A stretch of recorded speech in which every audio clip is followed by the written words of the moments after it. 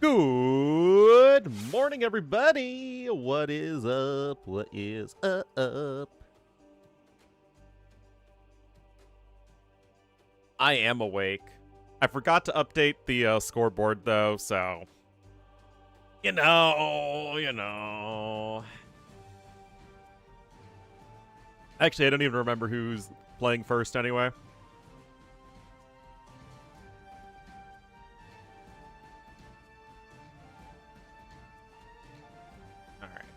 Let's go ahead and get this going.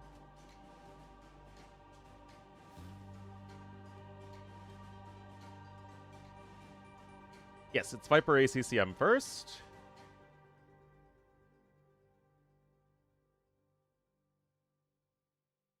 I look sleepy? Well, I just woke up. So that would check out.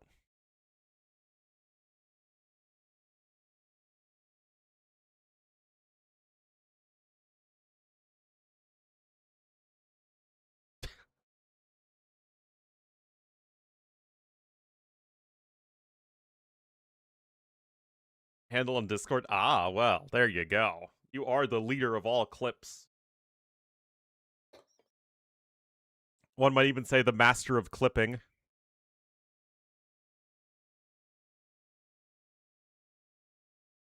Alright, let's get that up.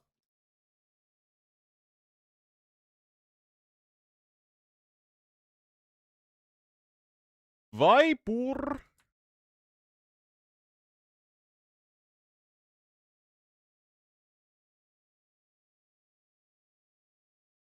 Guys, do you think Viper or Viper is gonna show up? That's my question.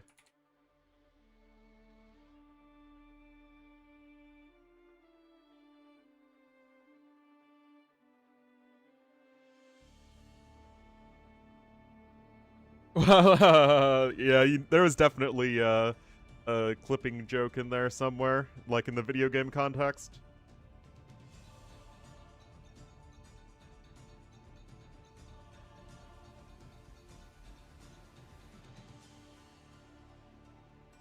All right. Let me bring up the drafts for you, I guess. So it looks like they're going to be starting on Not Nomad. This was requested yesterday that I go over the drafts quickly.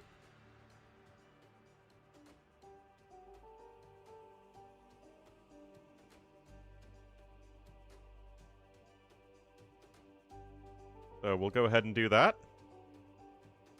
Not like in between each game, but I'll do it before the start of the series.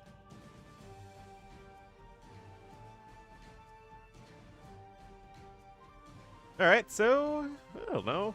Bulgarians is an interesting pick, but it's the last pick, so it probably won't be played. Pamir, Fish and Fish, Bedouins, and Chicken Arabia. So this is, I think, our first Arabia sighting of the main event. Other than that, looks like a reasonable group of civs.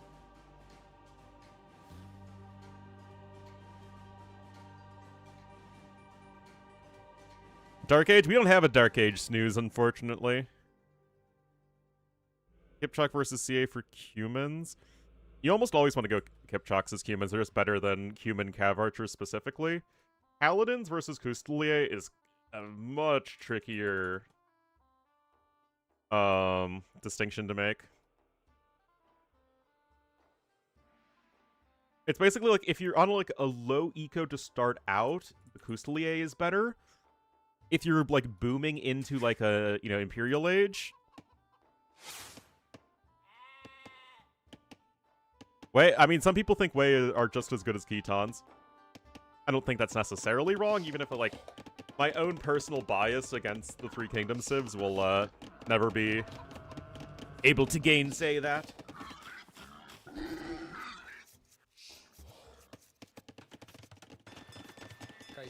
They are. I mean, they are good. I just don't like them personally. Anyway, Viper going to be here in the yellow as the Lithuanians to the east of the map. And to the west, it will be ACCM. And the cyan as the Huns. All right.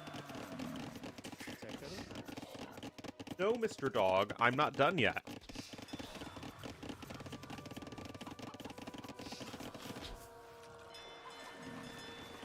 Now, I have a pretty strict 6-hour stream length today. So we're just gonna, definitely speed through early game here. Want to make sure I can at least catch all the games. And I know that they're still going on right now.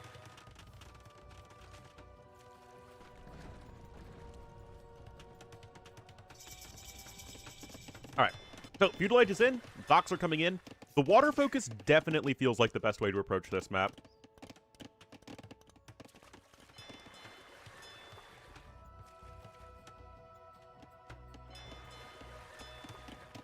Well, that's better after the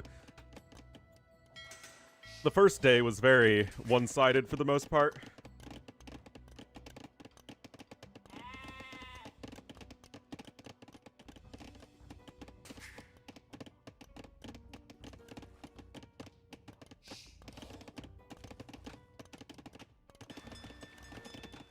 A fire ship fight in a phone booth?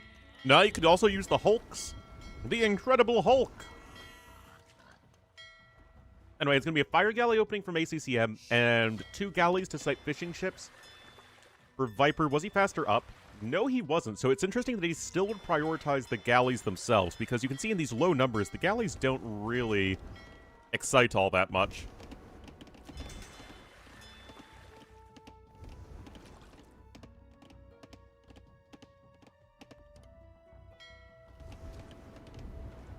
Are they going to make an up dock?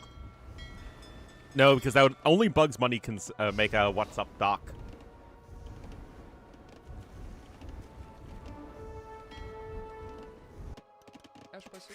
I'm tired, but I'm not. I'm still sleepy.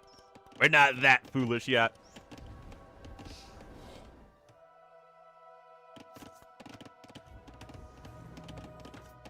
Alrighty, Viper with a forward archery range coming in. ACCM with a defensive one. Big fire ship fight over here, but ACCM is the one who is ahead on the water here. Also, Viper lost something to Gaia, as in a villager.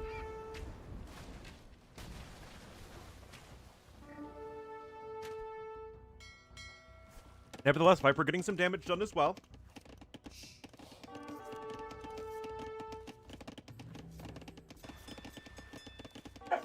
I refuse to be barked at.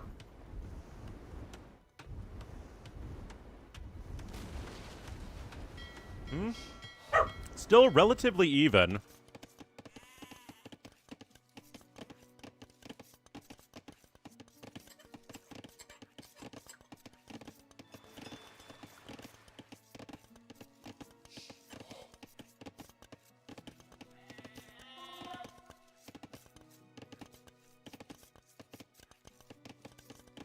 Giant squids, oh no. There's just Cthulhu, roaming around the ocean, just obliterating everything in its path.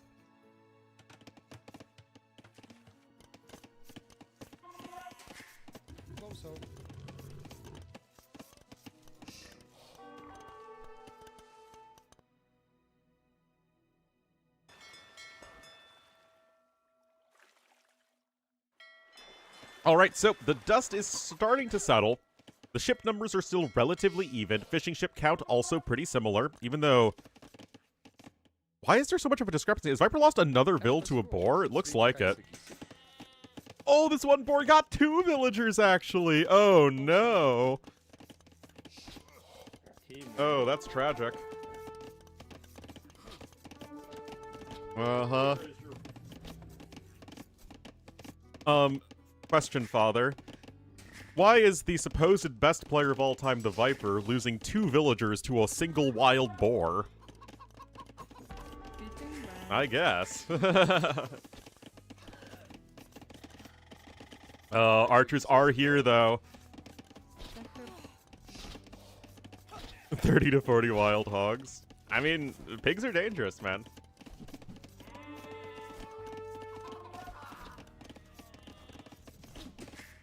Very much those first game of the day vibes.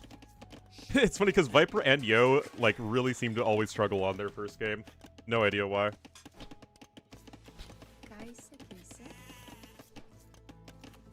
That said, ACCM is not a player that you can just afford to...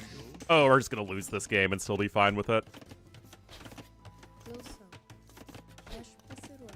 He's a new dad still. He's definitely sleepier than me. Yeah, that game was pretty wild yesterday.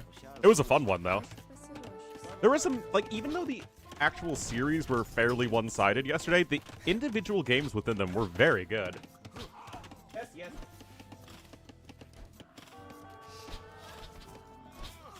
All right, I mean, ACCM swinging on in here for a counterattack. One might even say he did launch a counterattack.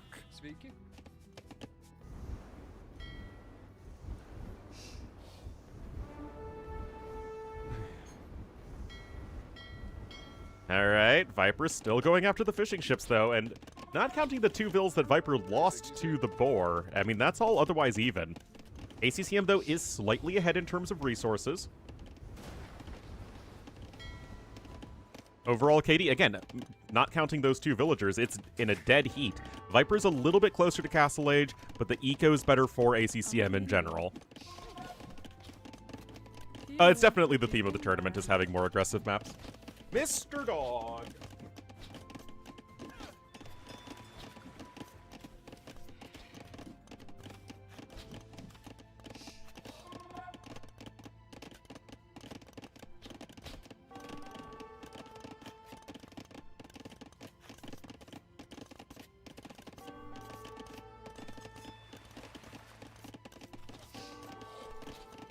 Alright. Archer's still here peppering the wood line. Dock situation, 3 to 2 fishing ships. And going to be some scouts coming out for Viper. Now, the army, although primarily skirmishers from ACCM, does have both +1 attack and defense. So you still have to be careful.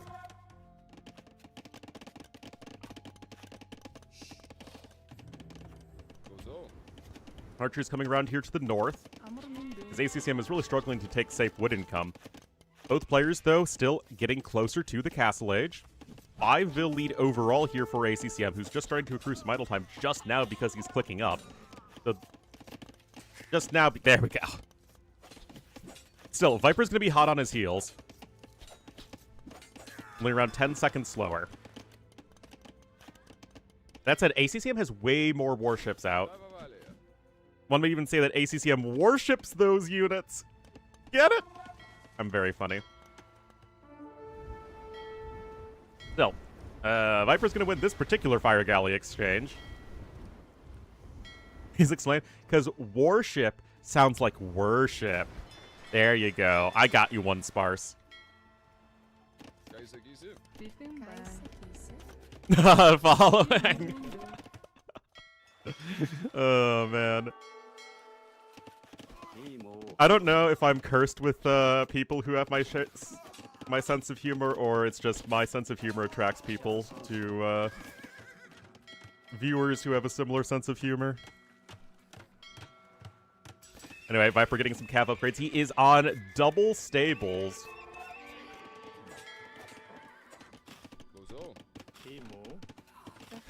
Oh, another couple kills there for Viper. That's very nice. Again, he's just doing such a good job of harassing that wood income.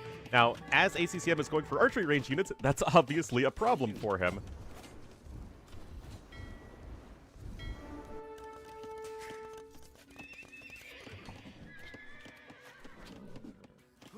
Three relics? There should be 5. Yeah, they're 5.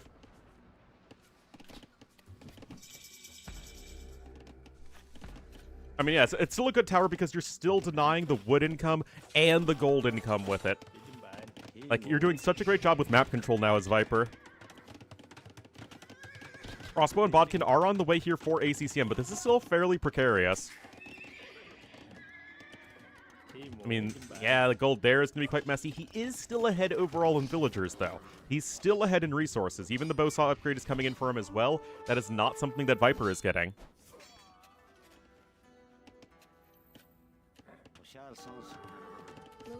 Is ACCM going CA?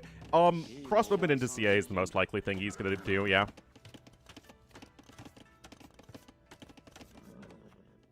In my chat?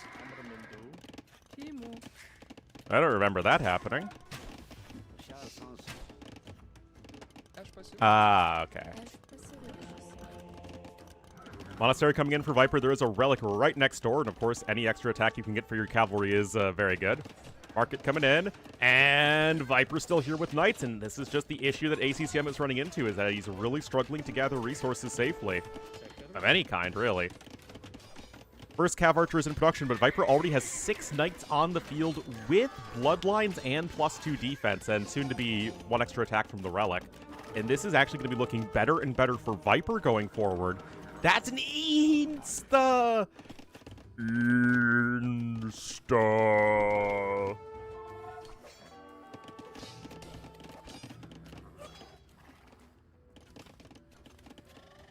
Oh boy, remember that a lot of ACCM's army value is in Navy right now. He's able to get an eco lead with it via his 6 fishing ships. The overall villager count is otherwise dead even.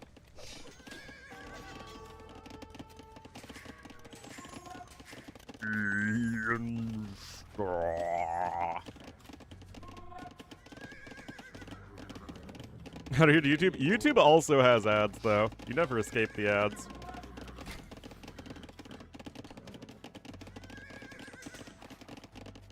Alright, Spearmen are here to help out with the CA, though, especially as they are still in their fledgling numbers. More Knights coming in here from Viper, though. And he's adding in a TC here to the east. He's also actually almost with enough stone for a castle. Now, he is going to be adding, actually, 2 extra TCs first. Just wants to get himself down safely.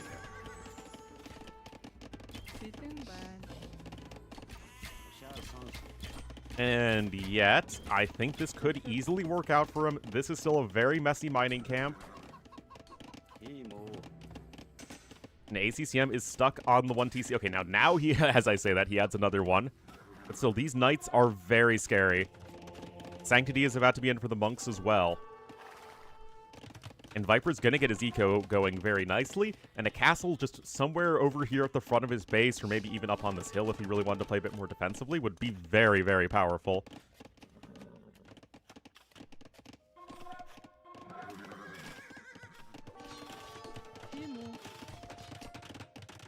Oh, more Knights here. Now, there are pikemen to help out. And yet, Viper's the one who's getting vill kills. He's evened up the villager kill count, actually. Or the villager count. Monk and a Cav Archer there getting sniped. Viper's still almost at a castle, though. And the lead lumber camp went down or something. Oh, geez. Viper really starting to pull ahead with those villager kills. Another relic is still about to be in, but if both monks can get sniped now, if there are not any instas, of course there's an insta. And the monk survives at 1 HP there for a second. Yeah, if he wanted to go forward, Viper could go with the castle, and that is exactly what he is going to do. Very well done there.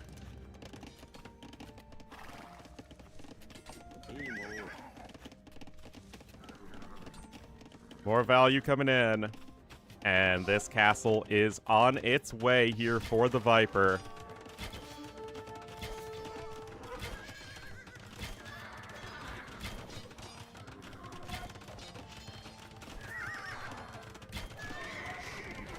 I mean, yeah, now we're +2/+2 on the Knights. This castle's coming in. And despite the very good start to this game from ACCM, it's just the Knights of Viper running in, and he's doing such a good job of making ACCM's eco so far away and hard to defend from his base. Viper 20 villagers ahead right now. Yes, his army is a lot smaller, but remember, 7 of this army is in warships, which really don't do a whole lot right now for ACCM. Going right back over to Stone. Viper going to continue with this pressure. The Lei Chai are going to be on the way. Just to handicap something like that.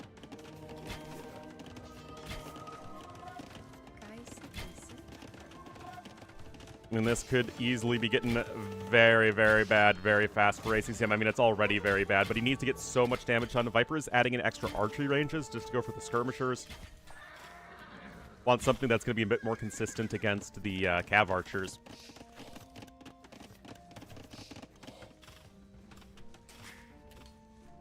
Starting TC is, of course, going to get arrowed down by the castle.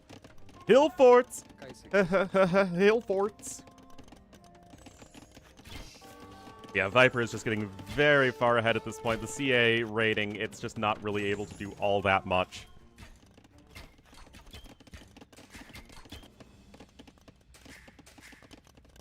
Getting Bowsaw as well. It's just a really tough situation. The University is coming in now for ACCM.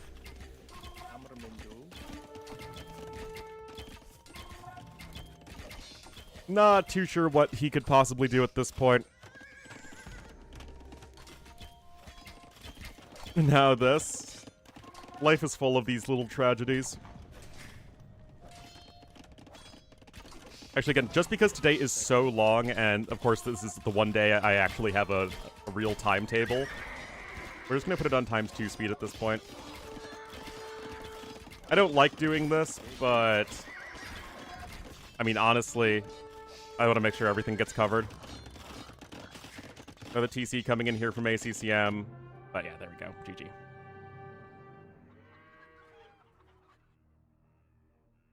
G to the G. Viper. Really great Castle Age play, though. He was in a rough spot after Feudal Age, but it's just the Knights finding a way to get damage done, and it really all started with this watchtower right here. It so beautifully denied both the gold and the wood, and made both of those resources so hard to take for ACCM as he was trying to transition into Cav Archers. Really, really well done.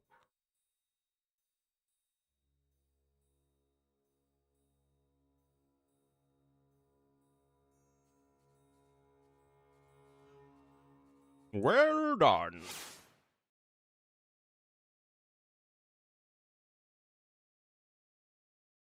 All right, that is point number 1 going here to Viper in this best 05. And game number 2 will be on Khmer.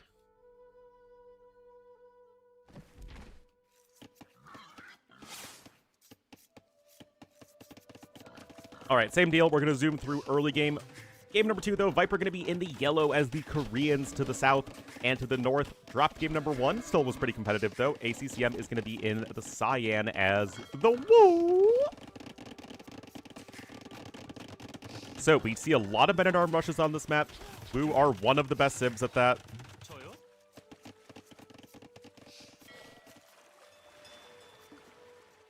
Winning tower. I mean, yeah, it's it shows that a well-placed tower can still get the job done. ACCM was much faster at getting fishing ships out, by the way. And he's faster up to Feudal Age. Now, Viper isn't too far behind, but this still seems like a very nice opening here for ACCM, who's not going with a men-at-arm opening, by the way, unless he's just queuing them up. Okay, nah, I say that, and he just queues up a bunch all at once. Okay, but still going to be a little bit delayed. All right.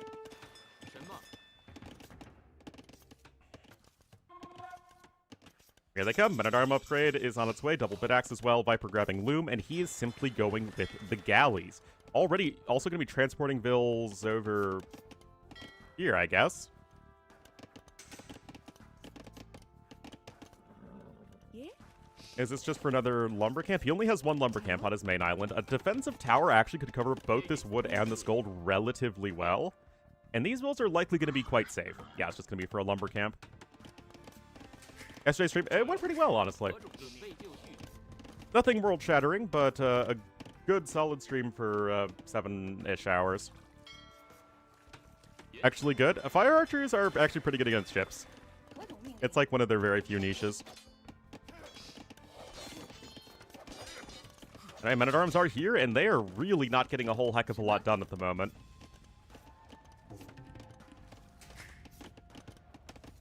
Arson coming in, and that's certainly going to put a bit more pressure on Viper, who, by the way, does not have a barracks. The galleys are coming out, 2 fire galleys as well, and these fishing ships are likely going to be in significant danger, careening very fast, though. Remember, you get that super quickly as the Woo. Not for siege. Both. They get both. Wait, what do you mean? Oh, yes. Yes, yes. You get the long-range attack for ships for the fire archers, and the short-range attack for siege. It's a really weird unit.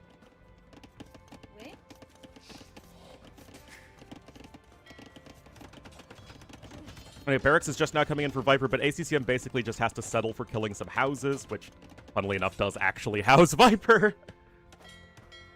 Now remember, guys, careening is not at all useful in a fireship v fireship fight.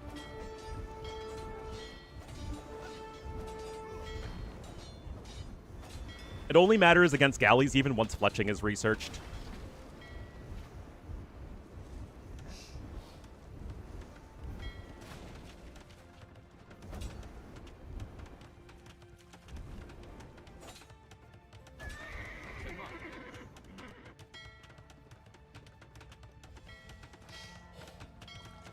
Alright. Archery range is in, archers are on the way, and these men-at-arms really not getting as much damage done as they probably would like to. Now, Viper has very few vills on food, as he's just now trying to secure those forage bushes, so that is something of a win for ACCM, who is ahead in resources collected, although the scout does not actually go down. And Viper's own fishing ships are in trouble. Now, ACCM's are also on their way to Davy Jones' locker. But that was kind of expected with this opening. So the fact that ACCM is actually getting value here is really huge for him. That said, all of ACCM's fish were cleaned up. Viper still has 2 alive, but they are in significant danger. ACCM also a little bit not paying attention there, but so is Viper. So I guess all is fair. And, oh, but from downtown! Oh, the men-at-arms here even to zone off the villagers. Nicely done.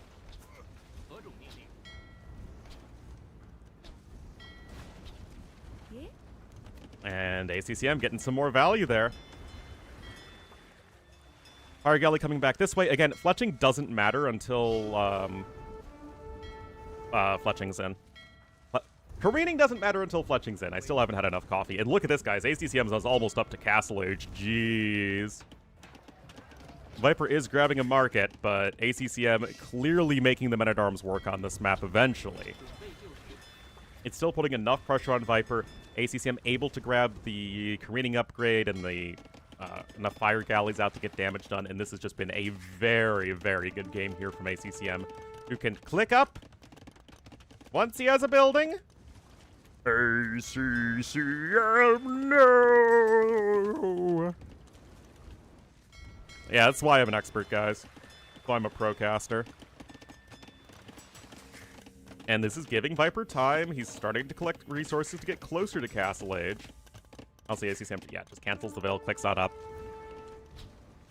So not as smooth as he would perhaps like, but ACCM is still on his way up to Castle Age, and of course, that means that the Qian swordsmen are not going to be too far gone behind that, and we all know how both fun and interactive Qian swordsmen are, but... okay... Now remember, ACCM sold his stone, so he can't afford a tower. They actually do, because what a lot of players will do is send the fishing ships onto oysters early on, so that they don't have to build a mining camp, and can get gold income without actually having to invest into, you know, more wood and more villager time. Anyway, one archer does go down, but the men-at-arms is also going to fall prey to the archers and the galley. +1 defense is about to be in, though, here for ACCM. We will, of course, be making the Qian Swordsman in Castle Age, because that's what you do. Oh, this stream is all about fun and interactive gameplay. Also, it's really tough for Koreans to fall behind in the fire ships like this, because you just don't have demos to come back on water. Not until you get Hulks in the next patch.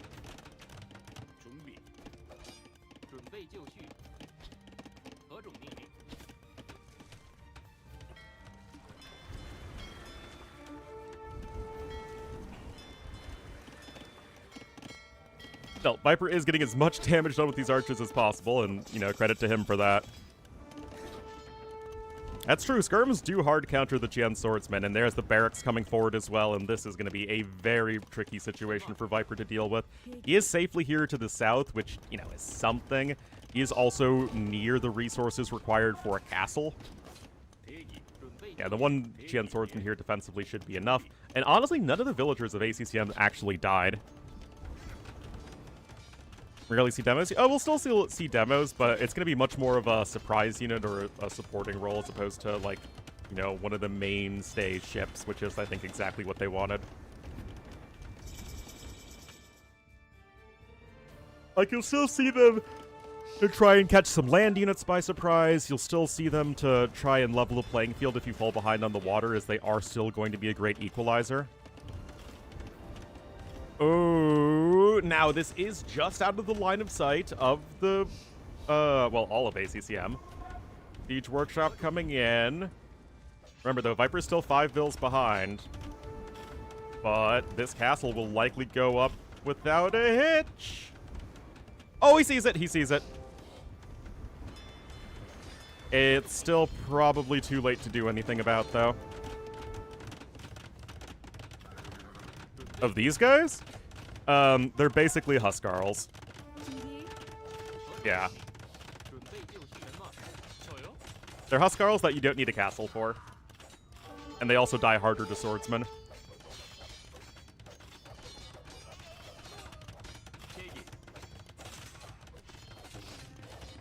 Good, well, let me tell you something. Yes, they are. Alright, so Viper's still hanging in there. Looks like there was one conversion onto a Jian swordsman, but now that the war wagons are coming in, this is going to be really huge in helping Viper to stabilize. I mean, the Siege Workshop has done nothing so far. Oh, this is not working out at all here for ACCM.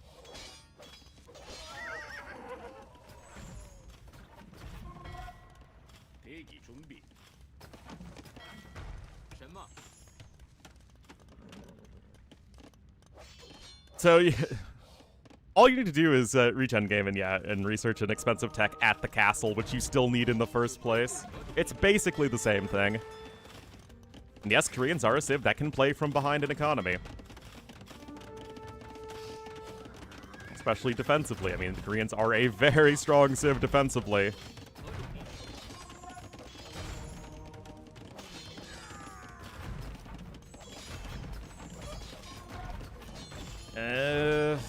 I mean, these conversions are coming in, and Viper is getting a ton of value. Now, ACCM still has a large score lead, but Viper's defense here has been fantastic. He's not that far behind in resources, but look at this.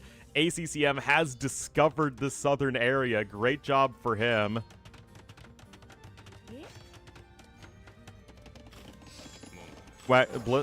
They're completely different units. War wagons are just very large, chunky cav archers. Ballista elephants are siege units. Well, they're cavalry and siege units.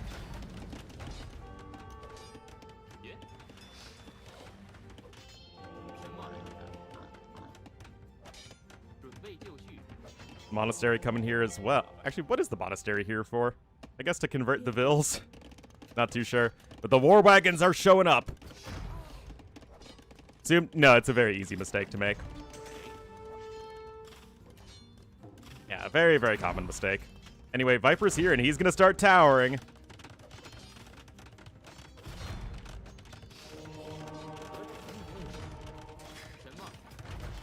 Uh-oh. Don't like the idea? Well, join the club.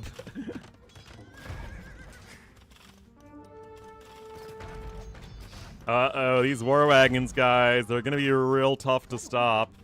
Those vills are going to have a bad day, too.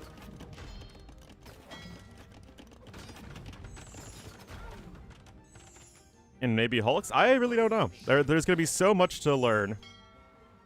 But ACCM has over half his eco-idle right now, which is, by the way, not a good thing. More towers coming in from Viper. I mean, this is just the Koreans' experience, right? You got your war wagons, your towers, trying to hang out on water. There is a TC coming up here to the east for ACCM, but the actual Vil numbers are still quite comparable, as are the resources collected. Oh, but Viper had the archers here. That's so good. Oh, that is really good from Viper.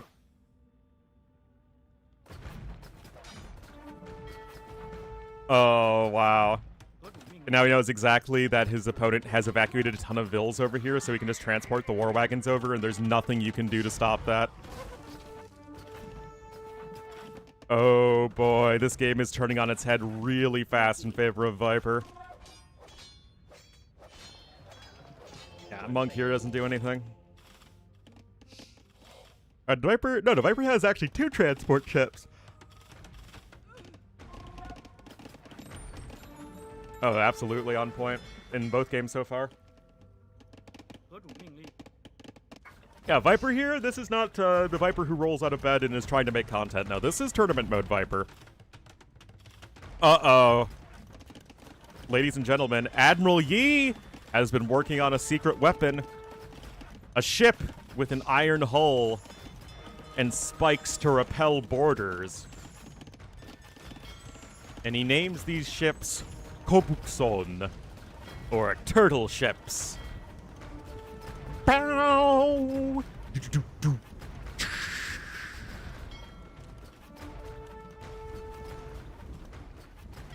Look at him go! Ornlu, the turtle ship's barely doing anything. It looks cool, that's all that matters.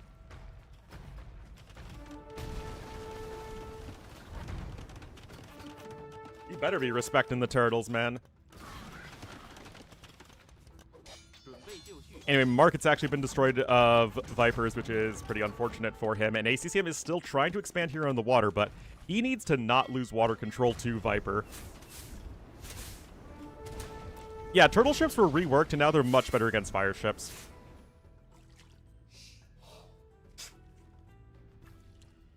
Aura farming? Aura farming? Really? Are we using the Zoomer lingo on this stream now? Yeah, honestly, I thought Viper would be sending over at least a couple war wagons already to harass those villagers. I mean, again, the archers were so beautifully placed here to see exactly when and how many villagers came over, but honestly, a little disappointed he's not doing that. Go get him! Ow! Boom. Guys, Koreans are one of my favorite civs. I mean, even if I didn't study Korea, like, I don't know, they're so unique. And they're in such a better spot than they were in AOC, man. Like, remember when the Civ only tower rushed and everything else was extremely sad? Now they just feel really unique and powerful, but not, like, broken. Because they still have no eco.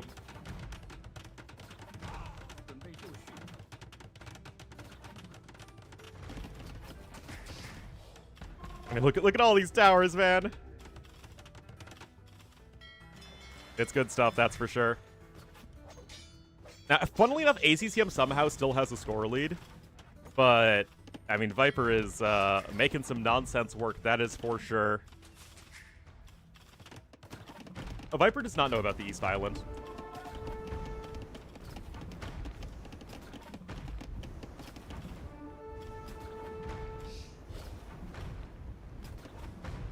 And, of course, Castle Age warships beat Feudal Age warships.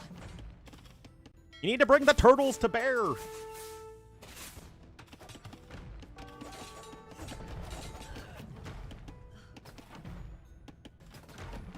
Take down docks. Again, I don't know all the intricacies of the balance yet. I've been a little busy. Yeah, this is honestly what I wanted to see sooner, but you know what? It's still looking really scary.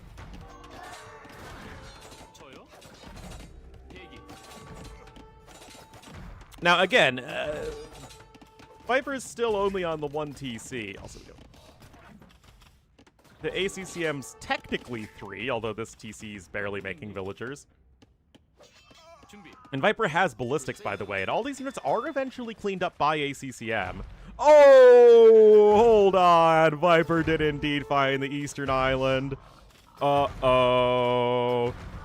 Uh-oh, Spaghetti Mr. Yo. 42 villagers killed by Viper, guys. This is the old AOC Civ slapping back against the OP new Civ, man. I mean, I love both Viper and ACCM. I want them both to succeed in this tournament. But on a game-by-game basis, go for the AOC Civ, man. Mass Nori even coming in here from Viper. Literally all of the seaweed. ACCM even tried to expand over here to the west as well. Viper getting some more income over there. But what a disaster over here to the east. Viper is just now getting so far ahead in resources collected. He has a ton of stone in the bank, and this is just looking really rough right now for ACCM. It's like he doesn't really have anything going for him at this point.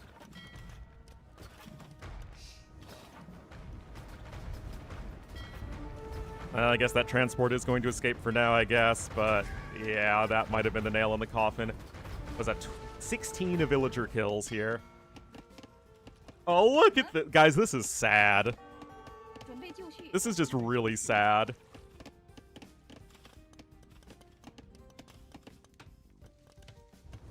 Against War Galleys, they'll do really well next patch because War Galleys only have, what, 3 or 4 Pierce Armor?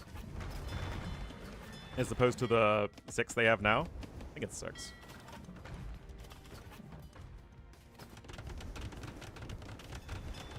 Upsong coming in too. A Viking custom map, Wood Island, yeah. Yeah, Viper has been on 1 TC this whole time. Honestly, I would have preferred to see a second TC on, you know, one of these islands somewhere. Even his opponent's island, honestly, I could see that justified. That said, I don't really think it's going to matter all that much.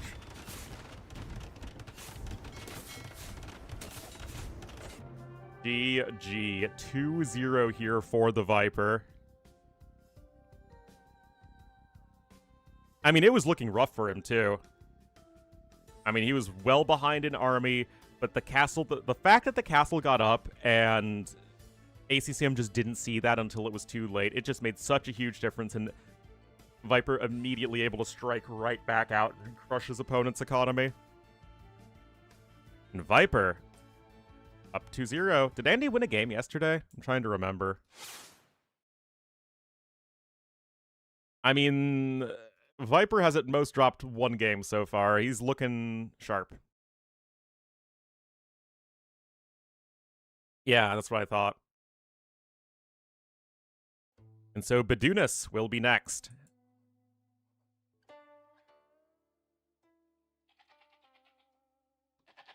Beat everything? They can get microed down by galleys if you're not dealing with the scenario editor bug.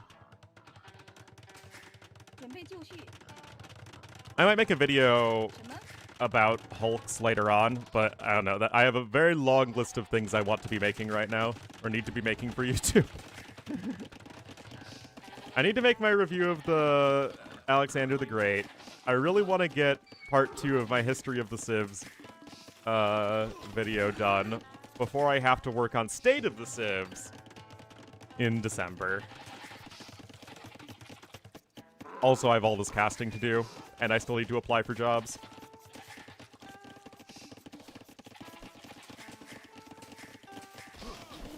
I do have content lined up. That's much better than not having any content lined up.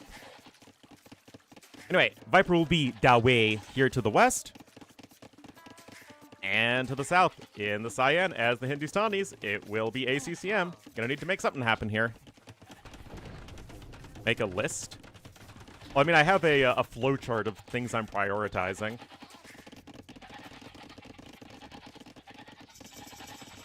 Editing?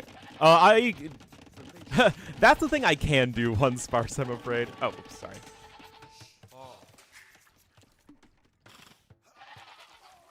Wait, Hera was stalked? Oh, no. That is not what anyone should have to deal with. People are so weird, man.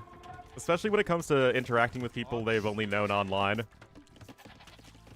I guess the whole parasocial relationship thing.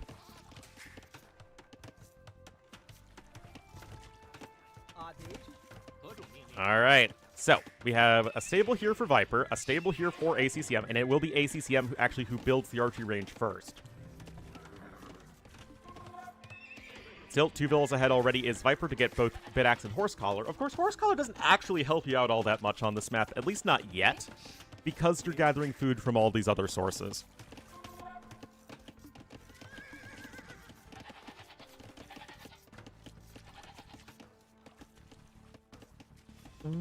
Whoa! Holy scheisse!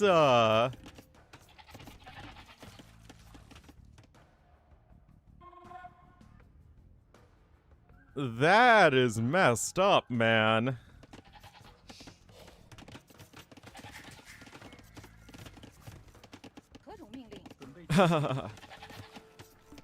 Yeah, I don't know. Obviously, I don't know anything. That would be wild, though, and I hope he's all right.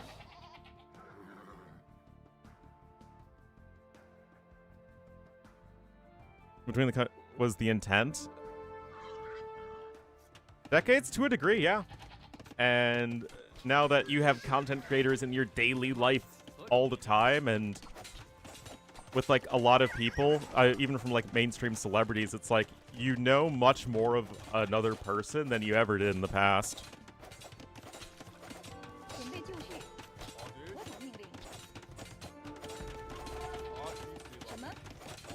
It's pretty crazy.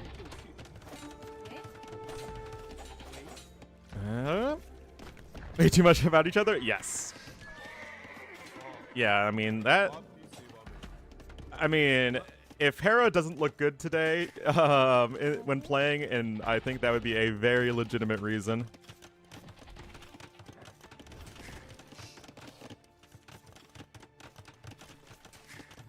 Yeah, like, again, I don't want to rush to judgment without knowing the whole details, though. Anyway, tower coming in here from ACCM, and this is going to be a much better situation for him than in the previous game. Viper already looking to get cornered.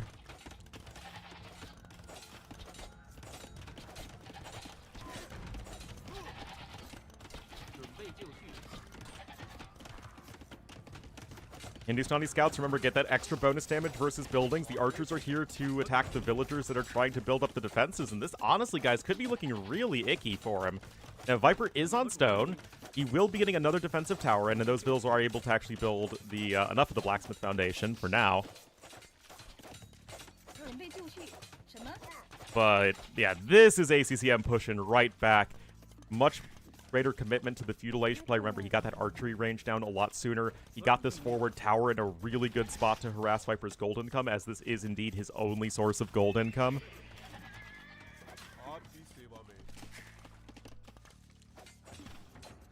Oh yeah, ACCM is basically surrounded by relics. I don't really think that's going to matter, though.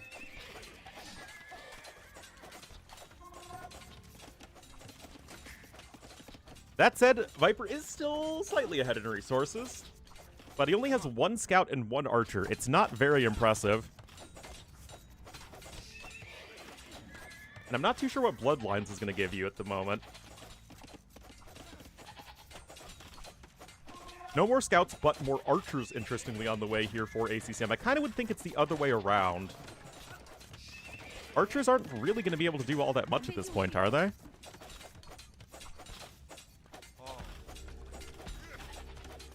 I mean, you're already fully garrisoned in the tower. But archers can't run underneath the TC. There's like 10 gajillion villagers here. Okay, yeah, ACCM has stopped his archer production, and yeah, honestly, probably could just click up to Castle Age. Viper, for his part, is going to need to use the market a little bit, but might even get up sooner, which is going to be something of a silver lining for him. But this is still a pretty rough spot for him, all things considered, and ACCM certainly not going to be somebody who tilts and, you know, he loses a couple games and then loses his spirit. I hear ACCM has excellent fighting spirit, or so I've been told.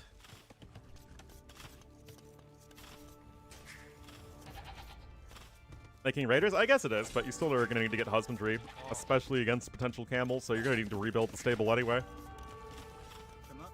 Oh, look, this Viper trying to escape with the villagers. I like that a lot, but even better job from ACCM to make sure that those villagers are being tracked. And there we go, Castle Age on the way for ACCM. It is a little less than a minute slower. And Viper, I guess he's only on one range, though. It's really not very impressive.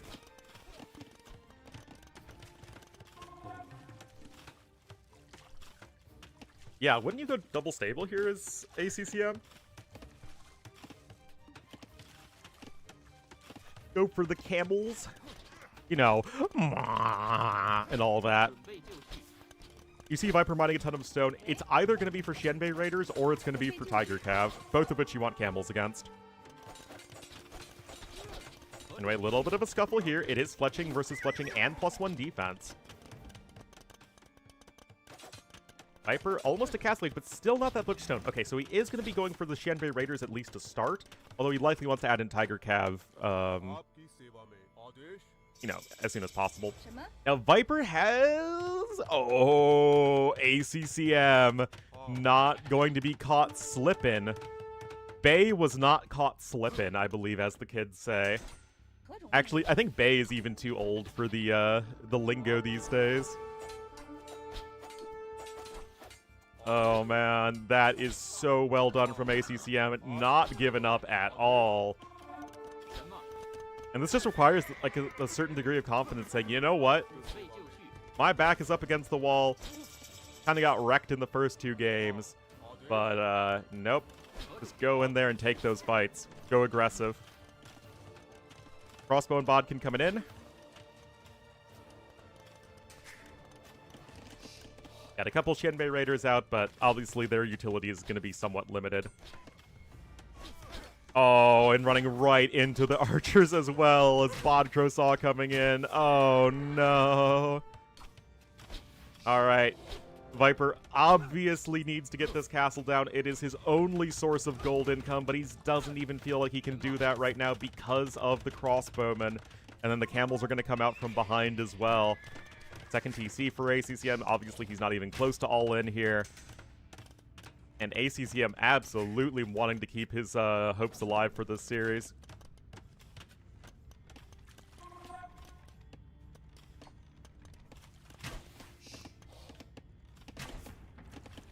Archers here, making life miserable. There's a Scorpion on the way, but obviously one Scorpion isn't going to be all that impressive. But I will say this, guys. Every player so far has really been bringing their A game. Like, people are trying. They're trying to figure out ways to win even when they fall behind. Nobody is just sort of going on autopilot and going full hamster mode. Clearly, at least from what I've seen, everybody's practiced a lot so far, which is, of course, exactly what you want to see.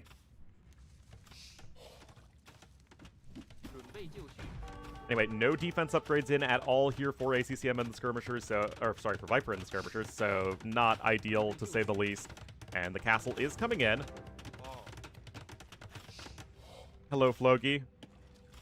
A game. I am not Canadian.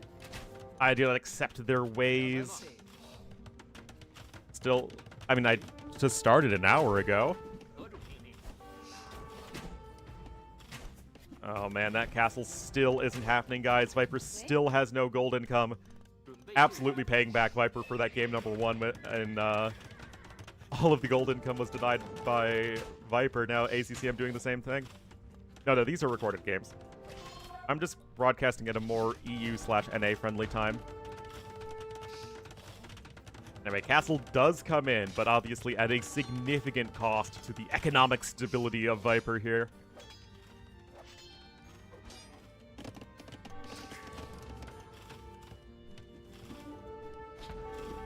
Going on live? Yeah, that's why we're gonna zoom through as many wrecks as I can, because I can only stream for 6 hours today, guys. I'm sorry. I'm sorry I'm not able to fully commit myself as a caster, but I need to get my eyes dilated. It's so fun. No, the big date's next weekend, not this weekend. No, not a girlfriend, but a girl I've been talking to. We're gonna spend the weekend together.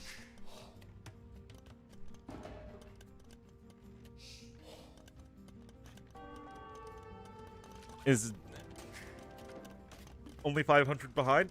I mean, yeah, Viper is, you know, trying to make something happen, which is always very impressive. And like I said, you want to see players try and find a way to win. University coming in. Viper is adding in a second TC, and you know what, guys? Viper has access to all of his resources. It's still not good. Trust me, I'd much rather be in ACCM's position right now than Viper's. But does Viper have a glimmer of hope at this point? Yes, he's going to get a few more bills right here. And that's going to drag the overall count closer and closer. And that she doesn't want a relationship right now. We're actually kind of both in a similar position where we don't know where we're going to be in 6 months. So this could just end up being a short-term thing. Yep. Viper's certainly not rolling over and dying. Archers and skirmishers are going to escape for now. Healing up all those injured units is what you want to see, and Viper's going to get a free mangonel here as well. Oh, can I get a shot off on the Vils? Not even. Easy kill there for Viper. And ACCM, he can buy a castle if he wants to, just has to buy a couple hundred stone. My roommate's okay with another... I don't know. I mean, I would be staying downtown in Chicago, not in my house.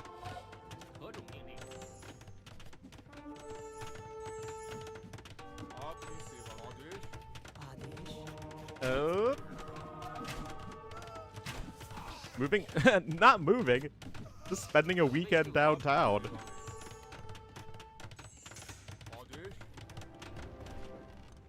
Much less exciting. Gulams will be very good. And a 4th TC here from ACCM. He still has his eye on the prize. He's getting further ahead in res collected, even with all of the eco losses.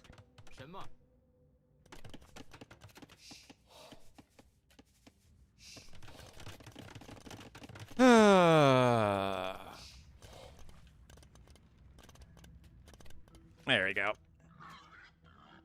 We got him. Ladies and gentlemen, we got him. Alright, Gulams are indeed coming on in. Now, Gulam versus Xianbei Raider is kind of a weird matchup where neither unit really feels very good against the other. And of course, this 3rd TC is still very exposed. I mean, Viper is just desperate to secure more sources of gold income.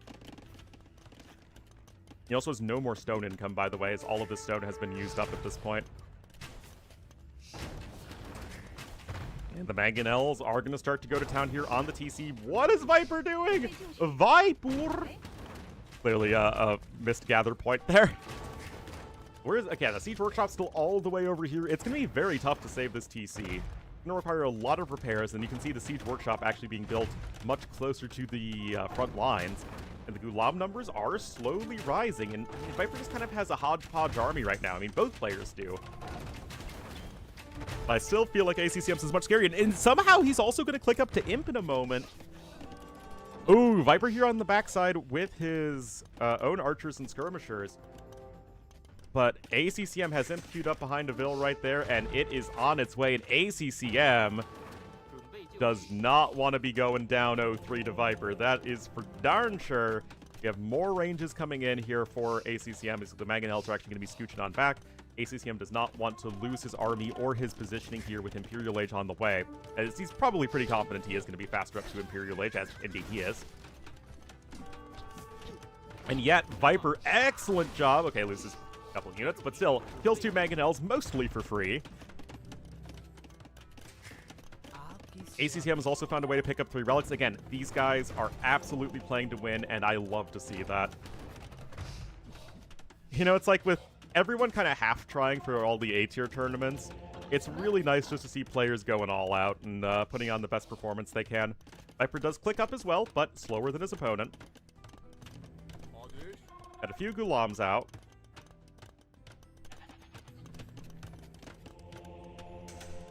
Handcart coming in, stone mining. I mean, really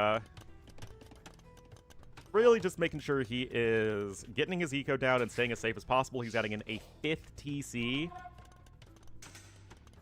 for ACCM versus Wei. It's basically going to be some sort of double gold army composition. If Viper's going for, like, Tiger Cav or Haiguang Cav plus Halb, then you go Camel plus Hand Cannoneer. If he's going for, like, Xianbei Raiders, then it's probably going to be Skirmishers and Gulams, maybe Bombard Cannons. It's really just about dancing around the tech tree.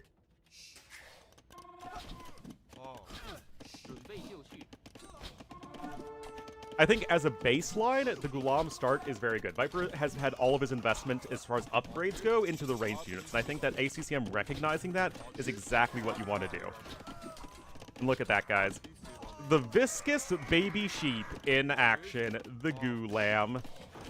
Yeah, ACCM has a lot of ranges. I think that saying I want to go Gulam Hand Cannoneer is also a pretty reasonable choice. You can see chemistry is on the way. Double Siege Workshop coming in. Makes a lot of sense. I mean, Wei aren't going to love dealing with all that gunpowder stuff. I mean, yeah, ACCM's eco is absolutely humming. Viper is going to be an Imperial Age. He's getting a bunch of stables down. But making a bunch of stables against Hindustanis who have a ton of gold access is not one of the most exciting feelings in the world. Oh, and look at this. The Ghulam plus crossbowmen are going to catch those villagers. Are going to... Never mind. Still, if you look at ACCM's vision, he is doing his best to make sure that Viper isn't able to bleed out onto the map and take all those extra resources. That said, Viper was, of course, exactly able to do that, but that's what you gotta do, right? Try and sneak your way through. Anyway, Traction Trebs are on the way. Siege Engineers is even coming in as well as a forward TC here from ACCM just to secure some more resources. Conscription as well, and ACCM is really just going to be catapulting himself towards his full post-imp death ball. Do Traction Trebs one-shot bombard cannons? No.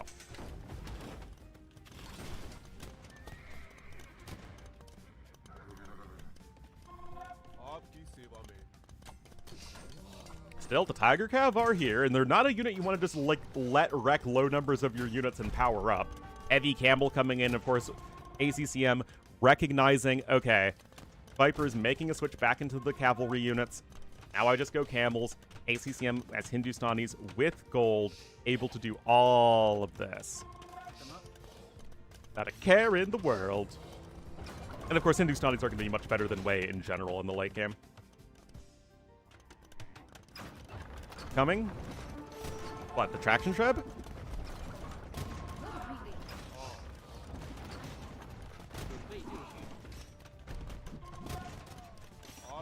Heavy Haegwang is coming in, but they're still gonna get wrecked. Oh man, that Traction Treb getting mowed down by the hand cannons.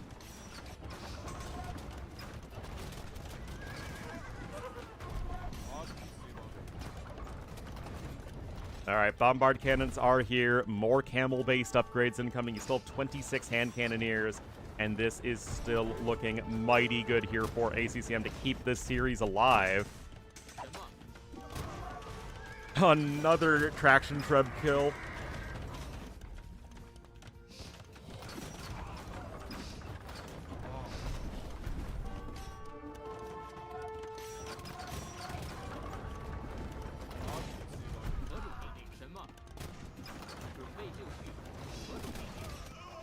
Oh boy, I don't think you're stopping this, guys.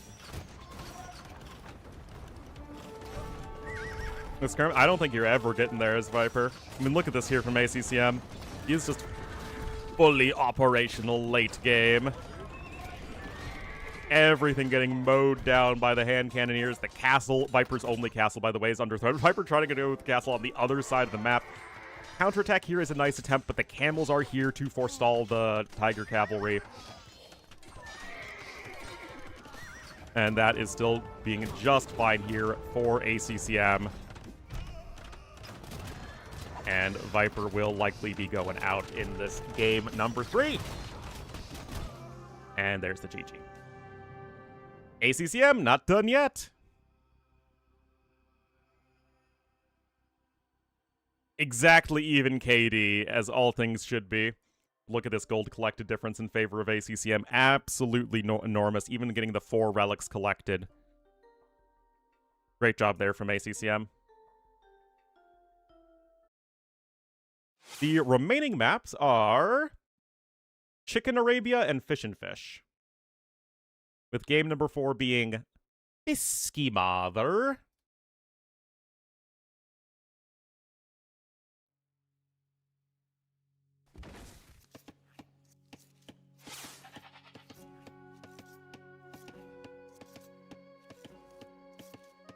Alrighty, guys. Here we are, game number 4. Still one game away from the win. It is Viper in the yellow as the Georgians to the southwest. And to the northeast in the cyan as the Armenians. It will be ACCM, so it's the Battle of the Mountain Royal Civs. I think both are going to be excellent here. You can see Viper. This is exactly what Leary did, and I absolutely loved it against, I think it was up against like Goths or Japanese or Romans or something.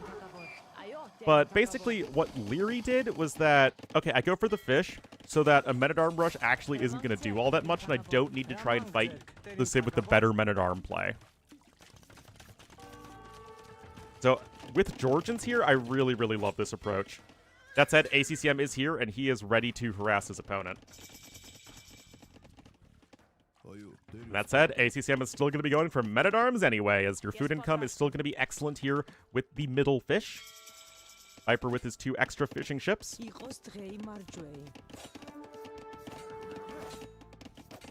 Little bit of blocking there here from Viper. Men-at-arm is in, and Viper's so focused on trying to wall in the scout that now the villagers are in a somewhat precarious position. And what is that Kamiyuk villager doing? Oh my goodness, she does get the kill on the scout.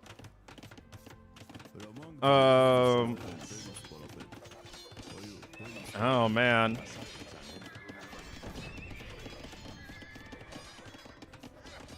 It's so much cleaner than live.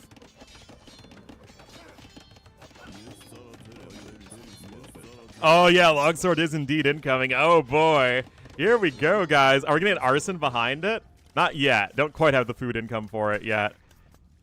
But this is what we do want to see. Let's go. And, of course, I wonder if this was a reaction to seeing the stable. Yes, it was. You know what, guys? I think that if you see the archery range, you just can't afford going longswordsman. It's too many resources. But what are scouts going to do against longswordsmen, man? What are they going to do? Absolutely love that call here from ACCM.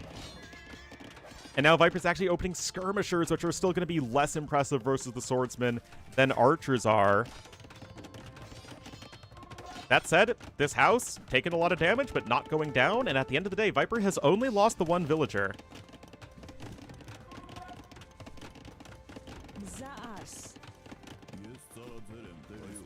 Not the crocodile!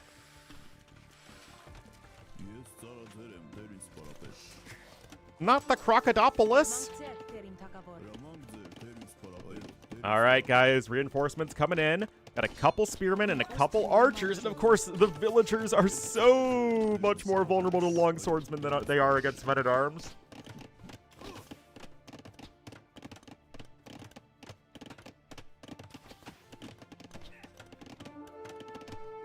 Fletching coming in as well. Viper, of course, just about to finish his blacksmith right here on screen. This has been a really good series so far, though. I mean, yesterday's series, it felt like, honestly, from yesterday's series, it felt like, okay, the 5 best players in the tournament are the 5 players who won yesterday. But of course, these are 2 of the players that won yesterday. So I guess that's what we're getting, right? But yeah, I mean, 60 HP versus 45 is a huge difference. Another Vil gonna bite the dust. The scouts, I mean, they're so much more vulnerable to longswordsmen than they are to men-at-arms. It's amazing how much better a Castle Age unit is than a Feudal Age unit. Doc coming in over here to the east as well. The one thing Viper has going for him are his 3 fishing ships. But ACCM is absolutely in charge of this game, and it's coming in from another direction right there.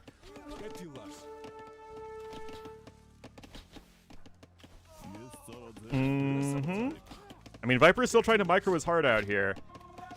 But I feel like ACCM might just be set up a little too well. Again, no fear with him being down in the series. He is playing these games like he is the heavy favorite, even when he's down 0-2, which is exactly what you want to see. He is taking the calculated risks. He is not afraid to make these big decisions.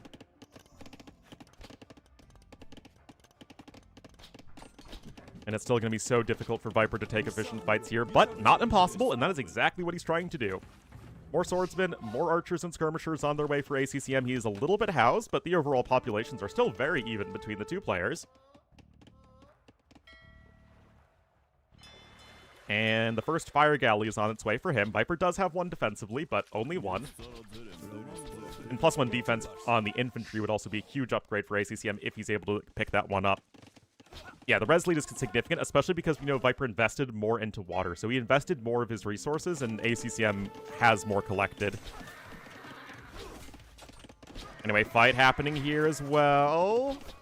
Oh, look at this. Great control for ACCM. He just kills so many archers right there. He only loses one there on the tail end of that engagement, and Viper suddenly in a really tricky position. It is not easy to out Micro Viper, and yet ACCM trying to make that work. The defensive tower is big for Viper, though. Will almost kill that one longswordsman for free, and that is not insignificant either. Fire Galley is on its way for ACCM. Another Vil is going to die. Second range here for Viper, that is certainly a good idea for him, but he is just scrambling at the moment to defend. I still loved his opening, but just not really preparing enough for the longswordsman play, and I think it was just a big mistake to go for the stable instead of the archery range. Yeah, exactly, McNeely. I think that it really was just a big mistake from Viper. Leary had a very similar opening, but he went with an archery range first, and I think that's just a lot safer against a Civ that you know is going to be very happy making infantry units. A little bit of damage done here. ACCM not finding the low HP Vil, so that's a bit of a mistake from him. Also, queuing up 5 Spearmen at 1 barracks is kind of unimpressive. Viper's still trying to fight his way back into this one, even losing 8 villagers there, as now you can see just the 2 fire... Actually, no. Okay, the 3rd fire galley is honestly a mistake. You only need the 2. Still, ACCM going to completely get his opponent off water, and Viper taps out! Wow. I mean... Viper made a mistake, and ACCM just instantly punished him for it. ACCM got Longswordsman, but only after he saw the stable. So, it's like Longswordsman's always an option, and always something to consider if you're opening the Men-at-Arms here as ACCM, but I think just seeing the stable, saying, you know what, you cannot challenge the Longswordsman very easily, and ACCM just trying to push at every angle all at once, and we are going to a decider.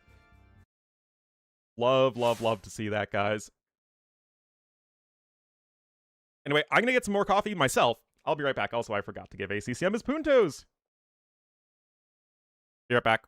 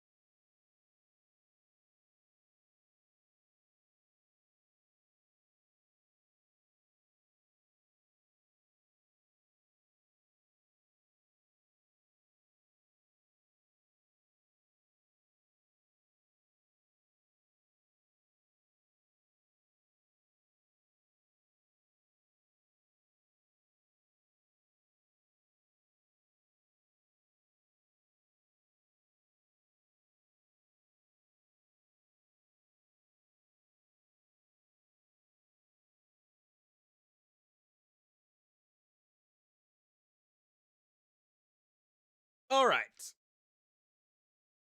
What's up? Oh, and the final game is on Chicken Arabia. So will ACCM be able to pull off the reverse sweep on Viper?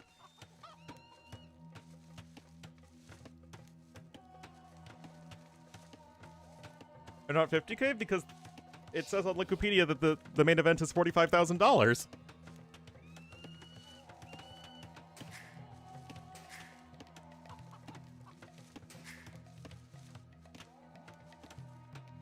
The qualifiers? Would it make everybody happier if I put 50k?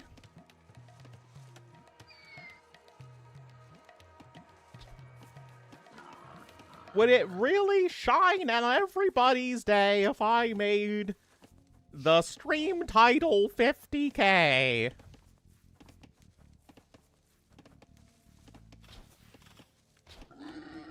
There we go. I did it.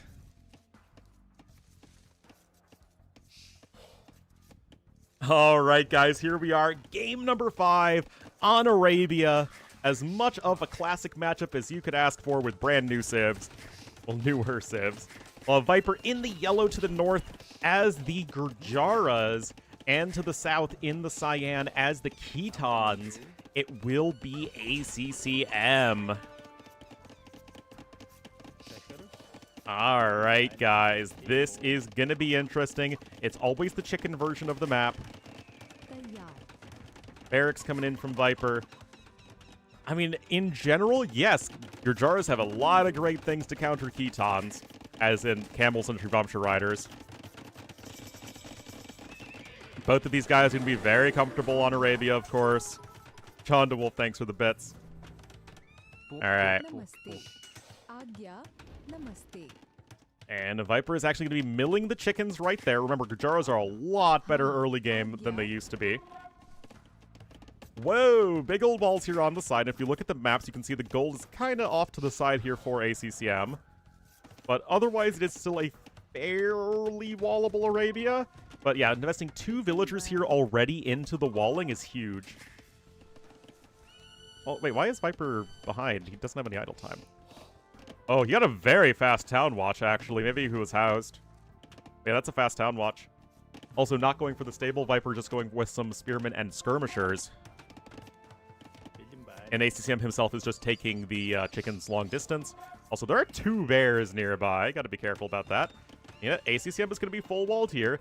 Viper is going to be subsequently ahead in resources, though, as Gurjara's very strong Dark Age economy. And Khitans really have no early Dark Age eco boost. No, he did. He just took them all at this point. Again, I'm speeding through the early game, or if a game is super over, because it was a long day today, and I only have 6 hours to stream.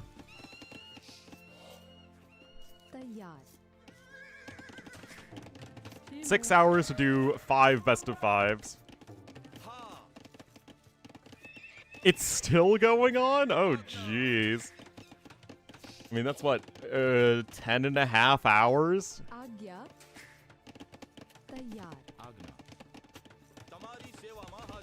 Tamari Shiva Mahaja. Alright, Viper coming forward here with his little trash army. You can see way more units right now. We have not seen Jurchens yet, no.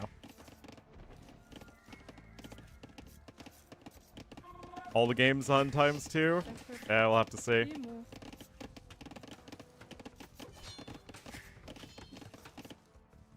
Crazy that it's already going on so long, though. He doesn't even have 5 games? Oh my god. Alright. Still, ACCM trying to get his eco set up, and of course, the Khitans will surpass the Gurjaras in eco relatively soon. You can see that ACCM is catching up in resources as these pastures are insane. And yet still, neither player really committing to all that much. Yeah, but even the time that's going to be spent doing interviews and, like, discussing map pools and all that stuff and, you know, switching between sets, I still need to somehow shave off over 4 hours of broadcast time to get all the games in. Oh, but the scouts are here, guys, and Viper not full walled. Uh-oh, and there isn't even a spearman on standby. Oh, no. This is just greed from Viper. Absolutely getting punished. Uh-oh. Wait a minute. I thought 2 vills died. Okay, somehow only 1 vill died there.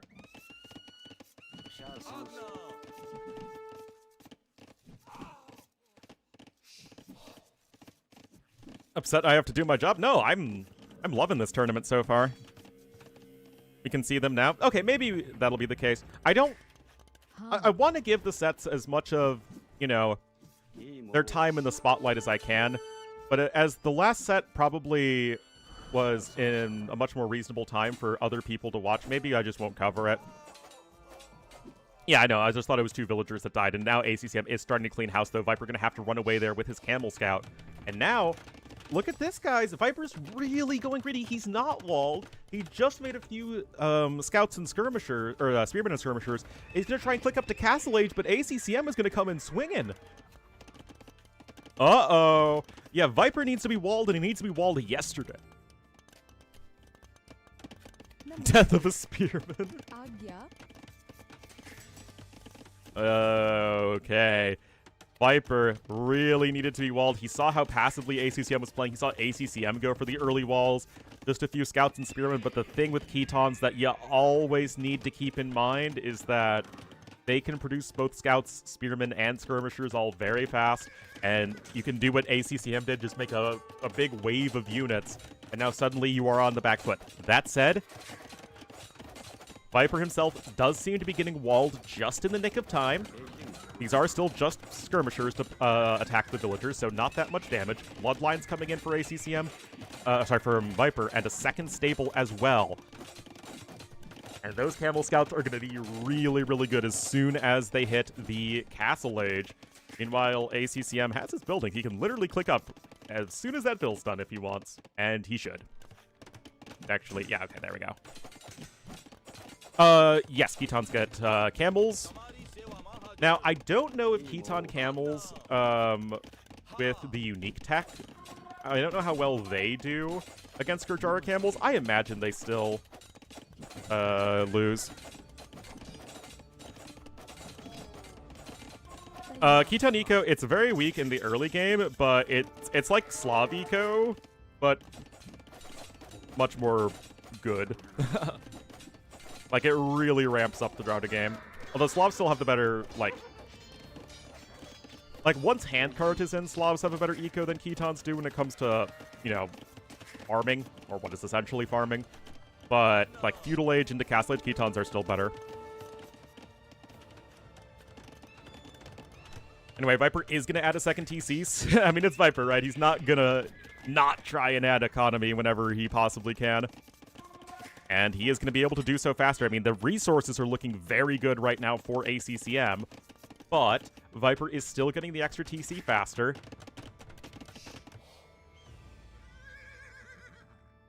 The game still very much feels in the balance. Viper's got his own camels coming out. And this one is for all the marbles. I mean, both of these guys are playing like top 4 players this series, which is exactly what we want to see. Pikeman time? It very well could be. Players deserve to win, I know. I just want everyone to have a good time and be friends. Alright. Spearmen out here. Gonna be trying to run interference as best they can for the cavalry units, and they are getting some value here, but excellent micro from Viper, pulling back all the weak camels, both of them. Monastery, and look at this, ACCM himself gonna go up to the 3 TCs. Light Cav and Husbandry are both in, as well as the double forging upgrade, but Viper now gonna be zooming right back into a very good KD. Villager numbers are similar. Eco balance also seems better for Viper on top of it. Even though ACCM has more overall resources, you can see Viper way less like gold banked up, although he has too many on wood right now. But he'll get that figured out in a second.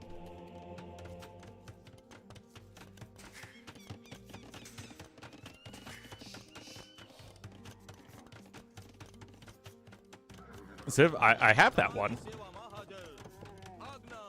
All right, we do have the second farm upgrade in, or the second pasture upgrade in for ACCM, so he's going to be able to get the however much food is on this, 630.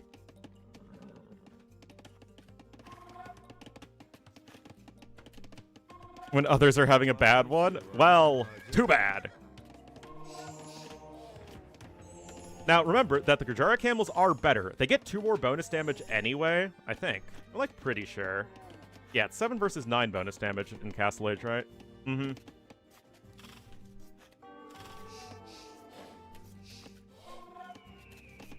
Yeah, it might be down then.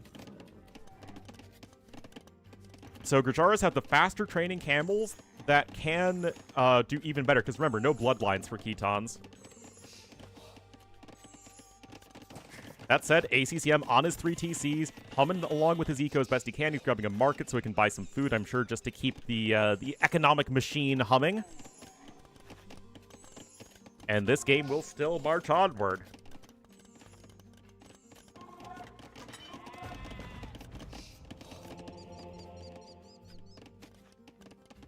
I don't know, guys. I don't think we can significantly favor one player over the other right now. I mean, ACCM does have a slight score lead, and he's got the eco advantage, but remember that Gajaras are going to be a better civ over the course of the game anyway. So, I don't think that Viper can be too unhappy, even if he's at a little bit of an eco deficit here in the mid-game, which he might suspect based off of the scores and knowing that he has a better KD. And of course, he knows he's against Ketons, right? I don't think Viper's probably too unhappy with how things are going right now.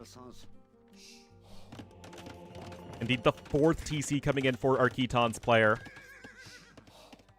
Now, interesting unit could be the Liao Dao, because remember, Liao Dao have 3 melee armor. So Chakram throwers are only going to be dealing 2 damage to them in post-Imperial Age. Which, I mean, is still, like, not awful, but then maybe the Gajara Flare is forced into hand cannoneers, which are easier to counter than the Chakram throwers, in my opinion. It is something that's at least going to be worthwhile to consider. But remember that Ketons themselves do not get Halb. They only get Pikemen. I mean, you get the Elite Fire Lancers, which are also going to be very good against camels, and that's, again, another unit that ACCM can consider. Oh, got him! Well done.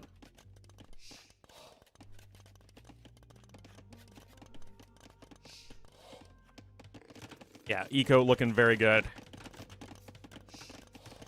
Viper coming across, but again, I don't see either player getting much damage done against the other. Now, you could say that, again, this is going to favor ACCM, who has the 4th TC faster. He's got the better eco boost by a significant margin here in the mid-game. No, 1,400 more resources collected, but Viper's on 4 TCs. He's not going to take any damage himself, and this game is still going to be marching closer and closer to the late game. I mean, I feel like we, the viewers, deserve an imp battle between these 2 fantastic players, right? I think we deserve that. Devotion, Forging, both coming in now for Viper. Both players are mining a decent amount of stone. Both of these guys are very happy to take things late. They're both healing their camels, I mean. They're basically matching each other step for step right now. And there isn't even a Step Lancer. Yesterday had very one-sided sets overall, but very good games. At least a few very good games within those sets. This is only the first series of the day that I am casting, and it has been excellent. Alright, Wheelbarrow just now coming in for ACCM. It is less important with Ketons, technically, but still something that you want to pick up. And good Monk play from Viper. ACCM not able to escape the Monk's wrath. And by that, I mean conversion range. But here we go, guys. You have better upgrades here for ACCM versus Bloodlines. And I think this is what we're seeing. Remember, again, faster training camels. It's an underrated team bonus for the Gurjaras. You can just get your camels out faster, and that's exactly what Viper's doing. That said, what ACCM was able to do that, even though he didn't get the early conversions, he kept his monks alive. And that feels very relevant here. Viper also not able to place a castle where he wants to. A forward siege workshop coming in from ACCM. Obviously, this hill is going to be very important to control for either player. And Viper going to have to get it probably a bit more defensively than he would like to, although this is still a good spot. And with the 3 monks there, that might just be enough to turn the tide. Another monk is going to pop out there. Reinforcements coming in from ACCM. And is this going to be enough for Viper? A lot of those camels were low HP, even with the monk healing. And Viper, he only has +1/+1 versus, +4 attack, but he's got the extra bonus damage himself, and he's got bloodlines. Yeah, the faster training camels is huge. As it is just Camel City, USA, and I can't help but wonder if maybe ACCM would be well advised to mix in either pikemen or fire lancers with this army.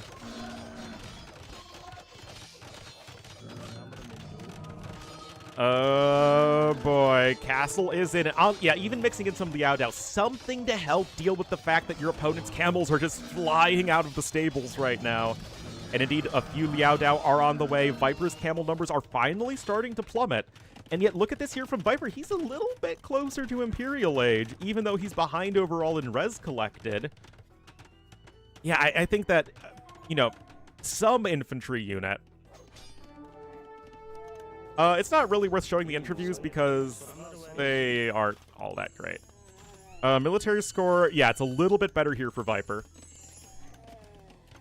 Imp on the way. Again, really sick play from Viper. Shot 3Os should be a priority upgrade. Get the food discount on your units. It's a great way to help make up for the fact that you don't have an eco bonus at this point. Yeah, but now we got those Liao Dao on their way. ACCM going to click up to Imp. He's going to be around 45 seconds slower, but he's got a much larger army right now. Another TC here for Viper to the ECs. Even grabbing the fletching upgrade. I guess it's just for the TCs to help defend against the camels. Yeah, there is a clean feed stream that you can check out all the interviews on. I looked at it and made the determination that it wasn't really worth it for me to show them. Anyway, gonna be a cleanup there, and Viper's probably perfectly fine with that engagement. +2 defense now coming in for the camels of ACCM. And again, I unfortunately have never seen Khitan camels versus Gurjara camels in Imp. It's honestly something that I feel like I have failed as a caster in not knowing the interaction between them. But this is just not a matchup we see very often. Another castle over there to the west for Viper. Great positioning for him, but ACCM does control the center of the map. Infantry upgrades are on their way. And remember, guys, Liao Dao have 3 melee armor. Chakroms don't do much damage against them at all. There we go. There we go. There's Shot 3Os on the way. There's even Masanori as well.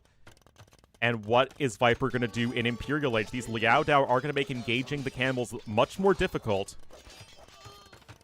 In theory, once you get to a double gold army composition, I think Gurjaras should be a fair bit better than Khitans.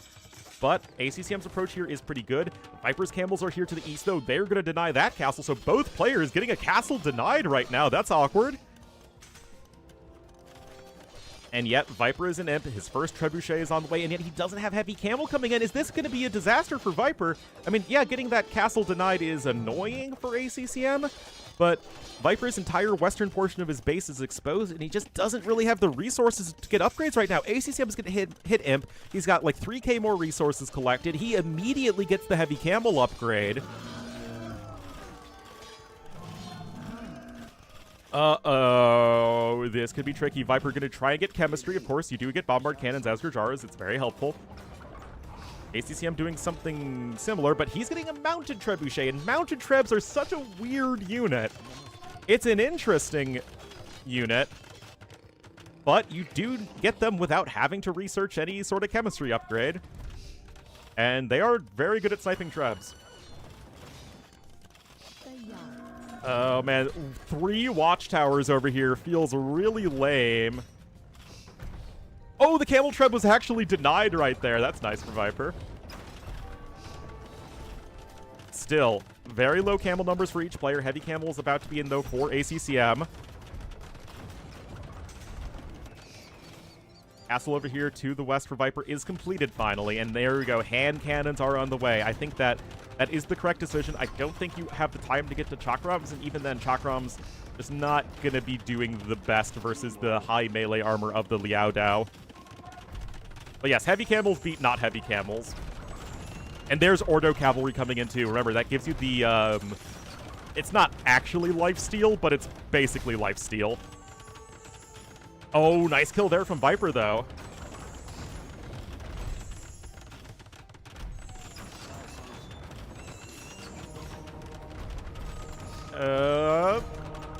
Now all the upgrades are in.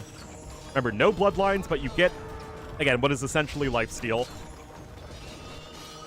All right, here we go, guys. The castle fire is helping out on both sides. The mounted treb is in. And look at this, guys.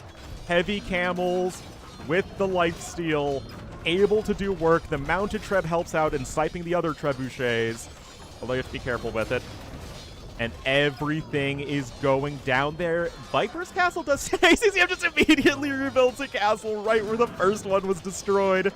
And oh my goodness, just having those Liao Dao to help out, striking right before Viper's hand cannon numbers are there.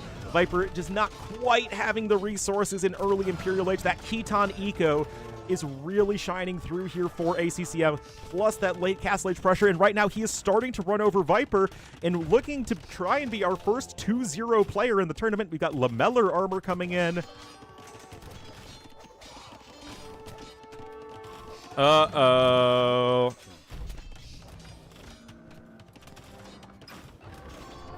Recastle, it's more ACCM toxicity. Masonry coming in for him as well. Camels here at the back. Viper is in a terrible position. He's trying to get the hand cannons out, but he has no gold income. Khitans are also a way better civ without any gold income. Like, the trash is a lot better. And, uh-oh. This is looking rough, guys. The populations are overall fairly even, but look at this resources collected difference. ACCM was even able to pick up an extra relic. Both players, honestly, on the ball when it comes to doing that. And Viper losing even more vills. Funnily enough, he somehow has a positive KD, but it's the villager numbers that are starting to plummet. ACCM is making a switch over into the skirmishers to help deal with the hand cannoneers. You hate to see, yeah, you really hate to see the bully of the AoE community succeeding. Like have our here, and look at this ACCM even picking up the relics, man. Oh, wow.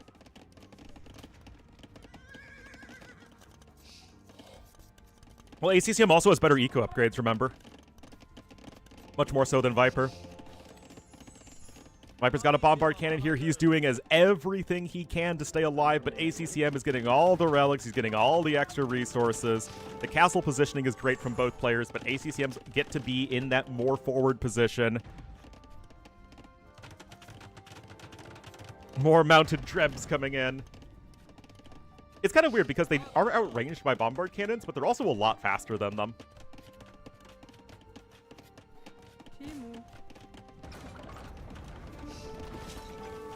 And you gotta be careful of that fire damage. Still, mounted treb does go down right there. You got Lycav and camels coming in, but look at this bank here for ACCM. He is at max pop, and I'm sure he is loving it. Elite Liao Dao is on the way. And like I said, if you can get the skirms to snipe the hand cannoneers, it's way easier to counter hand cannons than it is to counter the chakram throwers. And you clean those guys up, and the Liao Dao are going to go full beast mode on the camels. Those Gurjar camels won't stand a chance against them. And I think that could be exactly what we are seeing. The elite Liao Dao are in. He actually did forget to grab squires, which is pretty funny, but I'm sure he'll get there eventually.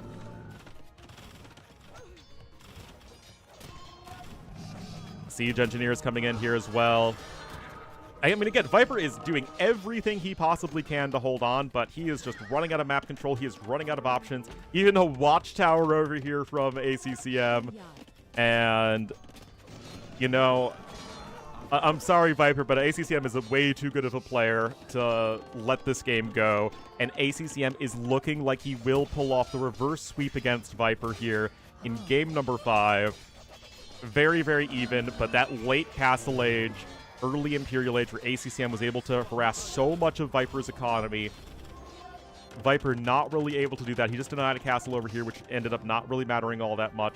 And that is it, as ACCM down 0-2, doesn't care, doesn't matter.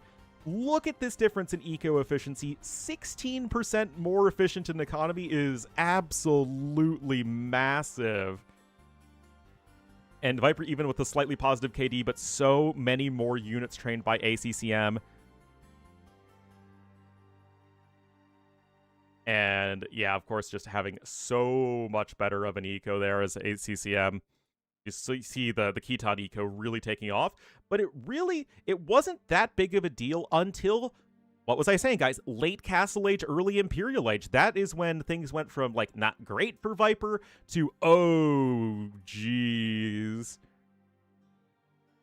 That is a rough one.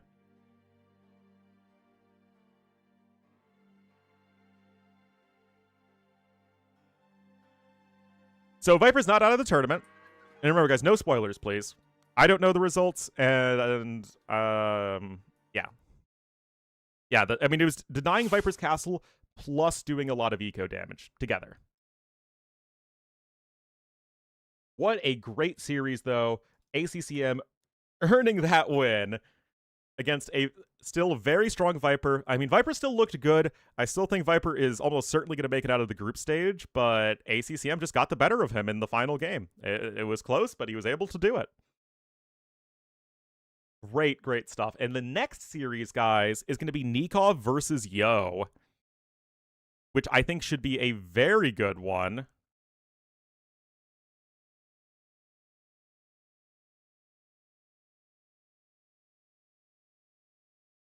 And I might not cast the last series, because again, I only have, unfortunately, 6 hours to cast today.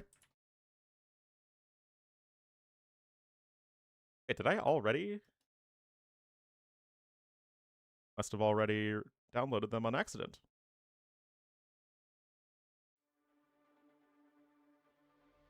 Wait a minute. Oh no, that was day 1. Whoops, my bad. Nikov Sebastian is the second set. My bad, my bad. I was like, why had I downloaded these recs before? It's so weird. Yeah, it defaulted back up to the first set. My bad. Yeah, Nikov versus Sebastian, which could also be a very good set.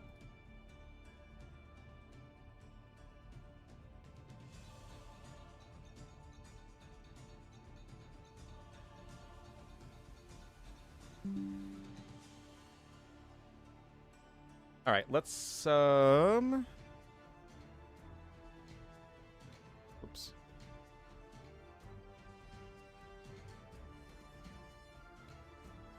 Won't be left out. The last one, not because it's the best or worst set, but because it's probably the one that the most people could view, because it's the one that was actually broadcast in a time zone that's more friendly to my European and American viewers. Actually, get the draft before we start punching in player names. I know which side is going to go where. Bedouins is going to be the first map. But yeah, today is the only day that I actually have a limit in how much I cast. I have an eye doctor appointment. I have to get my eyes dilated, so you know that I'm only not casting all this because I'm so excited to go to the eye doctor. I'm sorry, guys, but, you know. Some things are just too fun.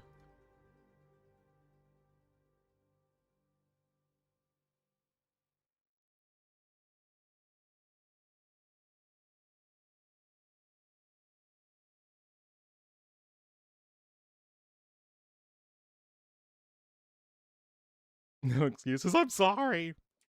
But yeah, that's at 3 o'clock my time, and it is 10:52 a.m. my time.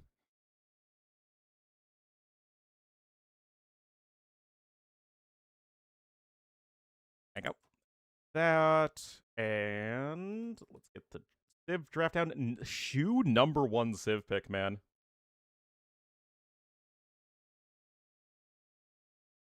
Wild. Oh, random pick Koreans. Other than that, our maps, not Nomad, Arabia, Lookout, and Picari. Ooh, we're getting Picari again. I like that one a lot. Is there anything super notable, though? Poles are kind of an interesting pick, but Hindustanis, Mayans, Georgians, Lithuanians are all super common, as are all of these civs from Sebastian.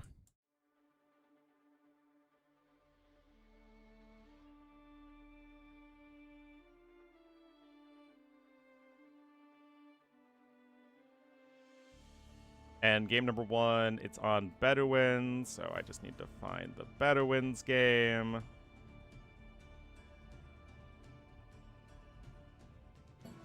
From 2010? This isn't from 2010. This is from, like, last year. An eye doctor? Yeah, I'm sorry. What? I read YouTube chat.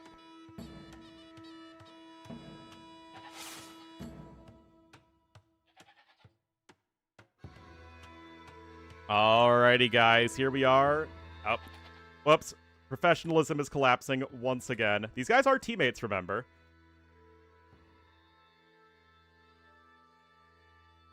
The first series was won by ACCM in a reverse sweep, and I don't want spoilers for any of the other series.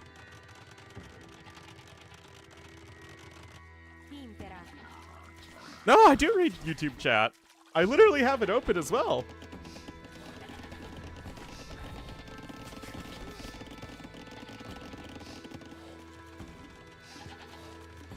Does an eye doctor even do? It's Apple's new product. And we'll set... I think Nikov, honestly. Nikov looked the strongest of the players that lost yesterday. Again, I am speeding through the early game just so we can try and catch as much as possible of everything. AWS disruptions? Yeah, probably. Anyway, guys, Nikov going to be in the red as the Hindustanis to the east of the map. Sebastian in the blue as the Romans to the west. Nikov did lose against Yo, but still looked pretty good in a lot of those games, but just kind of got out-muscled by Yo in the late game, which honestly isn't anything to be ashamed of.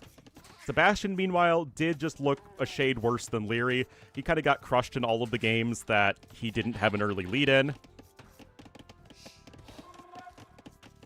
Actual eye doctor? Yes, I am seeing an actual eye doctor, like an optometrist. Because my prescription got worse. Guys, my eyes are terrible. On top of being colorblind, I'm negative 8.5 nearsighted. Like, my sight is terrible. But I haven't had an actual eye appointment in years, so they need to dilate my eyes and make sure, you know, everything's healthy there. Yeah. Yeah, my eyesight is terrible. But I wear contacts. So I want to make sure that my prescription is... Yeah, I only wear contacts. I've worn only contacts since the 8th grade.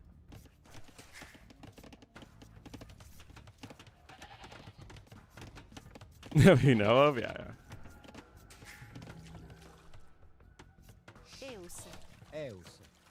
Nice, right? I actually have never had dry eye problems. Only itchy eyes when I'm having allergies. And by allergies, I mean either seasonal allergies that end up being really bad, like occasionally, or if I'm hanging around cats. I actually look terrible in glasses. I look terrible in all glasses, except I look okay in aviator sunglasses, but, like, that's it. Anyway, Nikov versus Sebastian here. Hindustanis versus Romans, two very, very good civs.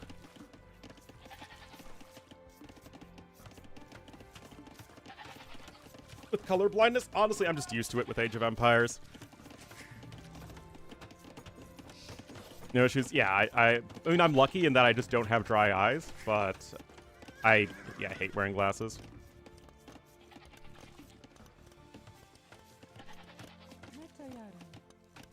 Anxiety and depression. Oh no, Spirorion. I'm sorry.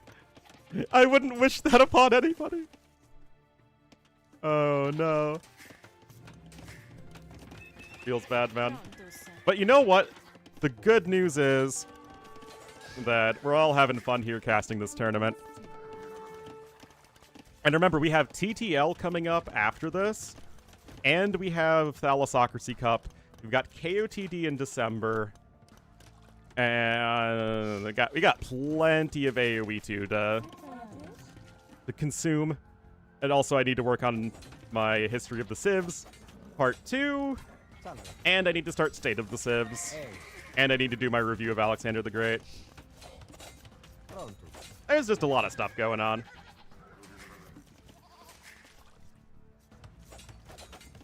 Yes, I am actually colorblind.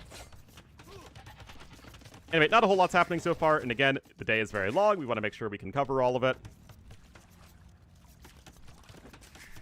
Type of colorblindness? Red-green is definitely the worst. But the way I've best been able to describe it is that I see mostly regular colors that other people do, but mixed with gray and brown. So I have a really hard time differentiating between, like, similar colors.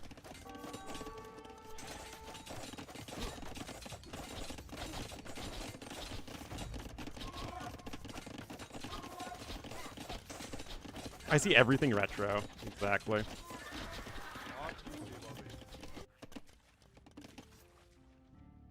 "18 minutes. Nah, I actually enjoy the early game. 11-hour ships? I mean, trust me, it is only with my deep love of AoE 2 that I can pull the 11-hour ships when I need to.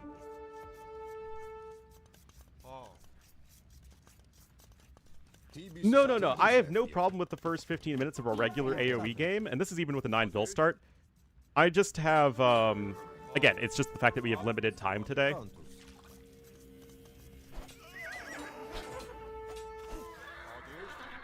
Prode Anomaly? I don't know the name of it. Anyway, obviously nothing too impactful happening so far. Sebastian is slightly ahead in resources with the Romans, but of course you can't really as easily quantify all of the resources that Nikov has saved as Hindustanis.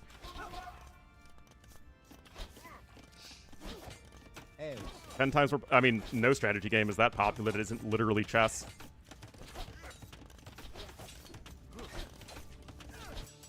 Anyway, crossbow Bodkin on this way as well for Nikov, just here, applying a little bit of pressure. Now, both of those upgrades are on the way for Sebastian, but again, Nikov has the initiative.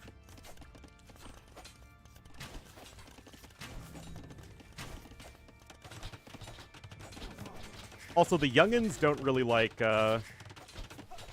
strategy games as much. It's too slow. It's hard to condense AoE 2 into TikTok-based content. Anyway, TC over there to the west, but it really feels like everything that Sebastian is doing, Nikov is doing slightly faster. Oh, hold on, guys. Now, Nikov doesn't know about the TC, but he does see the deletion on the palisade wall, which honestly might be enough of a giveaway, and he sees the TC there anyway. Uh-oh. One might even say, uh-oh, Spaghetti-O. Now, Ballistics is almost in here for Sebastian. Both of these players, of course, have top-tier micro. Ooh, nicely done there from Nikov. Sebastian's now down 6 villagers. Sebastian will be probably taking a slightly better fight there. Again, Ballistics is obviously huge. Deep in the Carbonara. I wish I was always deep in Carbonara. It's so good, man. But on the flip side, you have a few crossbowmen here with Ballistics. Gonna get at least a villager. But that's probably it.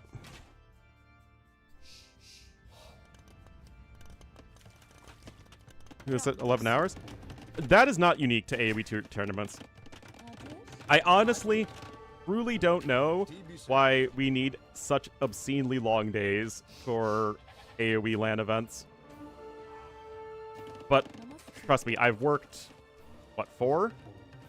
Yeah, I've casted 4 LAN events, and they've all had like 10, 11-hour days every day. Anyway, Ballistics is on its way here for Nikov. Both players just chilling with the archers for now. Looks like the Mangonel was able to flatten a few crossbowmen there. But, I mean, just look at this. Nikov getting the early kills. He delays the extra TC, and he is on his own second TC in a much safer location. Now, the thing is, Nikov does have to be concerned about gold control, because this gold obviously isn't going to last forever. This one would be a good one to secure, but just the way he is walled has made that not really possible yet.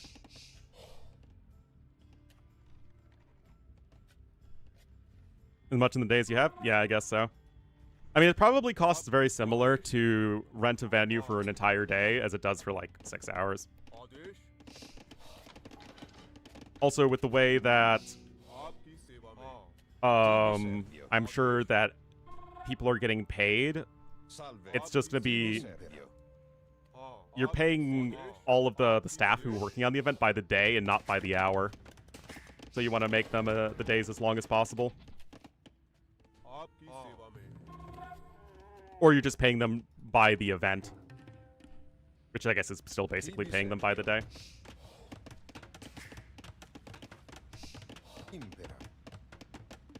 Left. I have never known a single esports LAN event that has ever been profitable. Ever. And the AoE events are going to be wildly unprofitable. Not for World's Edge. World's Edge just uses tournaments as a marketing budget. So long as eyeballs are on the game and generating interest in the game, then like that's going to be a success for them. But for literally any other LAN organizer, I don't get it.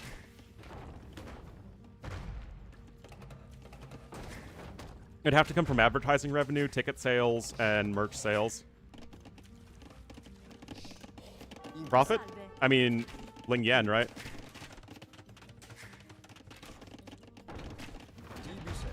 Anyway, Elite Skirmisher coming in. Of course, Nikov remembering that the best unit in AoE 2 is the Skirmisher.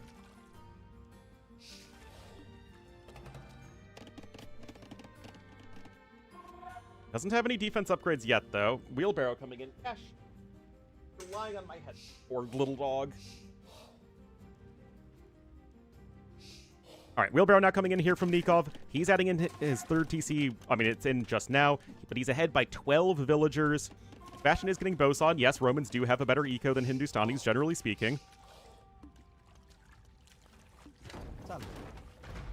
Yeah, but even Red Bull, I think, because the Red Bull events are going to have a far higher cost than... Oh, hold on! Oh, loses 4 archers but kills a Mangonel, so that's actually just kind of even.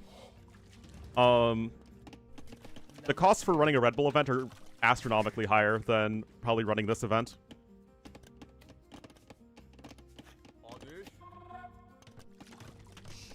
Anyway, more eco upgrades coming in here from Nikov. Still 15 vills ahead, still slightly ahead in resources, and if you're ahead in resources as Hindustanis, who again are just saving tons of resources on villagers, you are almost certainly very happy. LingYuan is, I believe, just some wealthy donor.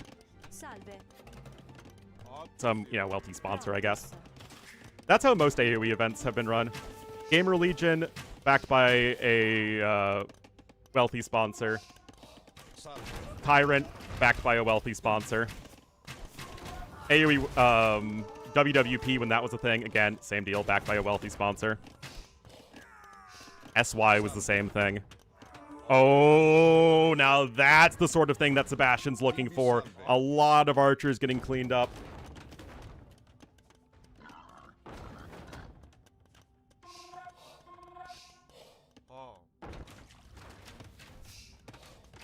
Hector, yes, exactly.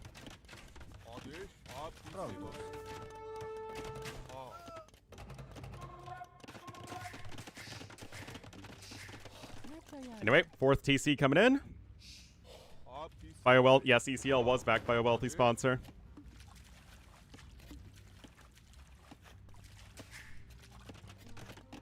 Anyway, guys, still, I mean, we're looking at Nikov. He's going to be so much faster to the Imperial Age as the better Imperial Age Civ. But yeah, Red Bull clearly sees some value out of it. I think that for Red Bull, it's also a marketing thing to sell Red Bulls themselves. Again, I don't really understand how on earth it's worthwhile for them.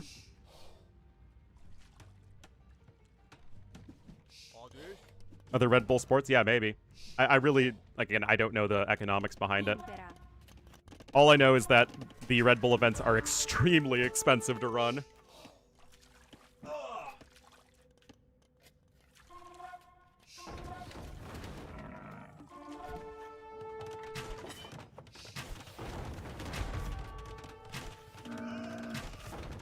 Having a corgi? is very, very fun. All right, now Sebastian's here. He took those good fights finally. Nikov's on his way to Imp, though, and we have to imagine that it's going to be difficult for Sebastian once those Imperial Age units come in. Red Bolt? Yeah, I think that's also part of it.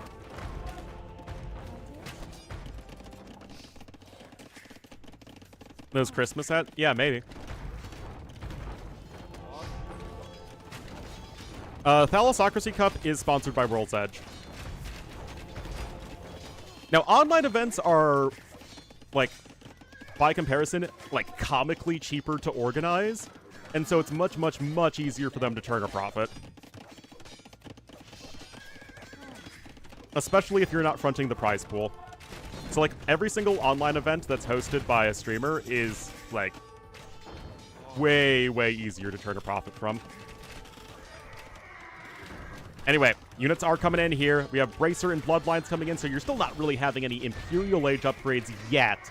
But you only need to survive a little bit longer here as Nikov until you are fully operational.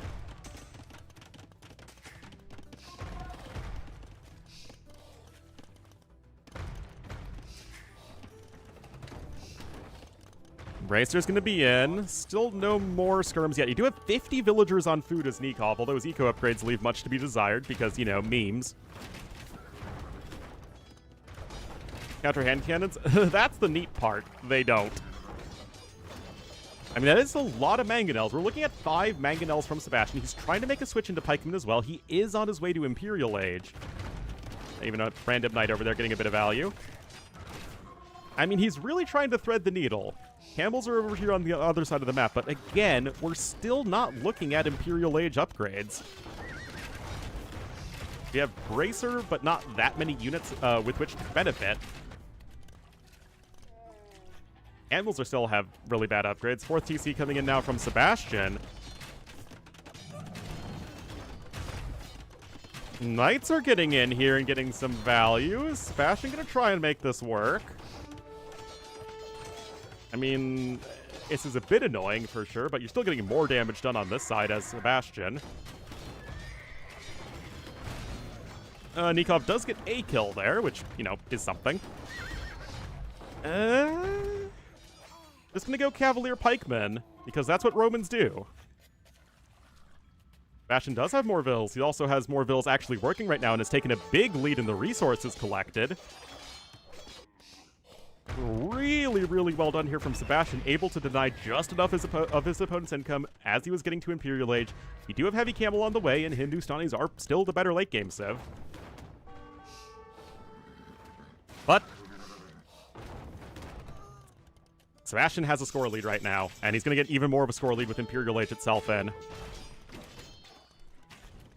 Lack of eco upgrades and eco efficiency is really hurting Nikov, and it's his biggest weakness as a player by far, in my opinion.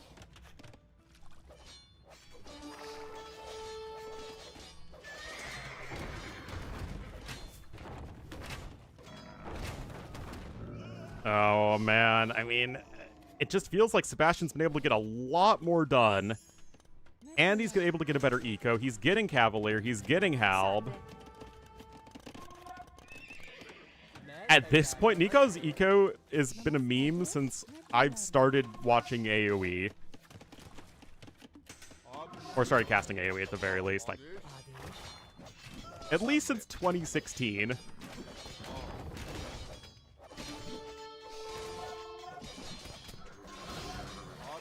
Anyway, hand cannons are out. They still don't have any upgrades, though. More barracks coming in, and really, Romans at this point are all just about muscling down your opponent with a ton of cavalry and infantry. And that is going to be what Sebastian tries to do. But can it deal with the tech that Nikov will eventually, in theory, get to? I mean, the hand cannons are going to start to take more and more efficient trades. You have Heavy Camel in as well. You have some gold income again. Castle over here, actually, for both players. This is actually Sebastian's first castle. He's getting Halbin as well.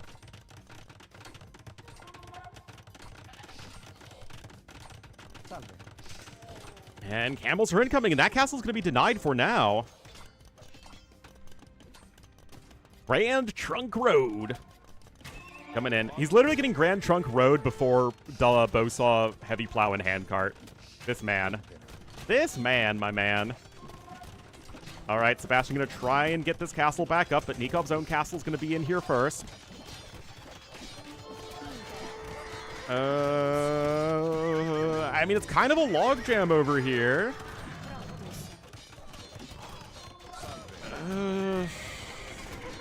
I mean, I guess that's about as good of a fight as you could ask for there as Nikov, just because you have only melee units here for Sebastian, and they're all kind of clumped up together.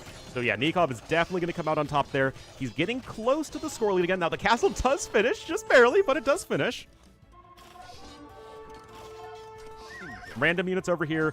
We are going to have Cavalier with at least +4 defense, but these Hindustani camels with heavy camel in are going to be very scary. And unfortunately, Dash has left the room for now.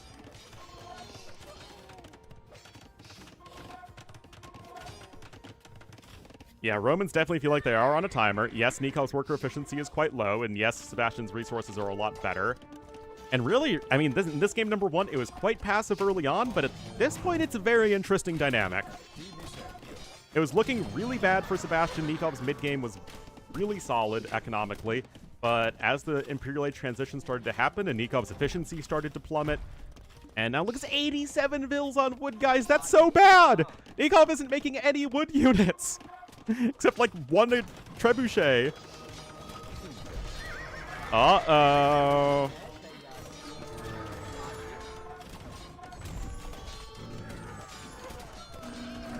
Uh-oh, Spaghetti-O. And now Nikov really started to take less efficient fights. Yeah, he's got some bombards coming in, but how do you make more hand cannons and camels when you only have 24 on food and 10 on gold? Romans do not get Hussar now. More units coming in here to the east of Nikov's base. He's just really struggling with the eco efficiency. 75 to 57%. Sebastian gets that castle down. And yeah, Nikov has a lot of population, but it's just not as efficient of population as he really needs. A militia and a petard. Okay, those feel like misclicks there. But the Cavalier are storming right back in. More Halb, more Cavalier, head-on apply directly to the forehead. Nikov just now getting Handcart. He doesn't even have Bosaw for his 84 Lumberjacks, man. Oh, it hurts my soul, guys. And now look at these units really starting to get value here for Sebastian. Nikov losing pop space fast. There is a bombard cannon here, and the Bills are trying to help out. Oh dear, they're all gonna die a very sad death. Nikov trying to push across the middle here, but is there a world where Sebastian can just muscle his way to victory like I was saying? Absolutely. Look at that, those camels are all gonna go down. Nikov trying to add in more farms that don't have heavy plow researched. And Sebastian continuing to press forward, but although Nikov's lost a lot of population, he does have a larger army. But it's also a spread out army. Look at this, the Cavalier really have opportunity to get some damage done. The monks are going down there. PC is under threat. I mean, Nikov is just really trying to fix his eco, but it is tough. Only has a couple vills in the queue as well. And this game has gotten really messy in the Imperial Age. Another TC to the north. Nikov, of course, needs to secure that gold income. Hindustanis are going to thrive only if they have the double gold army composition. No, he does not have committed tenses yet. And no, that's going to be a lot of dead Cavalier. But the Halbs are getting vills on the other side. Crop rotation, baby. To have crop rotation when your opponent doesn't even have heavy plow feels good, man. And hello, KD. And tournament, and not just make it to an S-tier land tournament, but like play well over other than that. It's wild.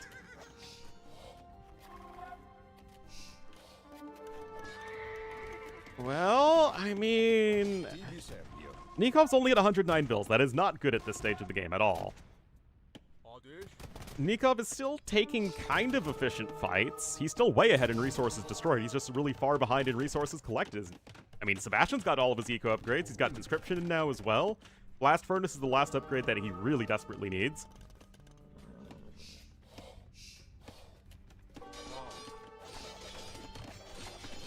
Yeah, Sneakov definitely performs worse under pressure than other players. Last Furnace coming in as well. And no trebuchets, but 2 bombard cannons. He does not have siege engineers, does Nikov. Got the upgrades, a very significant amount more resources. Eco upgrades are very good in AoE 2, guys. There's Chautauqua on its way. That said, guys, Sebastian only has 2 castles, and one of these castles is like way, way off to the side of the map. So if, and this is an if, Nikov can get his eco down and can get some counterattacks, that could be very tough for Sebastian. Okay, great micro there from Nikov, and that trebuchet goes down. The castle is also likely going to go down.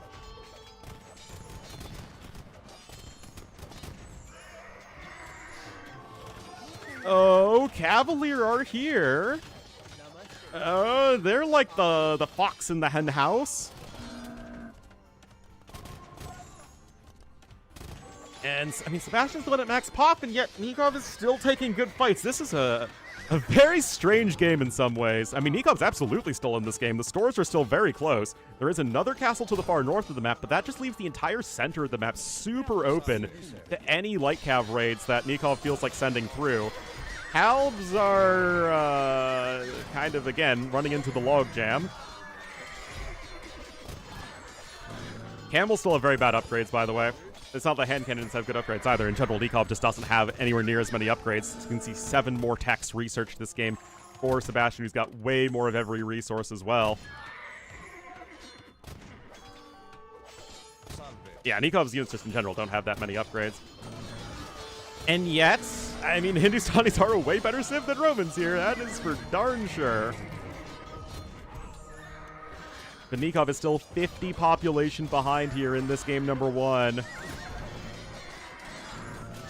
It's not going to be pretty for Sebastian, but I still think he wins this. Nikov's population is still dropping. Sebastian just needs to keep on flinging units forward. Yeah, Nikov has Chautauqua, but he just doesn't have all of these other upgrades he desperately needs, and he's not going to have much gold much longer, as there's just getting so much of a resource lead at this point for Sebastian. Nikov's now at 130 pop, and Sebastian is looking here like he is going to take game number 1, and again, 11% efficient more in economy is just so significant. So far behind in resources. 10,000 more food, 5,000 more wood, 3,000 more gold, and 1,500 more stone. Yeah, Nikov just completely falling off there, and it really just going to come down to the fact that Nikov needs to be a little bit better with his eco management and upgrade prioritization under pressure.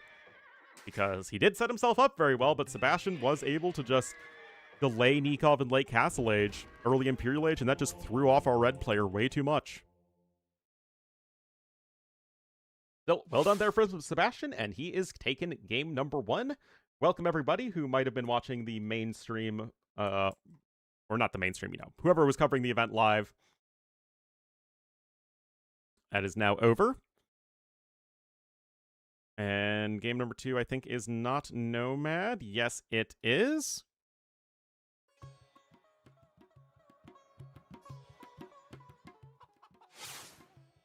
Yeah. Moral of the story is get your eco tax. All right, guys, here we are. Game number 2. It is going to be here on Not Nomad. Nikov will be in the red as the Georgians to the southwest with his dock to the far west. And to the east in the blue as the Dravidians with a dock to the south. It will be Sebastian. Sebastian's from Uruguay.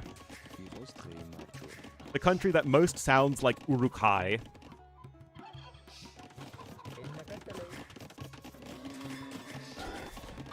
So, Dravidians, Georgians, both going to be on the more aggressive side of things.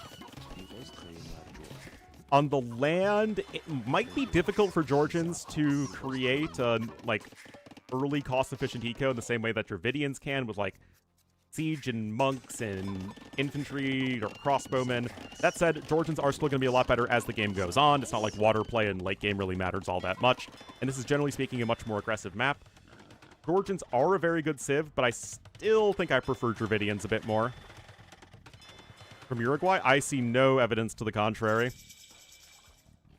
Anyway, triple docks here from Nikov, and he is immediately going for a galley rush with Georgians. Kind of an interesting approach. Spirorion, thank you so much for the sub. Welcome to the Wolfpack. And enjoy the beauty, glory, and majesty of Ornlu, a wolf and friends. Sorry. I appreciate it. All right, galleys are coming on out here. Nikov simply with the faster uptime going immediately after the fishing ships will be able to grab one. And he does so. Yeah, it's actually been pretty crazy recently. The streams have been doing well here for this tournament, and then I've been making tons of YouTube videos recently, and people have been enjoying those. It was like 14,000 views on my naval update video last night and over 300 comments. I've been busy, but good busy, so thank you guys. Hey. Anyway, more ships here for Nikov.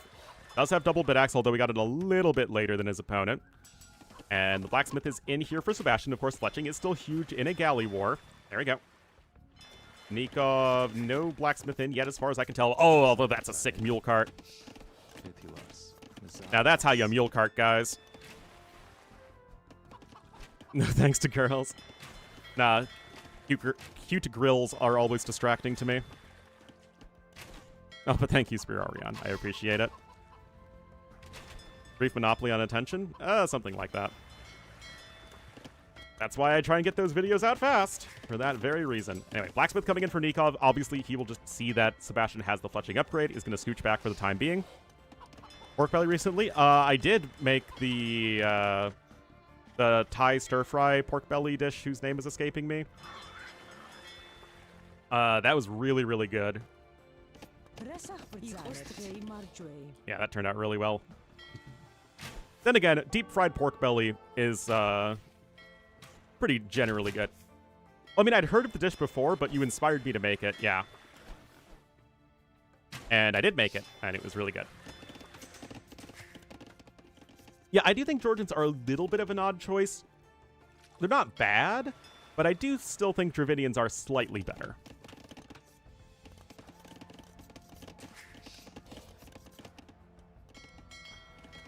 Anyway, you can see that the galley numbers are basically identical. The fishing ship numbers are identical. The villager numbers are identical. And as we all know, everybody, perfectly symmetrical violence never solves anything.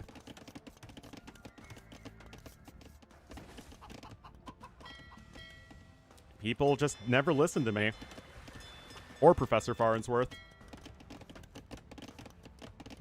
Anyway, some Maul's coming in here from Nikov, making sure he is not going to get caught off guard on the land. Sebastian with no such fears. Which is kind of funny, because if anything, you would think that Dravidians are the ones who are going full water and Georgians are going to try and do something on land, but, nope. Neither player taking anything close to a decisive fight so far. The casts for the... I mean, there's no real reason to upload them. They're on YouTube. I mean, they're just... The YouTube streams are there. Cute Chinese girl on the stream. I'm sorry, guys. I do not have a cute Chinese girl to provide to you guys.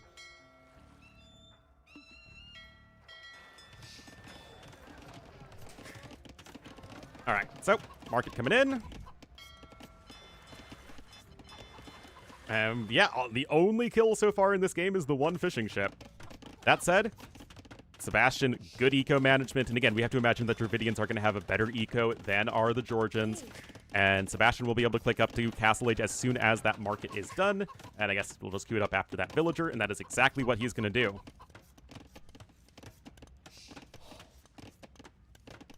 Things in streams can get over...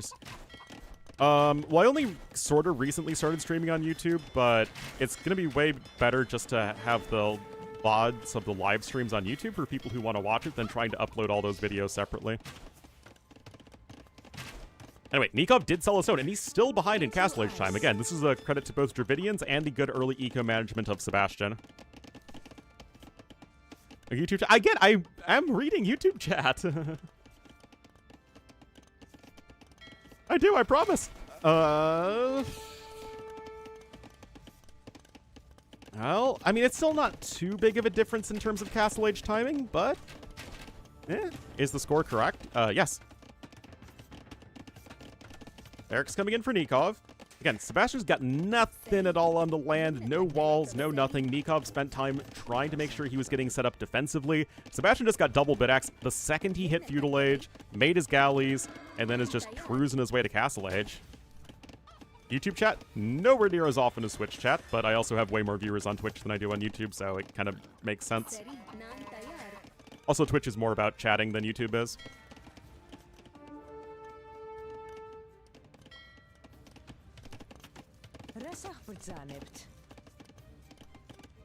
Players than title and thumbnail? Yes, but also long videos don't do well at all on YouTube. And my casts also do very poorly on YouTube. No, Bedouins was game 1.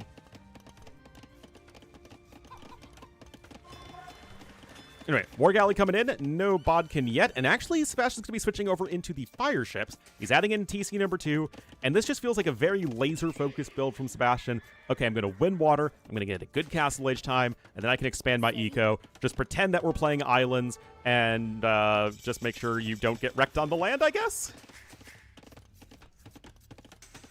More of my Korean? Not often. All right, sail away, little galley, sail away! Numbers definitely favoring Sebastian. Bosaw is coming in, though, for both players. Second TC as well. You have a couple of scouts on the field for Nikov, but again, unless Nikov can really make something happen in the near future, it's not going to be the best for him, because there's no real way for him to fight on the water. Not against War Galleys with Bodkin and greater numbers, and Sebastian's going to be on 3 TCs in just a second. Yeah, I mean, this tournament's doing well for me, on YouTube, at least, again, by my YouTube viewing standards. So, I am not complaining. Oh, those fishing ships are going to be in danger. Based off of their play yesterday, I would say Nikov is the favorite, but Sebastian has been playing very, very well. Yeah, we're like in the 60s most of the day here for YouTube, and normally on YouTube I'm in like 10 to 15, so we'll take it. Third TC in here for Nikov. He's actually going to be fortified church rushing. Okay. All right. Yes, Nikov's Argentinian. Oh. And yeah, it's not the best we've seen from Sebastian, but Sebastian and also Nikov are prone to inconsistency.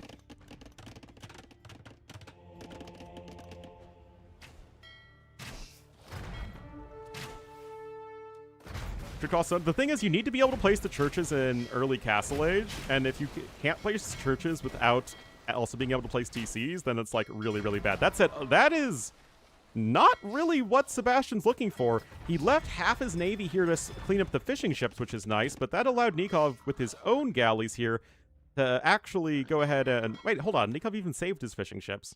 Okay, that was actually a little bit of inattention there from Sebastian. That isn't ideal, of course.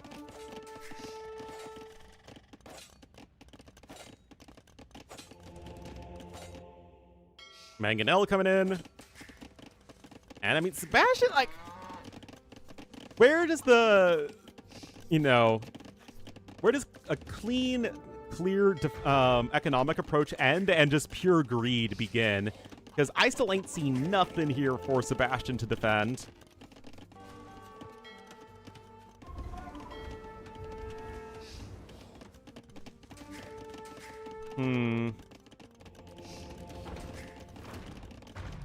Mangonel is here, and it's going to start to eat away at the TC.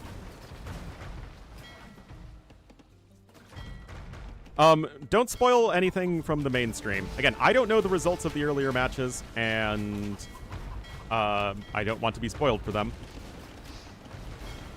Anyway, all those galleys are eventually going down. Siege Workshop is on its way, and I mean, I guess it's okay for Sebastian. But Nikov has a good eco behind this, and again, never doubt the power of Georgian eco in the mid to late game. Another Mangonel coming in, and... yes, the eco of Sebastian's very good. All the galleys went down, and those 4 fishing ships are going to meet their untimely demise on top of that. You're going to get a huge fish boom as Sebastian. I mean, I don't know. Maybe I'm just a big pleb, but having a bunch of mangonels eat your TC and not being able to do a whole lot about it doesn't really feel great.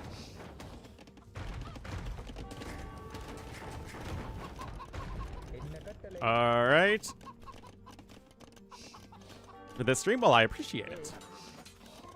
Again, we're probably not going to be able to cover everything today, but I am doing my best. And I will at least cover everything I can for the next 2.5 hours. Or 3.5 hours. My bad.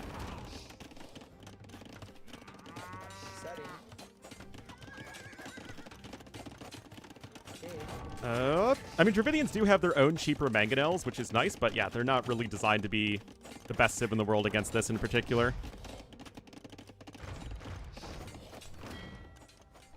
Still more fishing ships coming in. Sebastian's food eco is going to get supercharged, but I mean, we're still looking at 4, soon to be 5 mangonels to 2. And 5 mangonels, as I'm sure you guys know, are still going to kill buildings very, very, very quickly. Yes, I actually think that other than Arumi and kind of Thirasada, Dravidians are a very well designed and balanced civ.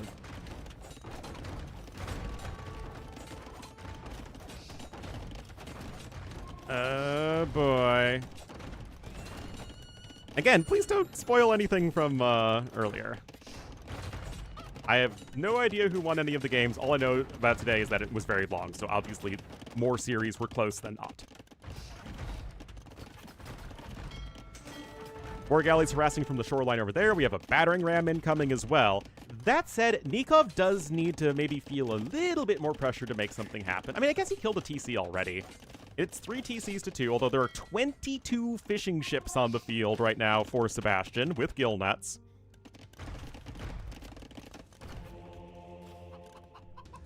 No, these are wrecks. Again, the matches happen at midnight my time, so I'm just casting the wrecks at a more favorable time zone. For myself and most of the people who watch my stream. Gleefully surprised every day. That's good. All right, Men-at-Arm upgrading. Siege Tower. What are you cooking, Sebastian? What you doing there, homie? Redemption's going to be huge for Nikov, though. And almost ready for a castle as well.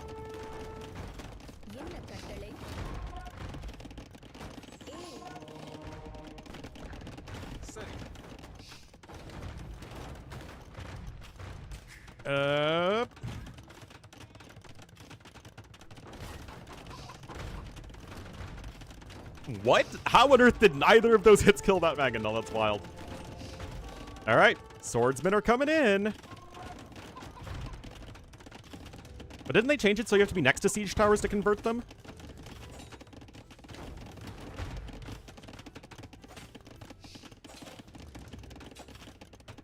Alrighty.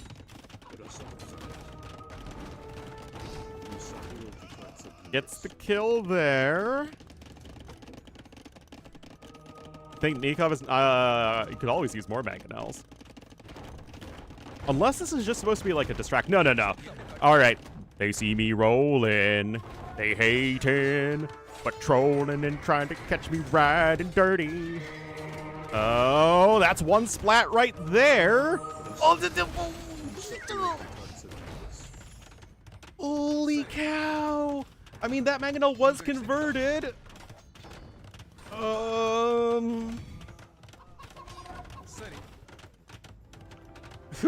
I think we say Nikov wins that still.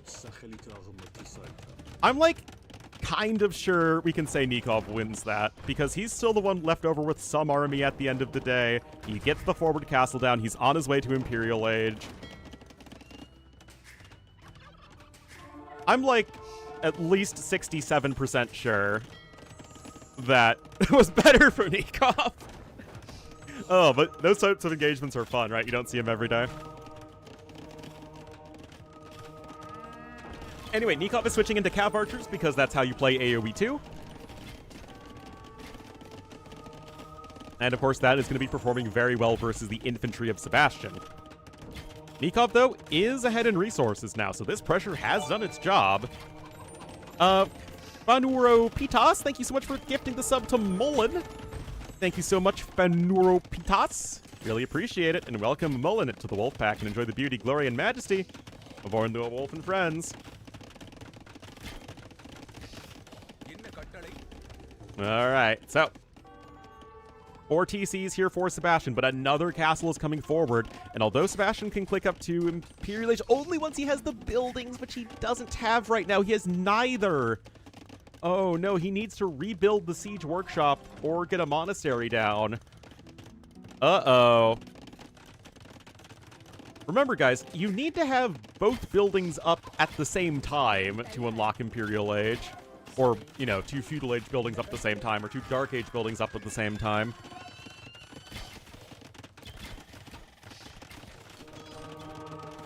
Once you unlock it, it doesn't get ever locked again, but you do need them together to unlock it, if that makes sense.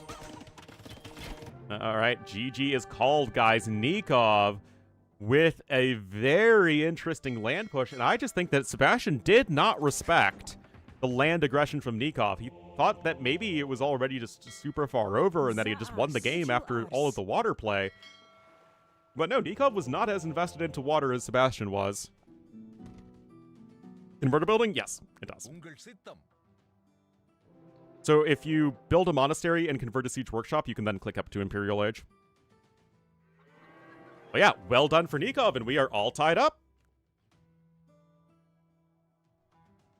Again, really just Sebastian not respecting the power of that land aggression.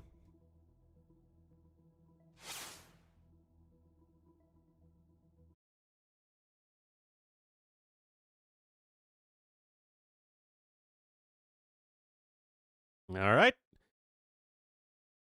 And game 3 is on the Chicken Arabia. Oh, and this is quite the Civ matchup as well. We are here. It is Arabia. And it's going to be something of a classic here. We are getting 2 American Civs. Nikov is going to be in the red as the Mayans to the west, and to the east in the blue as the Incas. It will be Sebastian. All right. This is a matchup that I hate playing Mayans. I hate playing for Mayans because it's like you both want to go Eagle Warriors, and then Incas just add in like 3 slingers, and then they just demolish all of your Eagle Warriors, and then you're very sad. That said, Mayans still have a very strong early economy, especially on a 9-vil start, because you can just train villagers right away without having to get loom, because you start with 2 houses, so Mayans don't start housed on a 9-vil start, whereas they do start housed on a regular 3-vil start. That's going to be very nice for them. It's not like a Civ loss or anything, but I definitely feel it's harder to play Mayans than it is to play Incas here in this particular matchup. Yeah, gotta be careful there. Oh, yeah, speeding through Dark Age. Zoom! Also, if you're going mass skirmishers, Incas do that better. Did Plumped get a bump? Nope. Not really, some Lele's. And it's actually going to be for a drush, a 3 militia drush from Mayans in the year of our Lord and Savior Doubt 2025? I don't believe you. Eric's coming in now. It is kind of far forward, but looks like Ekov is going to go ahead and skip that for now, as he is just in the eco of his opponent. Viper's draft.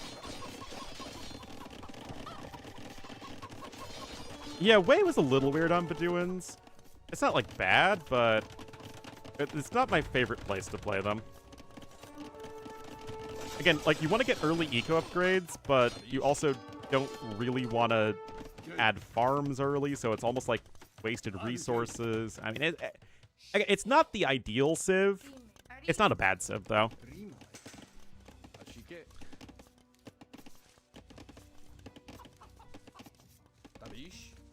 Alright. Militia are here. No men-at-arm upgrade from Nikov. Just going to be sticking right with the immediate archery range. He is full walled. I mean, it's slightly more aggressive than it used to be. Like, back in the day, guys, if you weren't around during the AOC world of AoE 2, Mayans would go for a post-mill drush. So you'd still build the mill, and then go for the drush, and then click up on, like, 27, 28, maybe 26 villagers to Feudal Age, and then go archers or a fast castle. Nowadays, the Drush comes in faster, and the Feudal Age comes in faster behind it, but this is still very reminiscent of that much older, slower style of AoE 2 that us old people like me remember so fondly.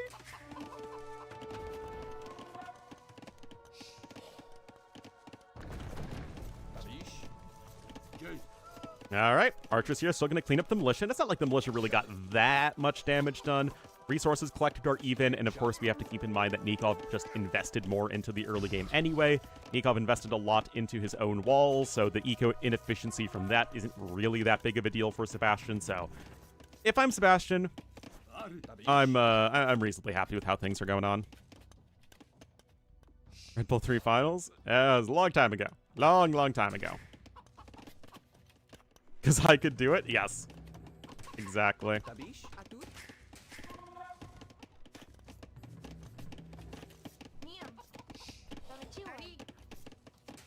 To 2018. It's tough. You need to be sharp. Gone are the days when 24 pop archers with Mayans was a legitimate build order.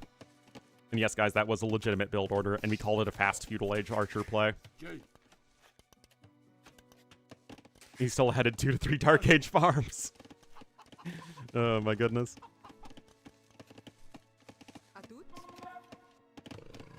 Anyway, long distance gathering there of the chickens. Sebastian already with 12 farms down. 10 farms for Nikov. Again, I like Sebastian's position very slightly better, but I don't really think it's going to be that big of a deal either way. A few ranged units here, a few ranged units in the archery range. We'll just speed up a little bit. Yeah, archers pop out there. So Nikov does reveal that he has archers and not skirmishers. Sebastian going to say, well, my army is of a greater percentage of skirmishers, so I'm going to go across the map and play a bit more aggressively. Nikov is going to add in range number 2, and he is on his way up to Castle Age. Sebastian shouldn't be too far behind, though.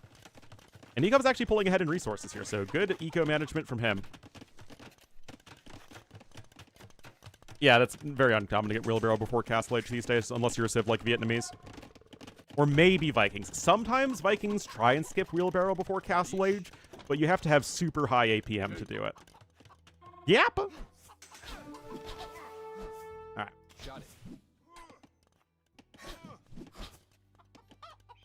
For early fights, I don't know how much that would actually change. I'm joking. I'm literally joking. Bombay Gypsy, oh my god.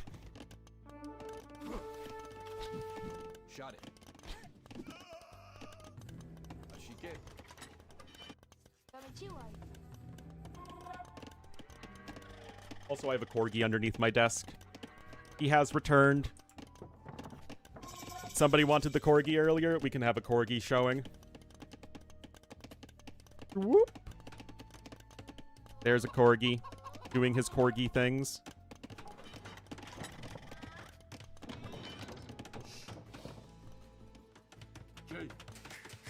And my feet.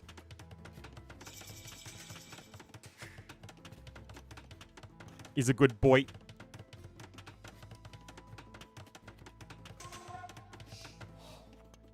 Alright.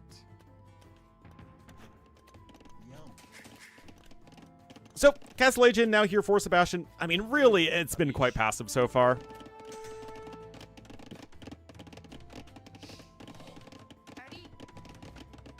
My feet. Oh my god. Hey man, stone walls are for intellectual AoE 2 players. Yeah, like I said at the beginning, Old Drunk Lord, this is a tough matchup for Mayans. You can still win with Plumed Archer plus Eagle Warrior. Like, that's still totally a thing. But it's tricky, right? That said, Nikov's eco management has been excellent. I have no idea how Nikov has literally some of the best early game eco management and some of the worst late game eco management of any top player. It's just baffling to me. Anyway, skirmisher defense upgrades coming in, and so far it's just defensive crossbowman here from Nikov. He's got a second TC down. He's just chilling. Yes, Mayans get heavy scorpion, but no siege engineers.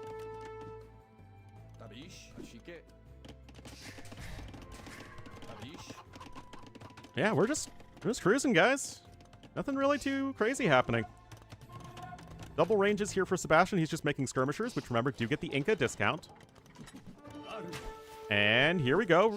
+2 defense is huge. Remember, it makes the crossbowmen only deal 1 damage to the skirmishers. But that's where the mangonels come in. And without really any Eagle Warrior upgrades, it's going to be difficult to actually kill the mangonels. You look at Sebastian's vision, though. He's scouting the sides of the map. I always love this, right? Especially in a passive game, there is no reason not to just see the entire map, see what's going on, and make sure you can identify those important areas of the map to control as the game goes on. That still gives you a very slow army composition, which is a little concerning on an open map.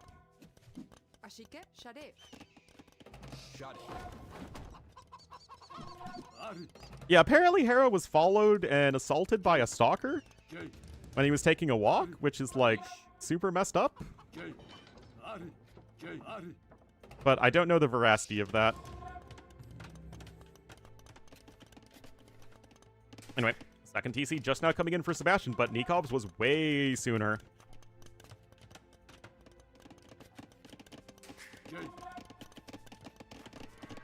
And Nikov is going to be relatively happy, right? I mean, Mayans just going for a few crossbowmen and mangonels, that's very cheap. Very minimal investment that you have to make here is Nikov. Now, Sebastian is doing a great job minimizing his idle TC time, but it's just all about the eco-efficiency from Nikov. Remember, Sebastian spent all of that villager time adding in stone walls. Ah.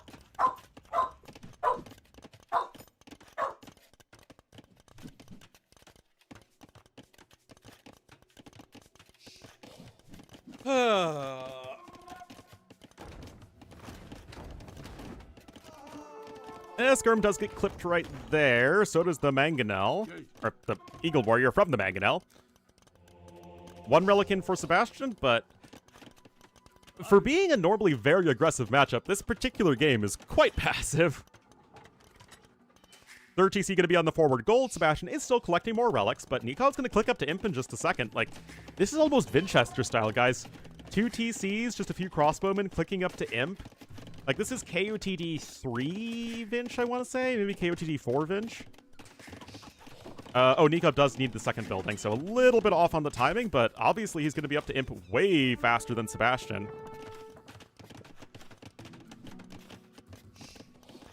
Skirm's just being a little bit annoying, but Nikov does have 3 mangonels of his own, so if he does even takes 1-for-1 trades, I don't see him taking any significant damage whatsoever. Third range is in, Imperial Age is on the way, and this could certainly work. Yeah, 1,500 more resources collected right now. Sebastian will be getting a better eco, you know, over time, but it's going to be a little while.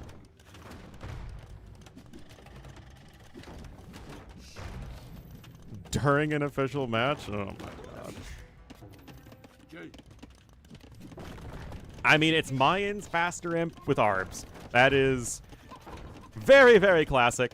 Popular way to play the Civ, always has been. Tons of stone being mined right now from Nikov. He knows that he might need a castle here to punish his opponent. With trebuchets, of course. But yeah, all Nikov needs to do right now is just at least take 1-for-1 mangonel trades.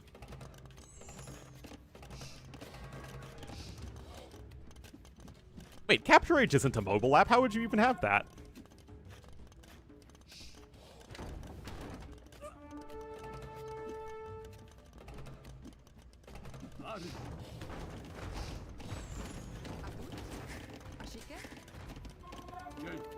Well...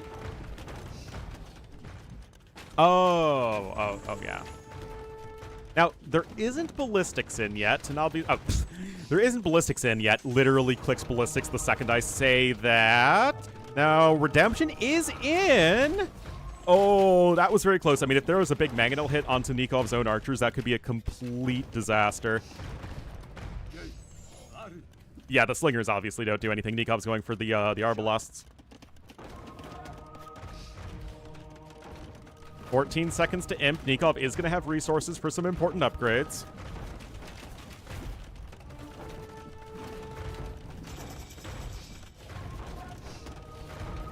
Racer immediately on the way. Chemistry right after. Can't quite afford Arbalest yet, but that shouldn't be too far away. Still, Sebastian's done a great job of keeping Nikov at home, so he probably correctly diagnosed the fact that Nikov was trying to go for a fast imp. Made 7 slingers. It's not like the end of the world. It's not like they're completely useless. They're just not as good as any of the other archery range units here. But my concern for Sebastian right now is that he doesn't have a defensive castle. Like, a defensive castle or even a castle in the middle of the map would be so huge in buying him time against these archers, because like I always say, the biggest counter to fast imp arbs is just having buildings in the way. It's not possible to get a ton of anti-building units and also, you know, be fast imp. Archer range is going to go down probably, but look, the castle has to be built at home. All of the archer attack upgrades are in at the very least, including Thumb Ring. That's still a lot of skirms. Like, that's a lot of skirms. Good micro here from Smash as well. It's 45 army to 16. Ooh. And Sebastian does click up. I mean, Inca's getting that food discount is so huge, and Nikov is now only still slightly ahead in resources. For some reason, there's a mangonel on the other side of the map that killed 3 villagers. Sometimes it's best not to think about these things too much.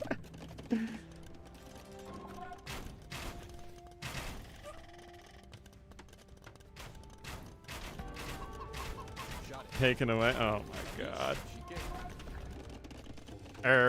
My god.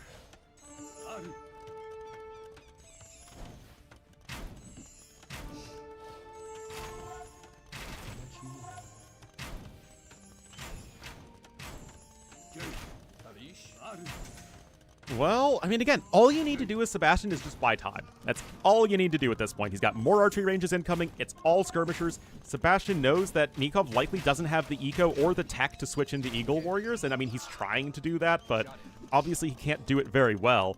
And Sebastian in a great spot here with just keeping Nikov at home. How much does the faster Imperial Age matter if you can never cross the map with it? Yeah, it's an interesting game because it was so passive early on, but now it's just a very interesting dynamic. Now, Nikov is almost ready for castle number 2, but he just doesn't have the army out right now. Like, yes, he's taking efficient fights, but are they efficient enough? I would say no. He also didn't have the archery ranges needed to produce enough arbs, because you can see he's got a ton of arbs queued up here, which is not ideal.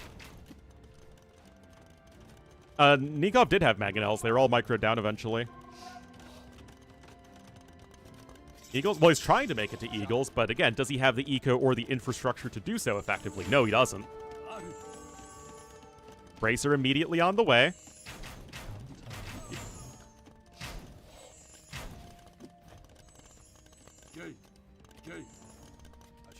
And 4th TC added for Nikov. Like, again, Nikov still somehow has basically an even eco as his opponent, but this castle is in such a beautiful spot in the middle of the map. Handcart's going to be big there for Sebastian, and again, it's just this giant blob of skirmishers that Nikov is in no real position to do anything about.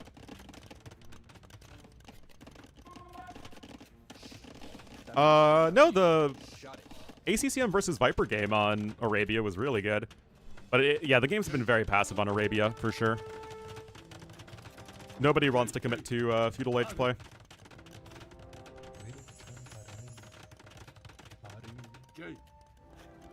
Alright. Chemistry about to be in. No +4 defense in yet, which would be a big one. But it's just like, it's the Slingers plus Skirmisher combo that's going to be really tough to stop.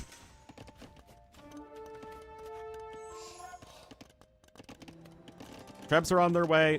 3 relics in for Sebastian as well. And, like, when's the last time Nikov has crossed the map with a unit other than a random mangonel? Like, look at this. He has no map control.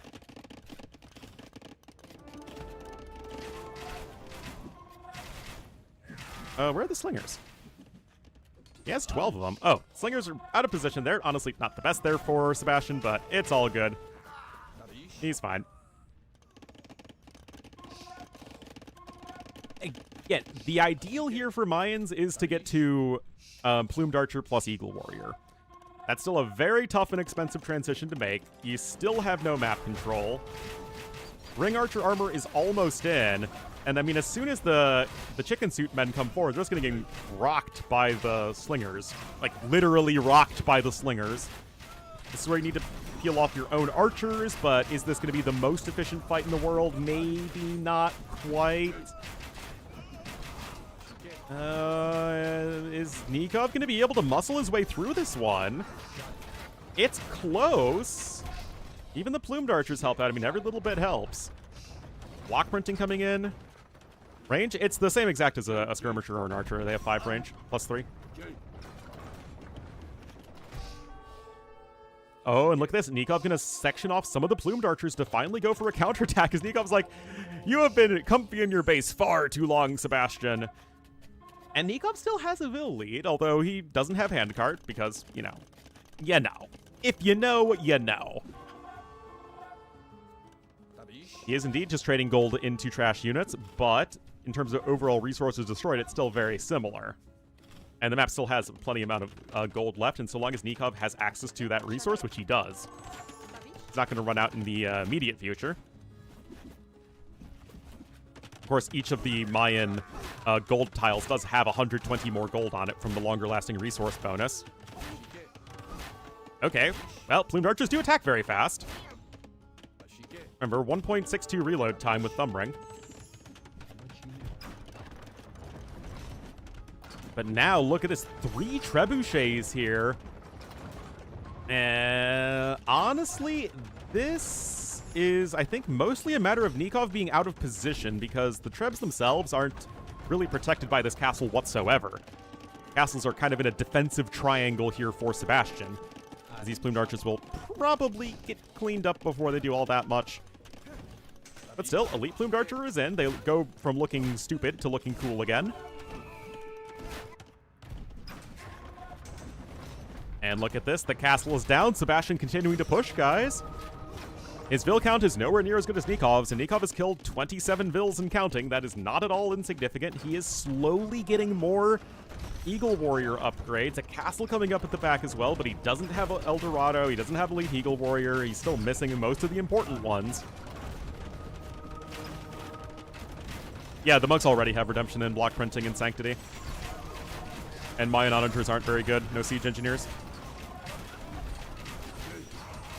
Oh boy. Again, Nikov is still missing a lot of upgrades, but the slingers getting focused down is huge because obviously it doesn't take that many Eagle Warriors to just obliterate skirms.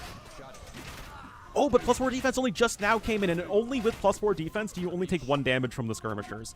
So the skirms are actually dealing kind of decent damage. Now Sebastian's the one with the population lead.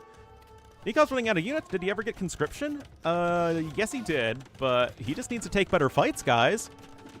Res collector even, but just Sebastian's got more units. He's got cheap skirms, man.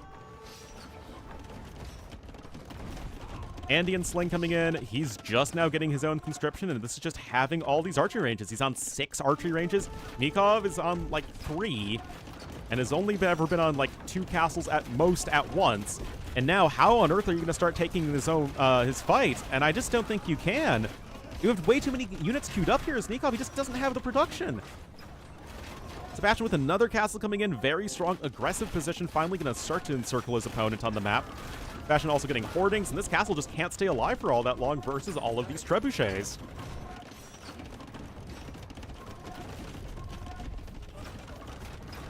Masonry coming in too. Nikov with another castle here on the side, but this is getting pretty rough. It's funny, it's like, so often games these days will have like a really slow start, but then they become super interesting in the later stages, and that's exactly what we're seeing here. Sebastian just has so many skirmishers. He's on 60 skirmishers.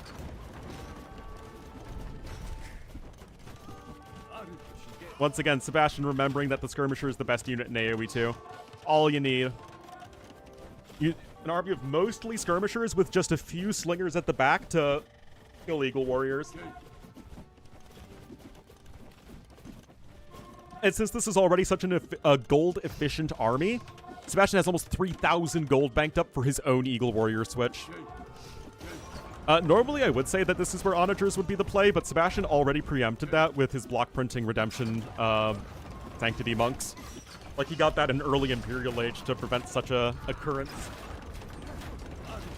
Plume's going to do their best to snipe the slingers, but they're going to lose so many plumes in the process to the skirmishers. And again, the upgrades were just not there for Nikov, and he taps out. And well done from Sebastian. 148 skirmishers. Clearly the best unit in AoE 2 for a very good reason. Great KD, more units trained, and Nikov just could never keep up in the production. Sebastian, more of every resource collected except stone, and the castles were just going down as fast as he could build them for Nikov.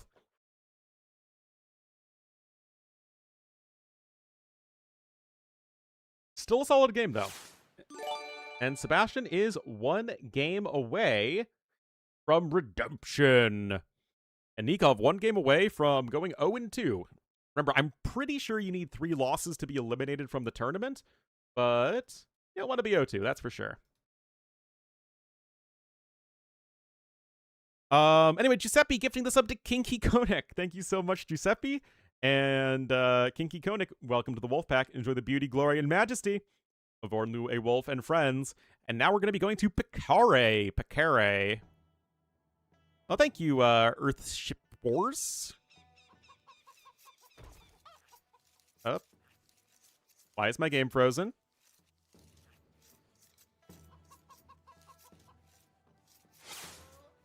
Alright, game is no longer frozen. Alright, Nikov, series life on the line. He's going to be in the red as the Lithuanians to the west, and to the east in the blue as the shoe, the blue shoe, if you will. It will be Sebastian. Alright, I do need to take a quick break, guys, so enjoy following Sebastian Scout for a moment. I'll be right back.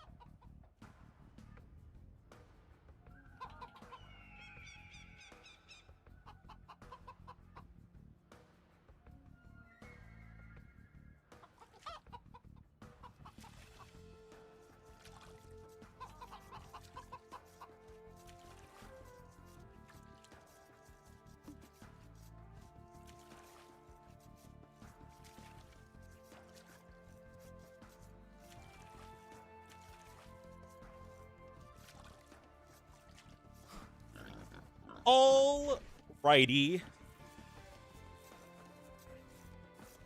The Scoutcast? Yeah. Alright. Now that we're back, put it up to ×4 speed so that... Oh, our fishing. Not the biggest fan of this.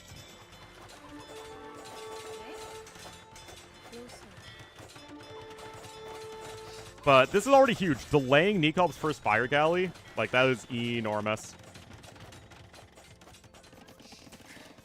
Bidax on the way here, and... fire galleys are out. Oh, yeah, I'll put it back here at normal speed now. Bosol. One spearman dies, but the first fire galley is going to go down. And remember, Sebastian does have his 2 extra fishing ships. Espacirochas. Alright, I mean, another fire galley's in, but the spearmen are already here. The villager is unable to repair efficiently. And, I mean, it's not like Nikov has anything at home. He doesn't even have his own barracks to counteract the spearmen, and this is looking already pretty rough. You have one more fire galley on the way, but unless you're getting some fishing ship snipes, this already looks way better for Sebastian Lin. Look at this. He's already 300 resources collected ahead thanks to the fishing ships. And this was my big worry about the map, is just having the fishing ships on it would just turn it into another hybrid map.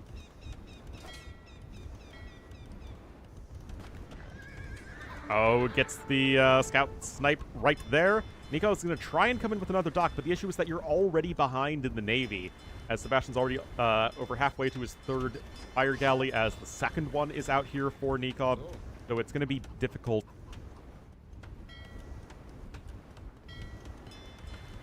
To actually get an efficient fight. Uploaded one. No, I have all of day 1 up. You have to just go to my live broadcasts on YouTube. It's all there. Well, spearmen are here, and that's actually a low HP Vil. How did that guy get out in the middle of nowhere? Oh, that's also pretty rough here for Nikov.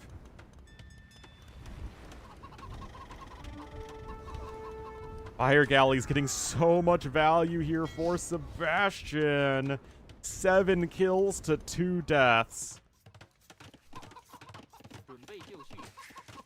Oof. Defensive archery range is incoming. We already have archers on the way for Sebastian, though. And this is just looking all sorts of rough right now here for Nikov. He is able to get both of the fishing ships of his opponent, but it doesn't feel great, that's for sure. Sebastian is already closer to Castle Age. He's already getting his farming eco down. He also, I think, has even more forage bushes left. 582 versus 170. Yeah, so Nikov could be getting a really bad food bottleneck in the near future. His own fish? Well, he would be incorrect in that assumption. But also, it helps protect the spearmen.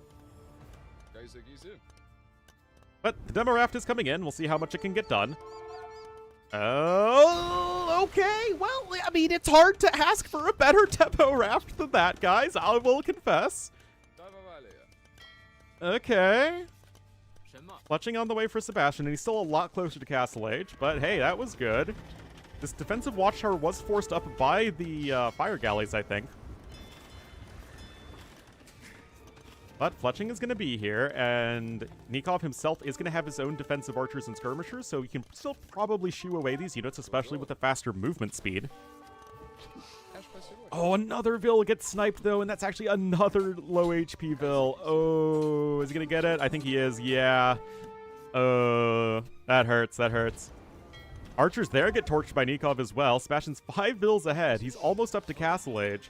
But Nikov is doing his best to take some good fights where he can. And that's at least going to be one way to get yourself back into this. That said, he'll likely be able to click up to Castle Age. Sebastian will, as soon as that villager is done. Nikov quite far off still. That said, it is difficult to push out across the water without having your own naval control. And Sebastian can go ahead and click up right now. And he is on his way. Still only the 1 archery range, though.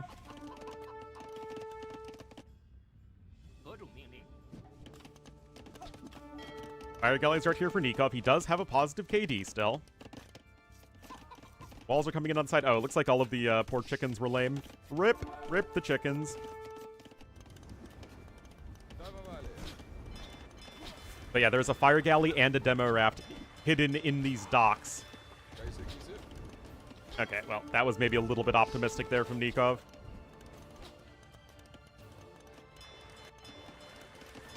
Getting horse collar now is Sebastian. Gonna get more farms down. Now, Nikov himself isn't far away from clicking up. He's at least gotten his own farms in. He's going with another archery range. But Sebastian gonna be able to add in at least a couple Haguan Cav. Gonna help support his archers. This is a tough one. Yeah, I mean, that's the threat that these forward docks do provide you as Nikov. Oh, he doesn't have another building. Oh, needs to get that one.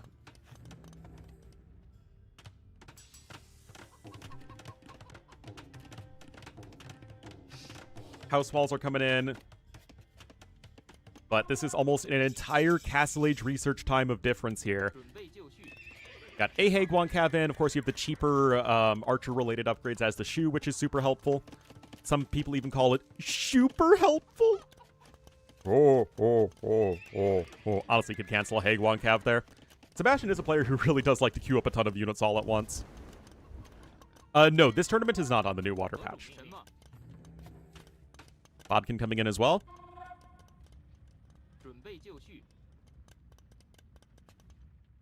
Anyway, got Bodkrosaw coming in, and we'll have to see here if Nikov can defend. He is going to be going on to stone himself at the moment, as is Sebastian.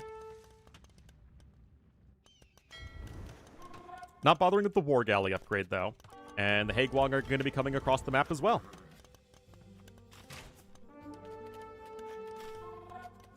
Skirmishers are going to do a good job buying time, and remember, it is 2 ranges to 1. I'm not loving this from Sebastian. I mean, yeah, the Haguang Cav help out against the skirmishers, but they're not even here to help you, really.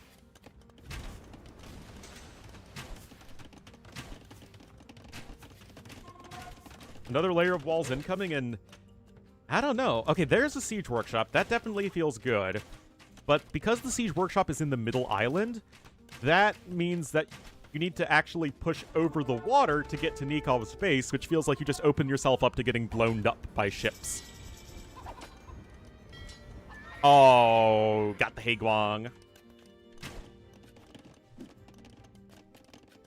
Anyway, they are at least coming on in, and Haguang do have 1 more native pierce armor than Knights do, which helps out against the Feudal Age units. Actually, no, not against the skirmishers. It helps it against archers, not skirmishers.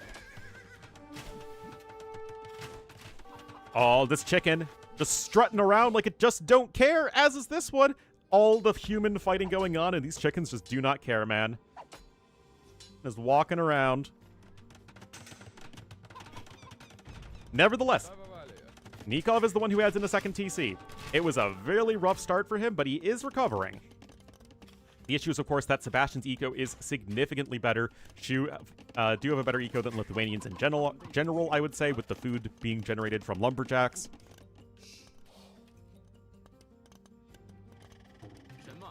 '20th to 30th, so it's going to be during American Thanksgiving.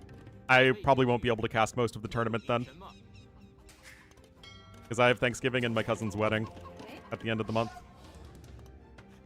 All right, I mean, we're going to have 2 mangonels here, but it's still a little concerning. I guess there are 3 fire galleys that are all kind of in this vicinity for Nikov. Siege Workshop is on its way.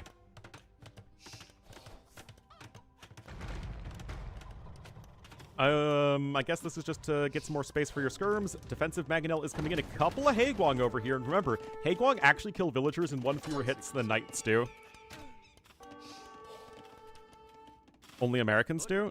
Yes. Well, American Thanksgiving. Canadians have their own Thanksgiving. Also, that's kind of a huge fail from Sebastian just running into the TC. The Canadian Thanksgiving is on a different day, though. All right, 2nd and 3rd TCs are coming in from Sebastian, so he is going to try and grow his economy. He also has better eco upgrades.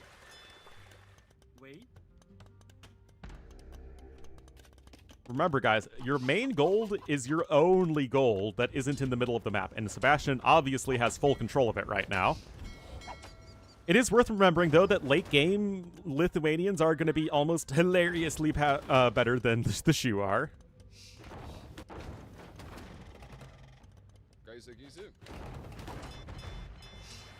Yeah, I know in Korea, their Thanksgiving, it's in September, but it's also a super big deal. So it's basically the same thing. It's a harvest festival.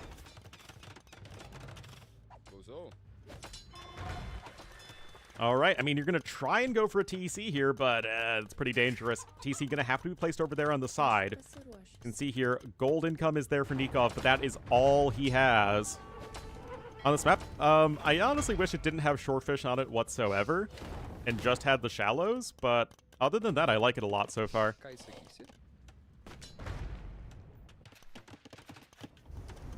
So, overall Vil count is pretty even, but you just have the better eco upgrades as Sebastian. Just look at this difference in eco efficiency, guys. It is simply enormous.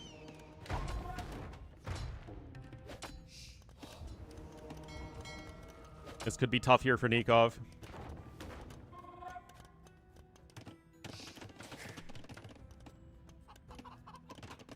Sebastian's base, he did.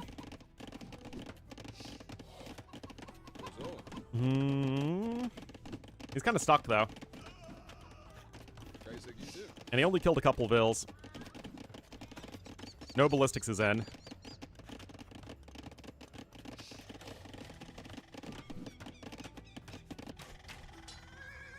Now, it is interesting. I thought that Sebastian would be much more aggressive in trying to push Nikov. I mean, he has a bunch of forward siege units after all. He's got 5 mangonels!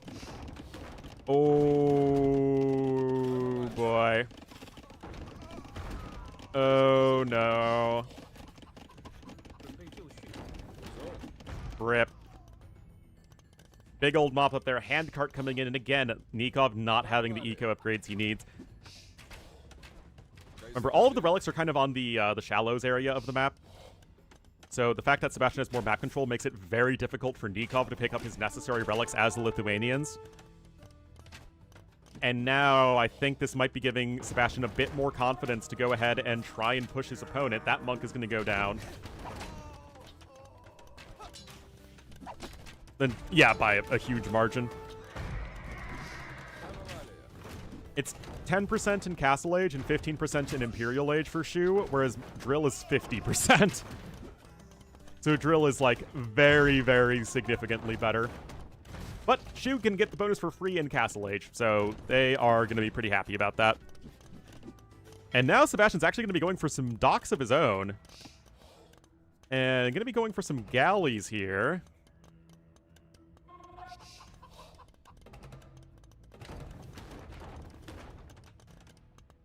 Okay, okay. It sure is something. Meanwhile, more relics coming in for our Shu player. And every relic that Lithuanians don't have access to is one they're going to be very sad about. There's one coming in for Nikov, but only one. And guys, this is a lot of mangonels. 7 mangonels to 2. You need to get, like, literally Ornlu level micro for Sebastian to lose this engagement.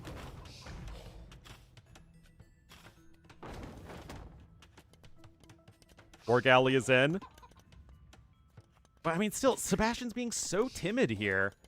Like, just go for it, man. Confidence in your mangonel micro with the faster movement speed on top of it. Just go for it. This is literally the only place your opponent can gather gold.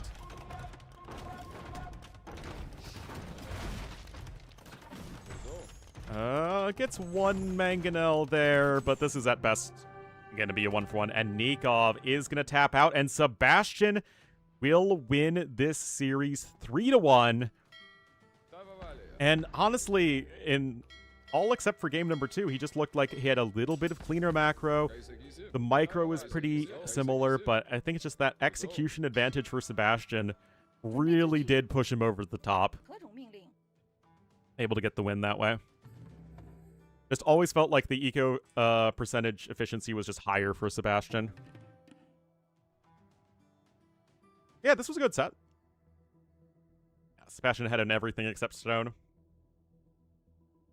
Way more text researched.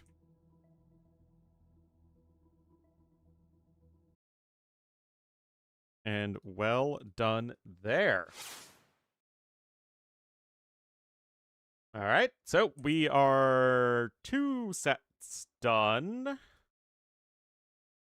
And Hart versus Yo will be the next set. Go ahead and get those Rex.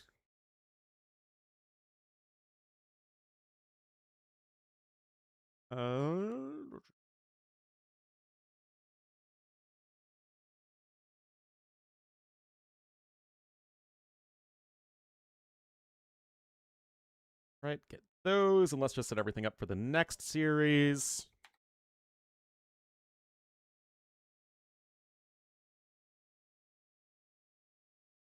This is the only set, I believe, that is between a winner and loser.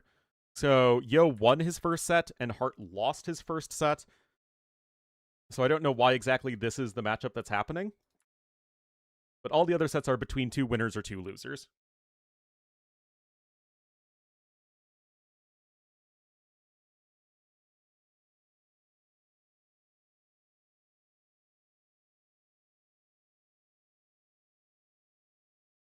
Rigged for the host? Yeah, exactly.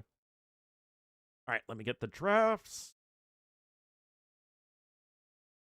And then I accidentally close the drafts because I am a goofball.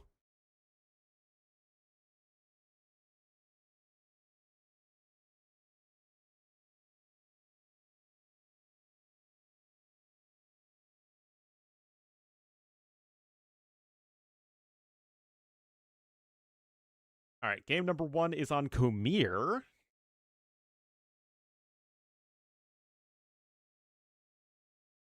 And then the other maps are Bedouins and not Nomad for Yo, so the most nomad-y maps, and Hart with Fish and Fish and Acropolis, 2 of the most aggressive maps. That checks out.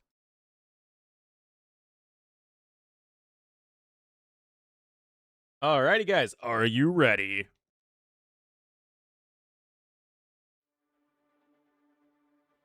Alright, wait, what did I say game number 1 was? Khmer? Yeah.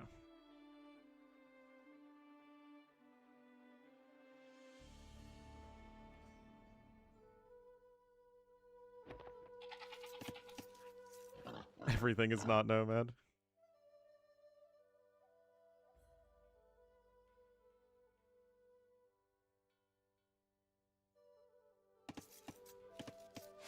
Alrighty, everybody, welcome to set number 3. We'll feature Hart. He did lose the first set. He was just kind of outplayed by Hera, although he did very much have a chance in the series, so still good overall play, but just not quite enough to match Hera. He'll be the red Wu to the west, and to the east in the blue as the Armenians, it will be Mr. Yo, who played Nikov, and had a strong performance. Nikov, I think, just played better yesterday than he did today, unfortunately for him. But we'll have to see how this one is going to go. I will say, Yo is probably under more pressure to win a single tournament right now than most players are ever under any pressure to win a tournament. All right, it looks like Hart has earlier fish. Masters of Crater Lake, you mean the best map format possible? All right, Feudal Age is on the way for Yo, but Hart's eco is quite significantly better, honestly, and Hart's going to get his own militia on the way. So I'm a little curious as to what the plan is here. Yo is with a forward barracks. Now, Hart, I think, sees this. Yeah, he sees it. Actually, I think it was just to make a dock. I mean, Hart will lose a Vil, but honestly, losing the Vil might be worth it there.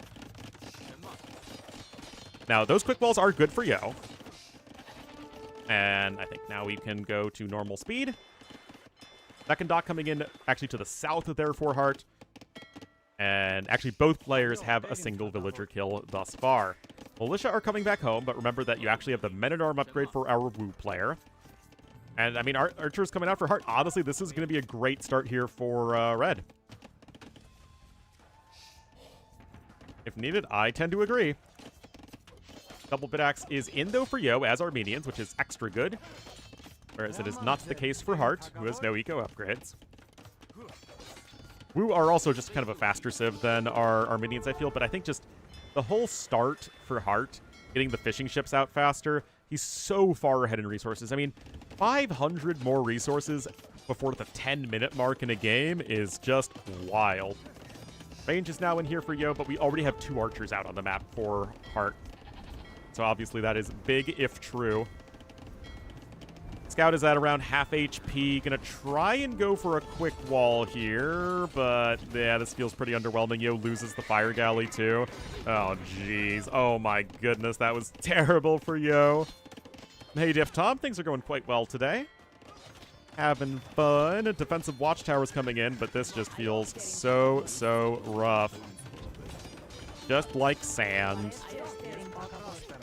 This situation for Yo is coarse and gets in everywhere. Defensive tower's in, so that just means Hart gonna change his location.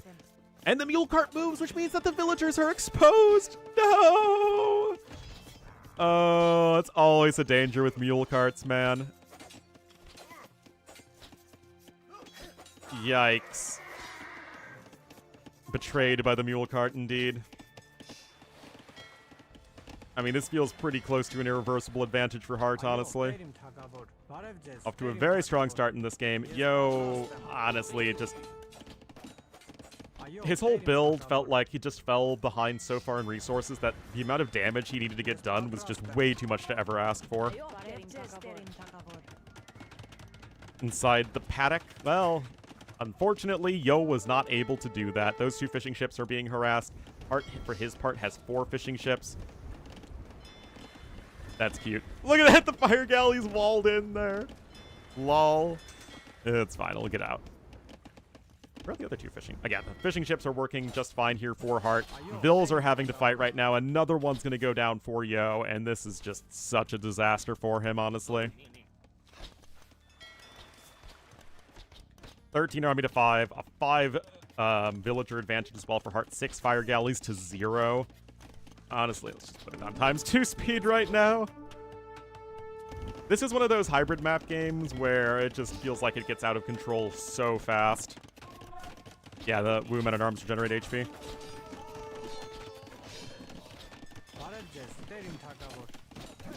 Men-at-Arms are Men-at-Armsing. 10-vil lead right now for Hart. It is just a comical advantage. But yes, they're oysters. They get mined by fishing ships. You can also mine them with villagers. Well, the units are able to escape in the transport ship. You can see Yo trying to block the transport ship with his own transport ship. Yeah, not gonna work out. That dock's gonna go down quite fast. Hart's almost gonna click up to Castle Age here in a moment.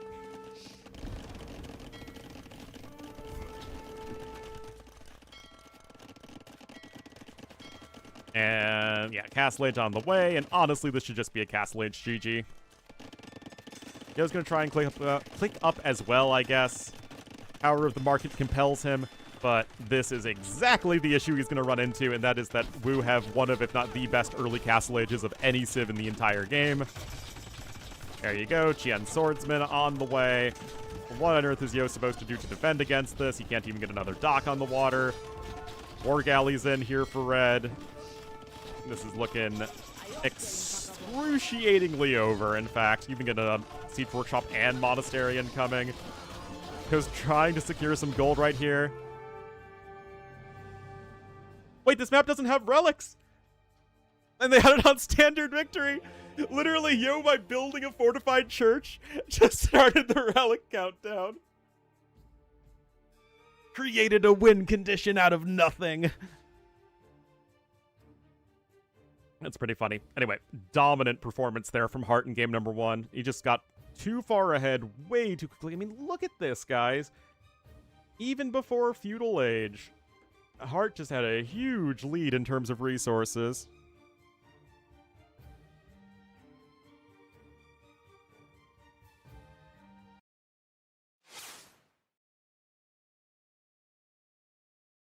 Oh, Hart, a little bit of the underdog here, does take the win, and will bring Yo to game number 2 on one of his home maps.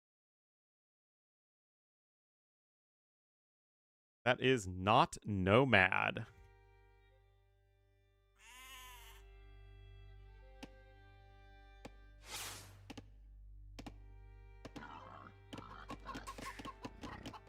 Alrighty, guys. not Nomad. It is indeed. Yo is actually going to be the Mongols here. We don't really see Mongols that often on this map. It's still a little bit of a risky pick in that you don't know how many boars you're going to have access to. For Yo, it does look like he will have 3 at least semi-close. Oh, but he doesn't know about that one. He knows about that one, though. Oh, maybe he sees it through the fog of war there. Kind of is wandering in and out. And Hart's going to be the Red Portuguese, who are just going to be a good solid pick on this map. Nothing terribly exciting. Yeah, Hart lost to Hera.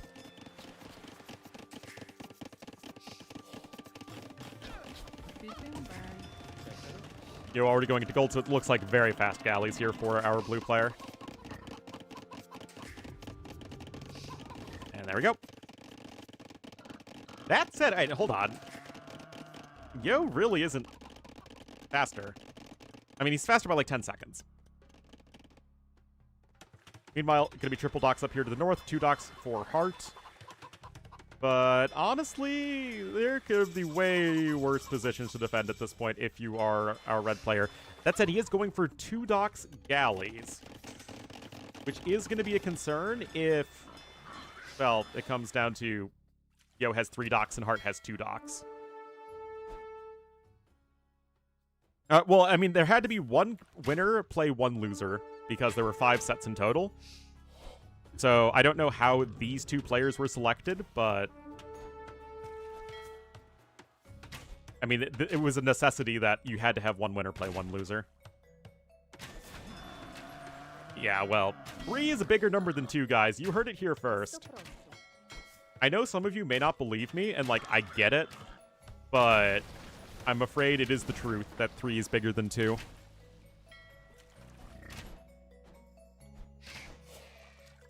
Honestly, with the close rush distance, this just feels so freaking good for Yo. Is the closest to a winner? Ah. But wouldn't it be whoever lost to ACCM? Would be, because he was the lowest seed? Right? So, who did ACCM beat?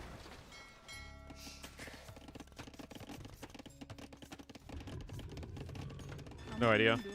Because ACCM was the only winner that had to go through the qualifiers, I believe. Anyway, well, this is extremely predictable. 7 kills to 1 death. I mean, Hart isn't even any closer to Castle Age, so this just feels all sorts of bad for him. I guess the only silver lining is that Yo doesn't have double bit axe yet. That literally just does I say that. He goes ahead and gets the upgrade. Hart's not really doing anything on the land either. I think he's just going to try and fight his way back on the water, but this is really, really tough to make work. Isn't ACCM the lowest seed that won?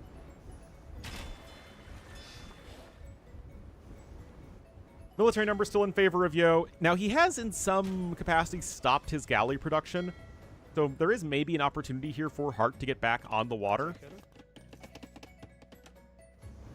Yeah, so it'd be whoever lost to ACCM day 1, which is somebody whose name I'm not remembering.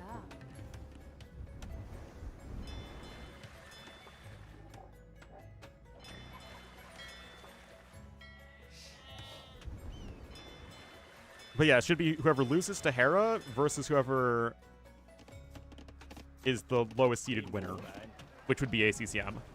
So it should have been Hart versus ACCM, I thought. And then Yo versus Viper. Yeah, that's right, VV lost to ACCM.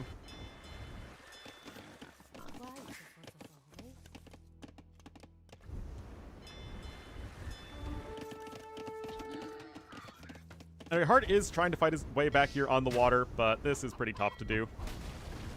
As in, almost impossible.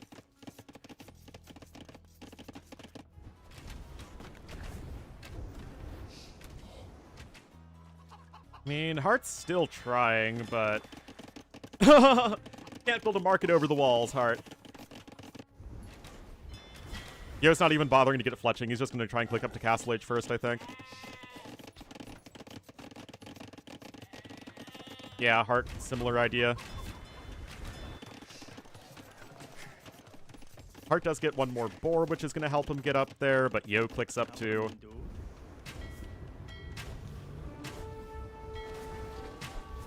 But this game just feels as one-sided as game number 1, honestly. Barracks coming in for Yo. Could easily go for some steppies. Looks like Hart maybe got a kill there.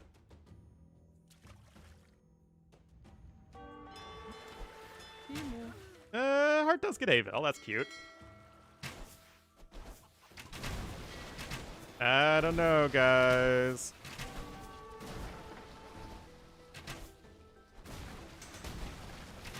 I mean, technically Hart is catching up with that, I guess. But we have Step Lancers on the way because, remember, guys, Mongols are top-tier early Castle Age Civ now.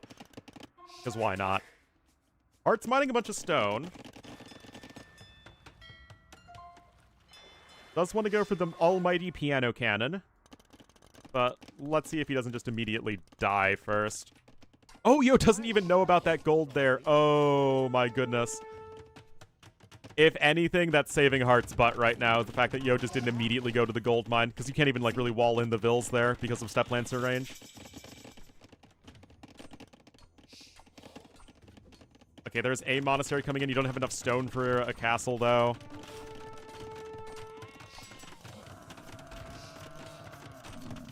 I don't know about any of this. Mangonel's about to be out.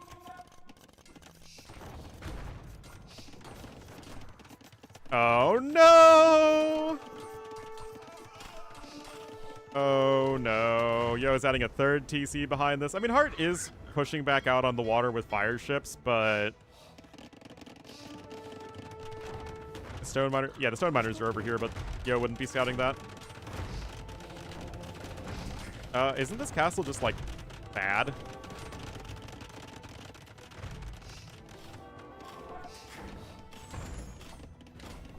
Now, Hart is going to add in more fishing ships. Oh, hold on. Those guys were discovered.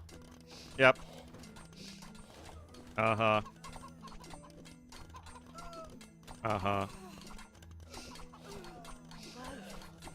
This is why we had the game on ×2 speed.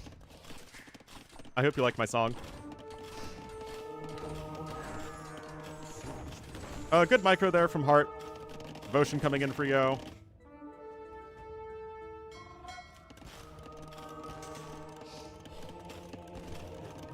Yo, convert that house. Getting Mongols. I mean, we're at almost double the villager count. It's 3 TCs to 1. Yo's own eco is, like, he's far, far, far, far from all in. Yeah, 2 monks are actually really tough to micro against, even without Sanctity.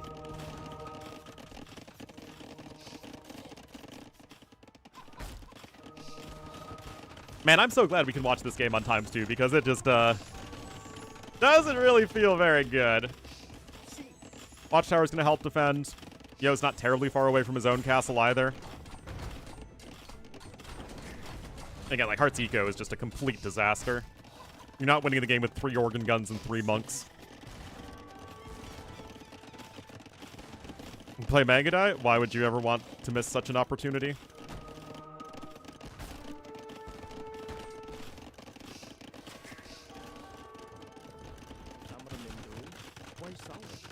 Alright, Castle is actually going to be here at the front. I really like that. You know the organ guns aren't in the best position ever to deny it.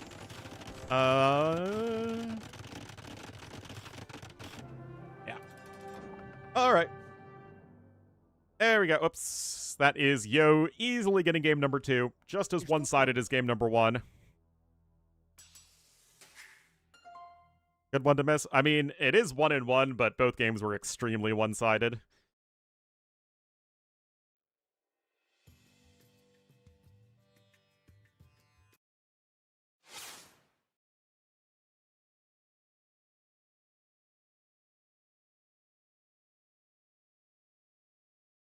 All right, we are all tied up. And that was Yo's home map.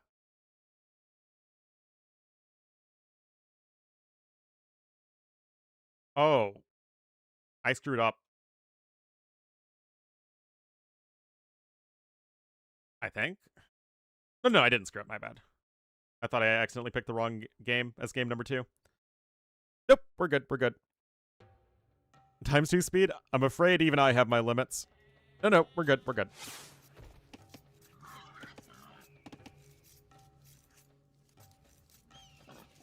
All right, so game number 3, this is on a Hearts home map, Acropolis. You'll be in the red as the Georgians to the west, and to the east in the blue as the Hindustanis. It will be Yo, very common civs for this map. Early dock for Heart, of course, something you can do with the Georgians. And is Yo not going for a dock at all? I don't think that's ever a good play, honestly. At least not from what I've seen.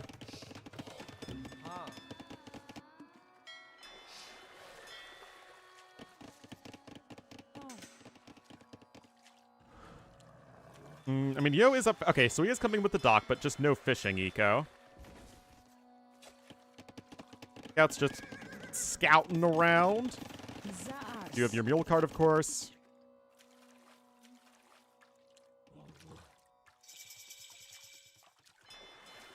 And Fire Galley is going to be on the way. That Bill's just being harassed. Und. There we go. Oh, Yo does get housed for a moment, which isn't ideal. But Fire Galley is almost out here for Heart to defend against this. And he's still 4 vills ahead, and he's like 300 resources ahead. So that feels pretty darn good for him. Spearman coming out here as well.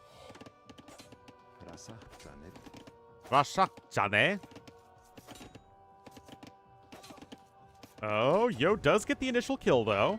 And he gets a poke in onto that scout cavalry. There is no villager nearby to repair the Fire Galley, though, so that is definitely not ideal for Yo. Both have a second Fire Galley coming in, too, and that's going to be a second dead Vill here for Heart, potentially. Now, because Heart did win game number 1, Yo is going to need to win one of his opponent's home maps, so this is certainly about as good of a start as you could ask for, as those are going to be some downhill hits on the scouts, and that's going to be a third dead villager. So that is helping, at least, to make up for the fact that Heart has the fishing fleet.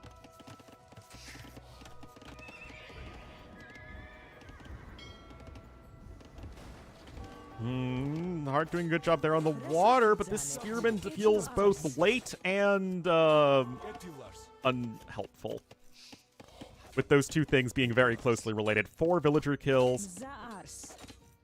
There are 2 Spearmen on the field, but Yo scouts have certainly gotten plenty done. There's the archery range incoming here for Yo.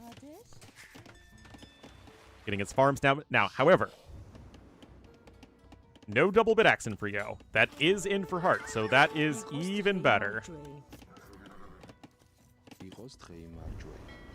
It's like one of my favorite memes that's like, you know, it's the original Pokemon anime. It's like Charizard using Flamethrower, Blastoise using Hydro Cannon, and then Venusaur is just standing there, and it's like, WTF is Venusaur doing?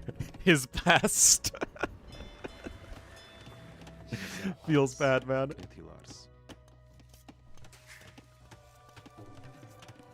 Anyway, it's actually Heart who's getting housed right now, so both players a little bit housed in this game.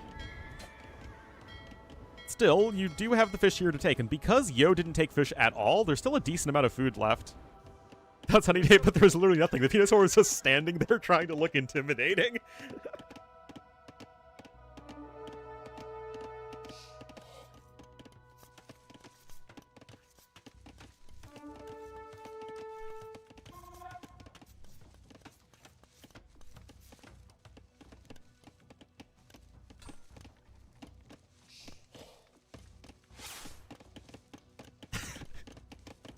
This one is a classic, see? It's just Venusaur standing there. So scary. So scary.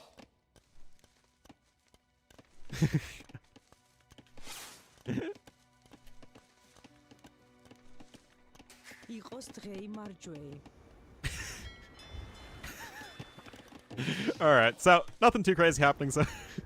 yeah.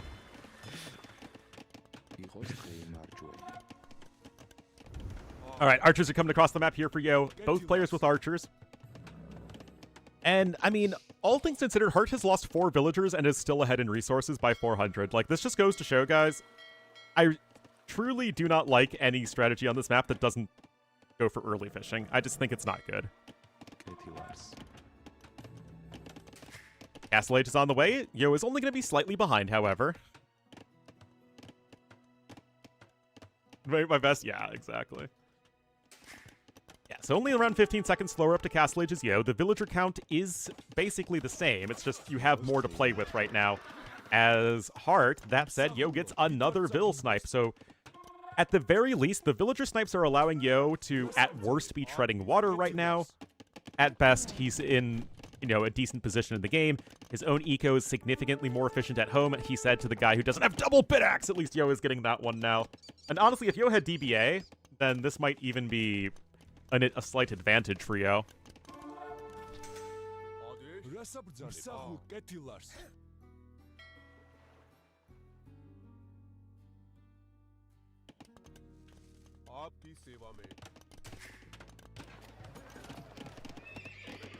All right. Got one archer and one scout on the field for Yo. Not a very terrifying army. We have 2 ranges out here for Hart, so his own archer production is looking pretty good. And honestly, I have no idea what Yo's doing. I wish I did. I really do, guys. I promise that if I knew what Yo was doing, I would tell you. I would not keep it a secret. This is so slightly annoying. Oh, micro! All right, this is the 3rd game of the 3rd set. So technically speaking, we are exactly halfway through the day. Wrong. It's the 3rd set. I guess Yo's just going skirms, but what is one... What's one range skirm gonna do for you? Second one was Sebastian Nikov. Oh, Yo is going to be adding a TC, but it is very far to the north here. Yeah, that's a fair amount of idle time. And this comes from the fact that the crossbowman-based army is a lot scarier than the skirmisher-based army, and Yo going to have to flee with these vills as well. This is really going to further cement an eco advantage for Hart. That said, these crossbowmen are missing those villagers, so, that's something, but... Yeah, this is the very real weakness of Hindustanis. If you have a civ that can keep up with them economically and is, very strong in early Castle Age, then Hindustanis can be really, really stuck not having access to knights or any bonuses to their ranged units. Now, Hart is still only on the 1 TC, but it's going to be quite a while before Yo's eco is actually going to get better than his opponents. And Hart's actually adding in his own 2nd TC behind this as well. Meanwhile, Hart also has the Fortified Church here to help boost up his income. Siege Workshop coming forward, and I just really like his position in this game. Villagers are still having to flee. Yes, Elite Skirmisher is coming in, but you don't have +2 defense yet, and even then, you still have nothing with which to deal with mangonels. 29 vills on wood to 5 on food. This is looking really, really good for Hart. Going to be another dead vill, and Hart now really looking to be in a good spot. You can see 700 resources collected ahead. And that is all from Yo's inefficiency. You can just see right here, guys. This is exactly what I'm talking about. And Yo's not developing a good army. Even though Hart has only killed 1 vill and lost 5, you can see he's ahead by 800 res. Hart also has the bow saw upgrade, just, as something extra. And you can see that the fish still hasn't run out yet. This is just 800 plus extra. Actually, it's more 1,200 plus extra food that you're getting. It's huge. One might even say it's big if true. Siege Workshop incoming, but you just have no safe gold income right now. Looks like the crossbowmen over here were cleaned up eventually. Actually, not even. They just ran away somewhere.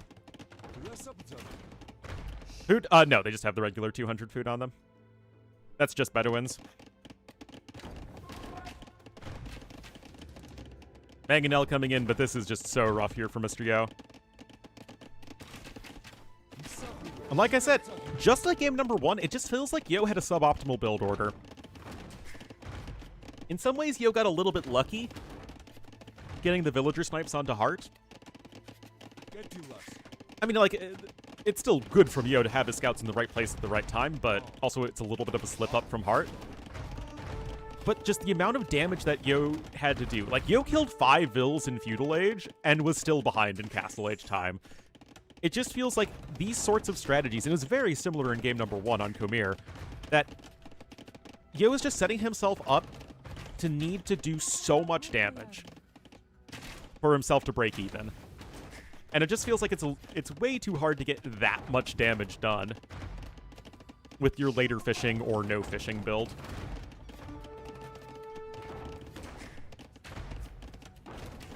Also, I'd like to point out that every single map so far has had a fishing ship aspect.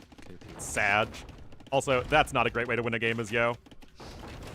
Oh, no! Oh, no, guys. 1,500 or more resources for Hart. Nothing fancy. Just mangonels and crossbowmen. That isn't a bad thing. Yo is going to clean up those archers there, so that is something, I guess. But that's still just a 1-for-1. It's going to favor the guy who has more mangonels in the first place. Crossbowmen here in a very good position to harass those villagers. And if you even look at the resources, it's not pretty. So much gold behind. Hart's also getting a third TC forward, and Hart is looking to be in a really good spot to go up 2-1. So Hart, given the toughest opponent of all the day one losers, it feels really mean to call them losers, but, you know, the people who lost their set, they're not actual losers, guys. I mean it. But, yeah, obviously, Hart has the toughest matchup. I mean, having Yo and Hera as your first two matchups is, that's a tough start to a tournament.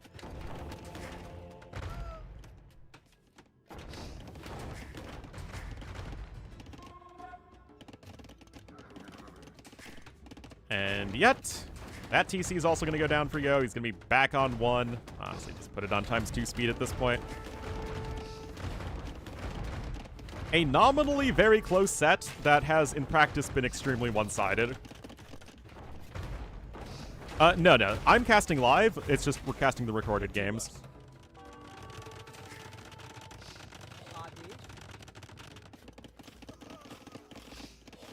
Was that Vinch? It was Nikov. Yeah, the day one losers, man. Such losers. Not easily beating one of the top 5 players in the world? Like, come on, man. Are they even good at AoE 2?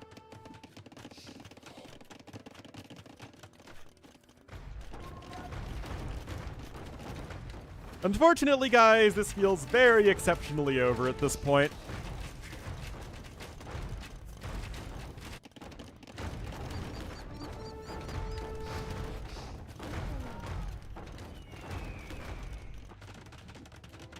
Castle coming in here from Hart. Already 2,500 more resources collected for our red player. Oh, this is a Yo-low castle. Unfortunately, it is being seen a mile away by Hart, and he is not going to be screwing this up at all. There is the GG called. And, I mean, I said it earlier. I honestly, truly believe that Yo is not setting himself up to succeed in the 2 games that he lost. He just is immediately behind in economy. And if you're still behind in Castle Age time and military when hitting Castle Age, when you kill 5 villagers in Feudal Age and 0 losses, that is just kind of rough. It would have allowed to play out? No, because that's not in the settings of the tournament.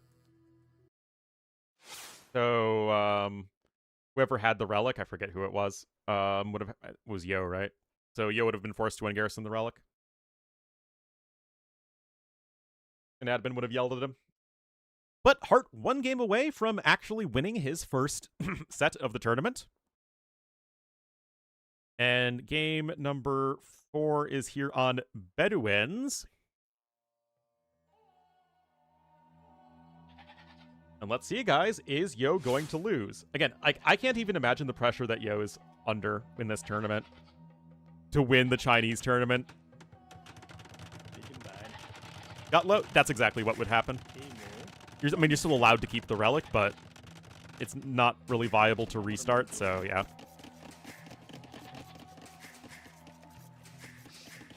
All right, guys, here we are. Game number 4. Series life on the line. He had a pretty comfortable win versus Nikov yesterday. Yo, no! Oh my goodness, like the main reason you play Huns here is to have the horse. So you can get all of those extra resources and have very good scouting. Oh no! Just immediately runs into the enemy TC. Oh dear. Heart's on his way up to Feudal Age fast as well. Gurjara's very strong civ for this map. We've seen them plenty of times, and for a good reason. Great Dark Age economy. 10 goats in that mill. Let's see what Yo has in store, because he's not going to fast castle.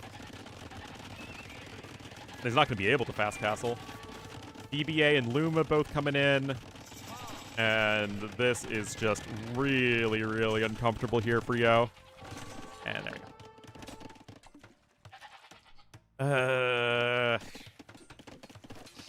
Yeah, I mean, Hart was able to get double bid-axe himself. His own food income is quite good. He's slightly ahead here in resources, and he's just out here on the map. Relics. So, unlike relics, the food income from a Gurjara mill is a logarithmic increase as opposed to a linear increase. It used to be a linear increase, but that was really, really OP on any map that had a bunch of sheep equivalents on it. So there is extreme diminishing returns past 8 sheep.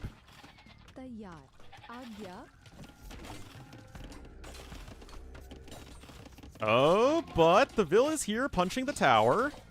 That's not too bad. I mean, a lot of Vils are kind of low HP there, but Yo's is going to die. Maybe... Oh, Hart saved them all. Wow. Oh, no! Hart literally did all of the hard stuff right and then just immediately lost a Vil. Multiple mills? Oh, it's the same thing. It's just one... It's one food income based of how many total garrisoned sheep you have. So you could have 1 sheep in 8 mills and 8 sheep in 1 mill, and it would be exactly the same. It's just the total number that matters. Which is unfortunate, because I think it would be hilarious if you, to improve your income in late game, just had 8 mills all next to each other with 1 sheep in them. Anyway, Yo is 2 Vils ahead. He is still behind in resources, though. The scouts have made their way into the base of Yo. Able to run past the TC, I guess. Well, it is, that's what I'm here for, is to tell you guys all of this very important and not at all useless AoE 2 information. Yep. It is not connected to a particular mill. Oh, both scouts go down there as well, so Hart a little bit of the S word with his unit control. You don't believe me? You can test it yourself. 8 sheep in 1 mill and 1 sheep in 8 mills is the exact same food income.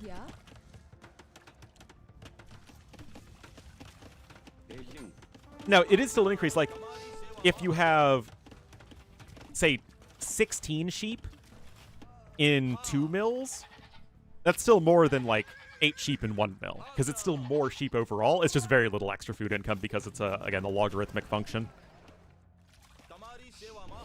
So it sort of is just more and more diminishing returns.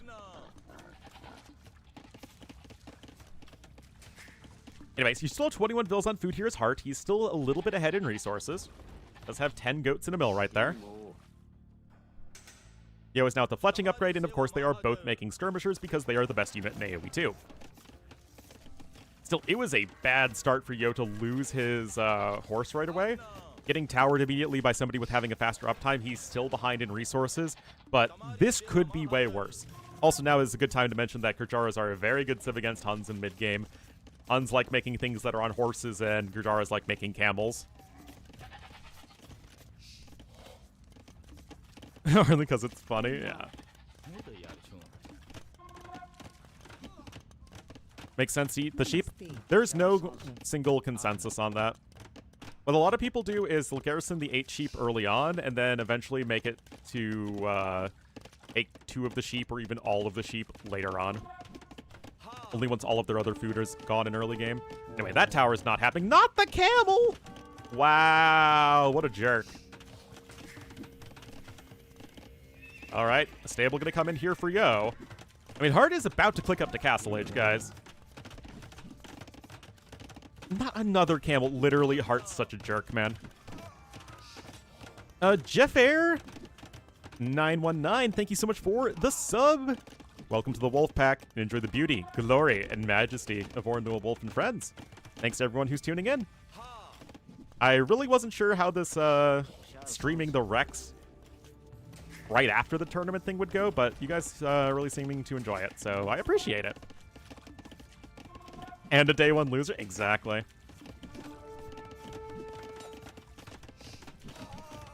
Alright, Castle Age is still coming in, though, for Hart. The issue is that he has no gold income. He can, of course, go here to the north, and that's exactly what he's doing. But it's certainly not as good of a start as he would probably hope for, based off of his faster uptime, and the fact that he killed Yo's horse almost immediately. It's great. Same here.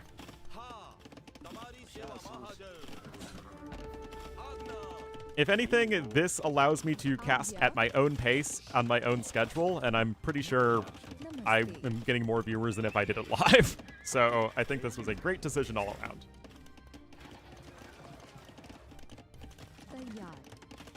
I mean, people can watch what they want, man. It's not, I'm not owed anything from anybody. Except Fodler, who sold his soul to me to become a mod.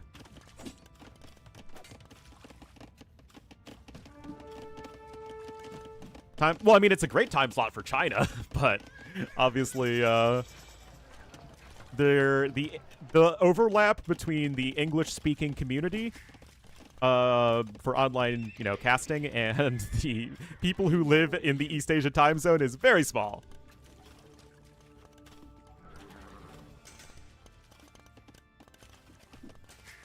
All right, Castle Age is on the way here for Yo. Again, it was a bad start for Yo. It's still not great, and I just don't like playing the Civ matchup mid-game here as the Huns. We got more Skirm upgrades coming in. That build's going to have a very bad day. And this still feels like a reasonable spot for Hart. Monopoly, well, that's what Survivalists did, right? Moved to Japan.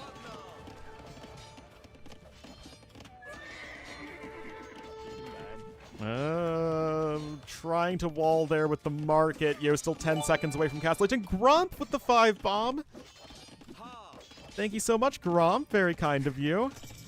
And welcome to the Wolfpack Dark Berserk, Sass Prague Guy, Black the 24th, Kinfire, and Larafe. Enjoy the beauty, glory, and majesty of Ornlu Wolf and Friends.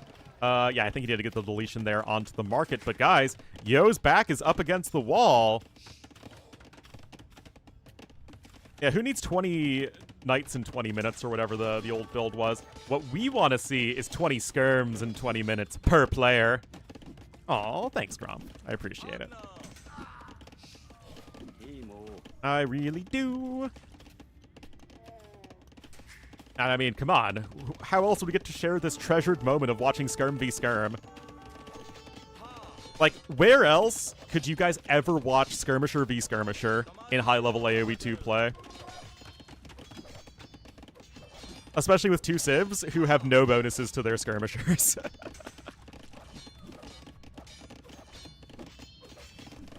I mean, again, the defense for Yo has been very good, all things considered. I still don't like his position, but he's keeping himself afloat in a game that he could easily have fallen way far behind on. I mean, they have a super close rush distance, and Yo is almost 2 minutes slower to Castle Age. Most players would have just rolled over and died there. Second TC is coming out for Hart much faster than Yo, though. Hart's eco balance is a lot better than Yo. Yo isn't really able to transition to anything good as far as an army composition, so we still have to favor Hart's position, even if Yo has a score lead. But again, he's trying to make something out of nothing, and that is commendable. It just goes to show that when you're getting to, the best of the best players right now, it is so hard to finish them off. Hart hasn't done anything wrong. It's just Yo is really freaking good. Yo's able to gather gold there to the south. He is adding in his own second TC.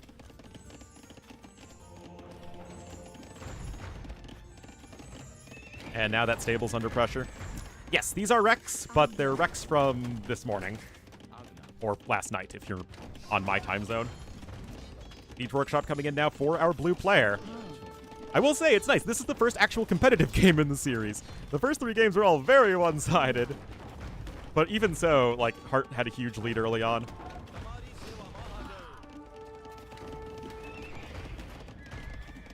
By the way, Hart is mining at least a little bit of stone. Camels, meanwhile, only have +1 defense, so skirms are actually dealing a decent amount of damage to them. Nice job pulling back the low HP units, though, so the unit can heal them up. And the res collected are still pretty even between the two players. Gold somewhere, but he doesn't really have the ability to even get over there, because what's happening is that Hart isn't even able to cross the map, because Yo's just intercepting his army every single time Hart even goes in this direction, because Yo's doing such a good job of keeping tabs on his opponent, and somehow these skirmishers find the villagers too. ACCM Viper, this is the third set of the day, so you had Viper, ACCM, and then you had Sebastian Nikov, and then this set.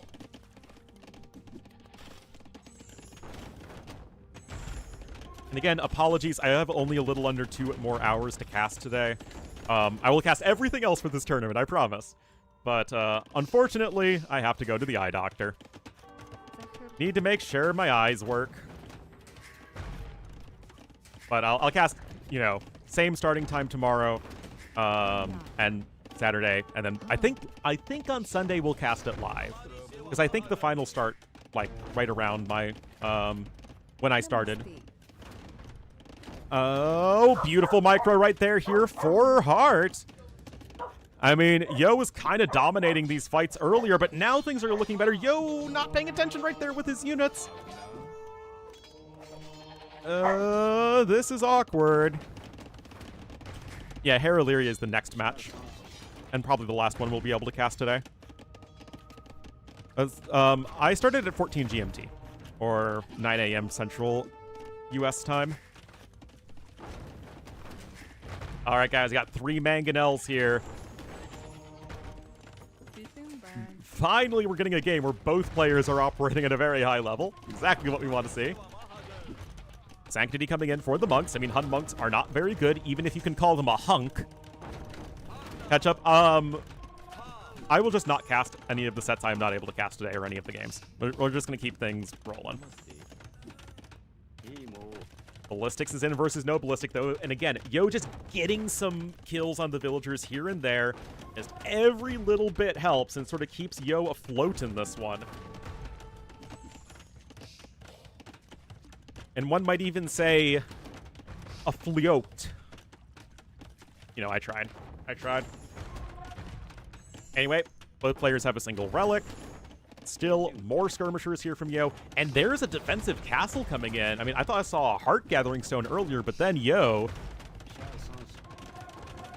power mining the resource. Is it time for Tarkans, guys? Is life about what Utar can do instead of what Utar can't do? I think it is. Oh, I guess that's just a 1-for-1. Come on, Yo. The power of Tarkans compel you. Yeah. McNeely, you're not believing in the Tarkans hard enough. I think you are missing the fact that Tarkans are fun and they have their old thump sound back, so I don't really see a good counter argument. Anyway, guys, Yo is actually ahead now in resources collected. Both players are on 3 TCs, but Yo's macro behind this has been really, really impressive.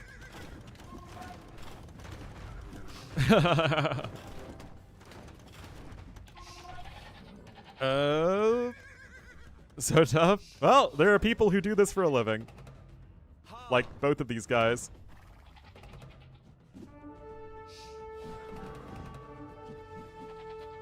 There we go. Mangonel is sniped. I mean, remember, the camel numbers are still fairly low, and the camels don't have good upgrades. I mean, neither do the Tarkans, but it's not an area in which Hart has a significant advantage. Yo is keeping this TC alive, although it is very expensive.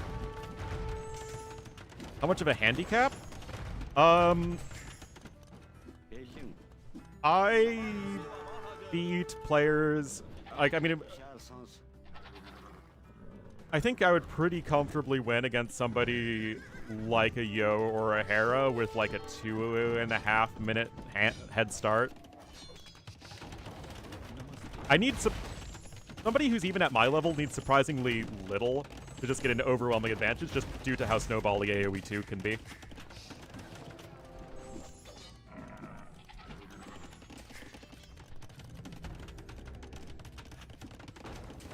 Yeah, I have no idea if Hart lives off AoE 2 or not. Anyway, Yo taking better fights. Like, this is just such high-level play here from Yo. And that, well, I mean, the thing is, Blue Quaz, is in a lot of cases, okay, Yo leaves his base, and then Hart just pounces on that, and then kills him. However, what Yo has done is he's done such a good job of checking every single time Hart crosses the map that Hart's never even able to make it over here. Yeah, it is a long time in AoE 2.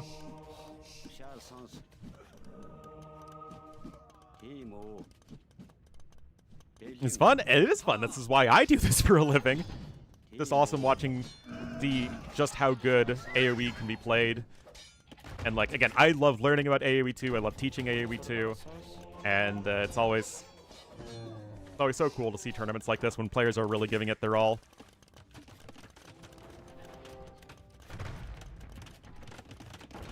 Anyway, 15 bill lead here for Yo. Eco upgrades are more or less even. Wheelbarrow versus the Bowsaw upgrade. Yo with another castle coming in. Again, they're not Hun monks. They're hunks. It's a hunky unit. A Hun monk. And look at this. Again, like, somehow Yo, despite having, like, a worse uptime and a worse army, is somehow able to be the one who's pinning Hart in his side of the map instead of the other way around. Like, that is wild. Great Mangonel hit there for Hart, though. Couple vills dying over there to the northwest. Yeah, I think those Mangonels are out of range of the castle. Or camels are coming in as well, but this is where the Cav Archer switch comes in. And Yo's honestly gotten a lot done with these Tarkans. Remember, they've gotten buffed several times. Yeah, the Vill lead is now 20, as Yo is doing a great job of keeping Hart on the back foot. Like, Hart is stuck in his corner of the map, and it felt like his Hart has been winning most of this game.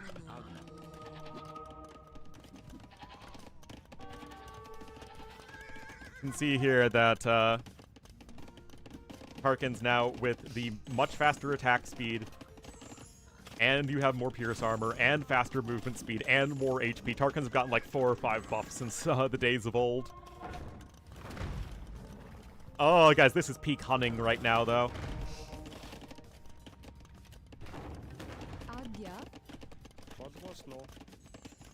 Still, Yo did lose his starting TC. Not ideal.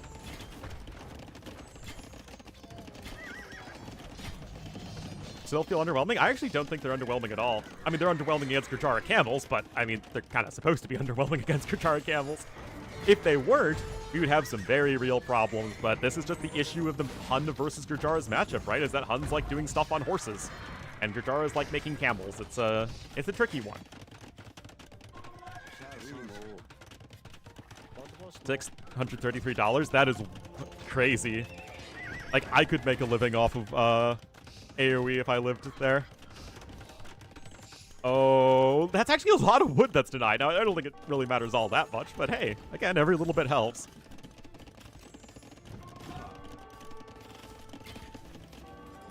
Imp on the way for Yo, guys. That is insane. Holy cow. Now, the Mangonel is going to be saved, but so long as Yo hits Imp with anything close to a good Cav Archer blob, I think Hart might actually be sunk, which would bring us to a game 5.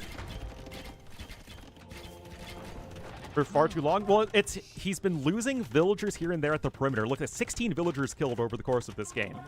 And it's not been all at once. It's just been like a villager here, a villager there, and it's just constantly bleeding a few vills here and there. But it's also prevented him from really expanding his resources until right now, whereas Yo, for his part, other than the big push at the front, has had a completely buttery smooth eco. I say that as he has 61 bills on wood, which is like way too many. But yeah, the Cav Archer upgrades are going to be here. They're going to be fully upgraded as far as Castle Age goes. A hard counter. I think this game is an excellent example that hard counters in AoE do exist, but they're very, very rare. Goths versus Vikings on Fortress is a pretty good one. But heck, I've seen Mayans win versus Hindustanis. I've seen Sebastian beat Leary with Mayans versus Hindustanis.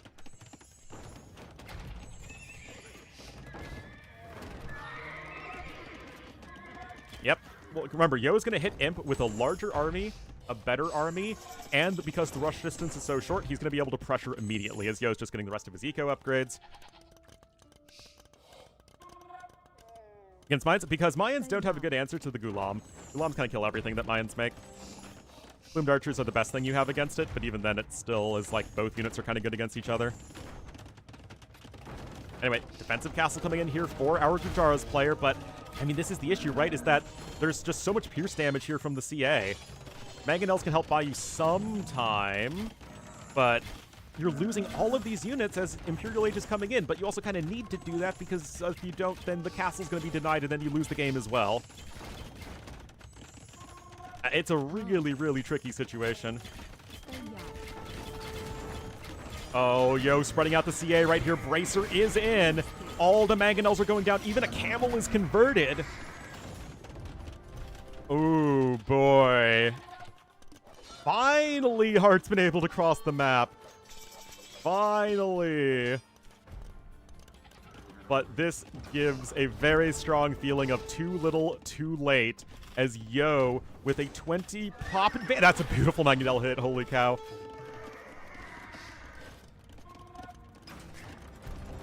That TC is going to go down. Conscription, Parthian tactics, chemistry, all coming in. No +4 defense for Hart. No heavy camel. And Yo winning that game. 44 minutes long. Winning Huns versus Gurjaras. Wow. Really, really well done. Oh, easily the best game in the series for sure. Huns are Huns. Very true. Hart absolutely made Yo sweat.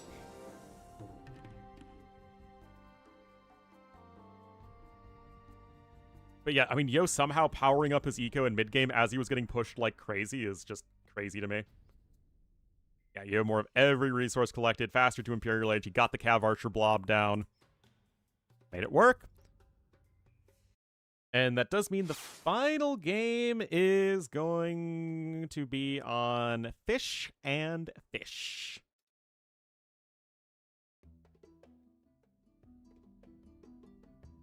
Shrivamsha, you don't really have the eco to make a ton of Shrivamshas that also don't really scale that well if you're already behind.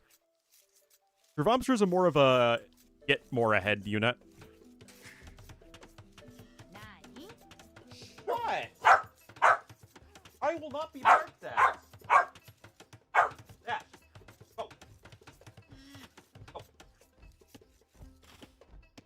Oh. The life of a corgi owner. All right, guys, here we are. Japanese for Yo on Fish and Fish. One of the best civs for the map. Another one of the best civs for the map. It will be Hart in the red as the Malians. This is Hart's home map. So far, everybody has won their home map, but Hart won game number 1, so he gets the final game on his home map. And let's see how this one goes, guys.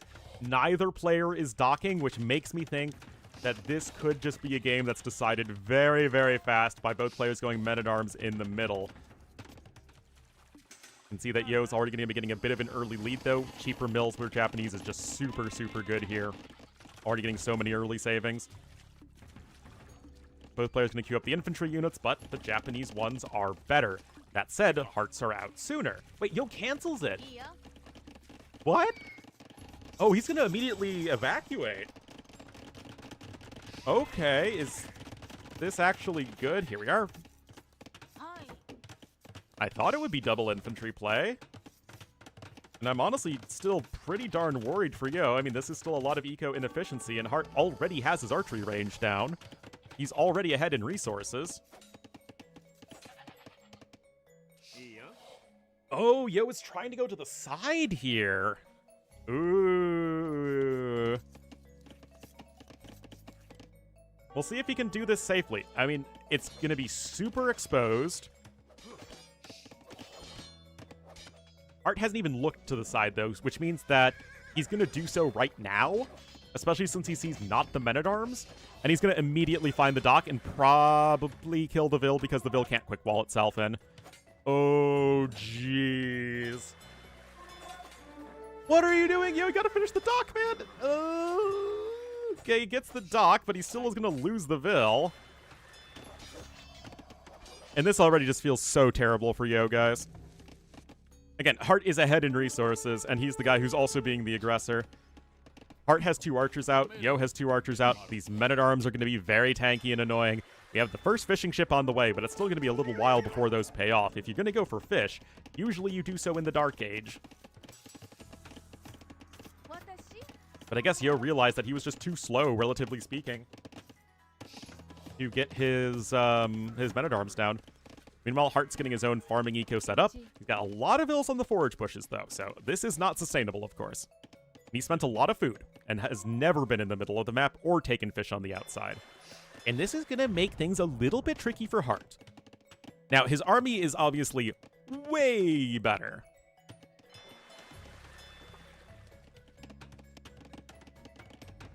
But he needs to make something happen.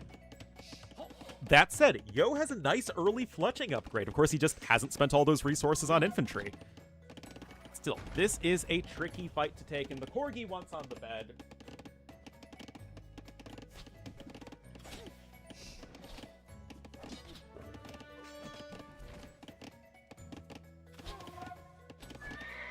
All right. Croc attack. Why am I getting barked at?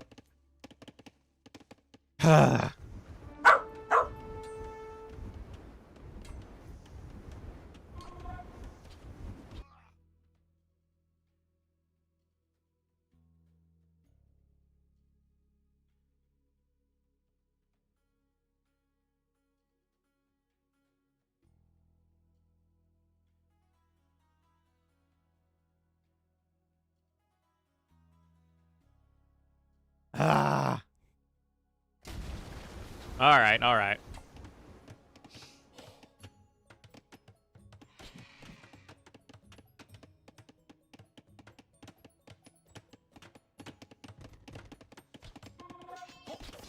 Well, it's a very tricky game, and obviously this has a lot of implications, right? If Yo goes up 2-0, his chances of going through to the, I guess, quarterfinals are going to be enormous. If Hart wins, then he's right back in the middle of things at 1-1. Fire Galley does deny this dock for now. It's still not a comfortable situation for Yo, but Yo is actually back to fishing here in the middle of the map. And again, Hart's going to run out of food here very soon. Okay, he is farming, so he's not going to be, like, completely caught off guard. But, I mean, he's going to be out of forage bushes in, like, the right now time frame. And it feels like maybe Hart isn't getting quite enough damage done, and that's even with Yo's losing 2 villagers. But Yo has a fishing ship. Still no dock there. Market is on the way for Yo. Padded archer armor as well.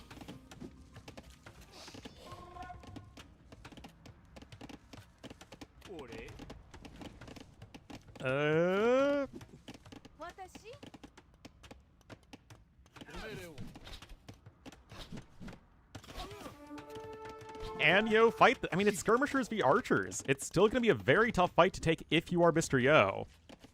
Meanwhile, Hart is at least getting his farming income down. Even if he's not pressuring the middle. Does he even know about Yo in the middle? I don't think he does, actually. The units just happen to be walking up to this side because this is the angle in which Hart is attacking. Yo isn't even really focused on the water either. Yo trying to go for his own skirmishers, and look at this, Yo is still playing the map. He's still trying to go for the fish part of Fish and Fish. Hart with way too many bills on gold. He is getting a market, though, so that could, in theory, still lead to a faster castle age time. Yo's eco is getting idled right there. Hart still ahead in resources for now. And, oh, I mean, we'll have to see. That house is going to go down. And this has finally been discovered by Hart. Remember, Hart only has 2 archers as a part of his army, so it's still mostly skirmishers, but this whole area is undefended for Yo. Hart, I think, is mostly interested in the castle age right now. He is himself very well defended at home. And yeah, Yo is going to have to skedaddle here real fast. He might be able to rush up a defensive tower over here, but Yo, again, is going to be idled. Yo's Eco is the next hit idle RPG. A game genre that's so fun because it's a game that you don't have to play the game to play the game. Perfect. Again, you can see now getting the 300 plus resources ahead. Hart is looking more and more towards the Castle Age, and here is his army.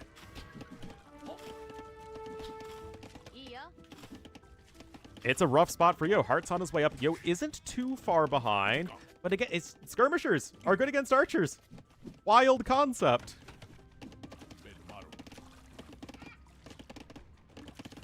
YouTube stream stopped.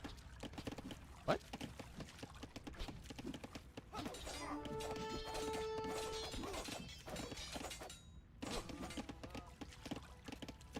No? YouTube stream looks fine.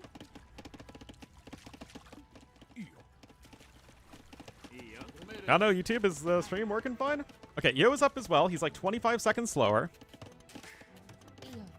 But Hart, looking pretty decent at the very least. Skirms are here for Yo, but Hart just has more skirmishers. Stable is on its way for Yo, because why would you ever go for long swordsman as Japanese? Same deal here, though, for Hart. And he's actually going for the double stable, so could easily go for either Knight Skirm or Camel Skirm. Hart's still taking efficient fights overall. There's actually the second stable for Yo, so similar idea from both sides. Yo has the middle, but Hart's still the one with the more efficient eco, just because he hasn't been attacked in the same way that Yo has.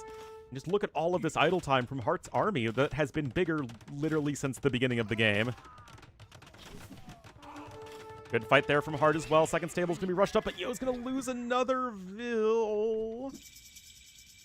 And remember, Hart is up faster. Double Knight production immediately on the way for him. He does not have Bloodlines, just the +1 defense. He's gonna go to Monastery as well. Obviously, he sees 2 stables. And Hart actually still even has 100 stones, so he could add a second TC without that much difficulty. That said, Yo is himself gonna be going for some Knights. And he's actually, that is to say, Hart not getting any skirmisher upgrades. Meanwhile, Yo is adding in more and more fishing ships slowly over time. Yeah, no, we got Japanese Knights.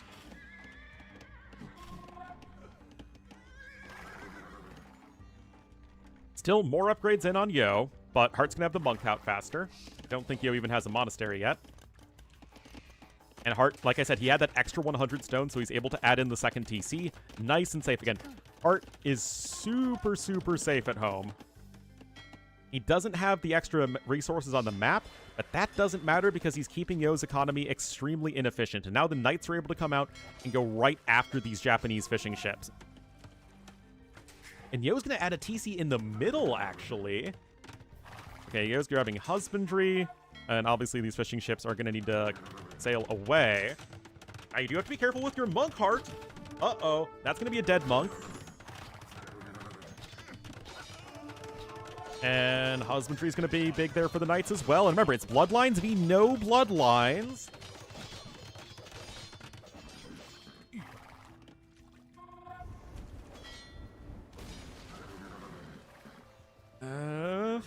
Still okay here, but the difference is likely the monks, right? Hart's back with the monk. He's healing up the injured Knights. Yo has this defensive TC, and that's helping to bolster his food income. And the one negative here for Hart is that because he is still at home, he just doesn't have the food income available that his opponent does. Because Yo's got fishing ships, he's got the box turtles in the middle of the map, and you can see that Hart is ahead in both wood and gold, but is behind in that critical food resource. Anyway, I think Hart should be able to quick wall this. I lied. I'm sorry. I would never lie to you intentionally. Yo here on the other side as well. That quick wall is at least on point. And these ones should be as well. And Yo could easily end up losing all of these Knights, guys, just to try and get a couple villagers killed, which is probably not sufficient. And now it's a Cav Archer switch from Yo because Japanese are, of course, a top-tier Cav Archer civ. Honestly, yeah, I think the smart move here is to say, my opponent's going to come back with monks. I need to go ahead and try and escape with my Knights. I don't think that's going to work because the villager is going to be here in time. Yep. And these are all going to die, most likely. You can't just delete all the knights either. That's way too many knights. Just kill the monks as best you can. But now it's so many monks! 3 monks in total, and they were all here.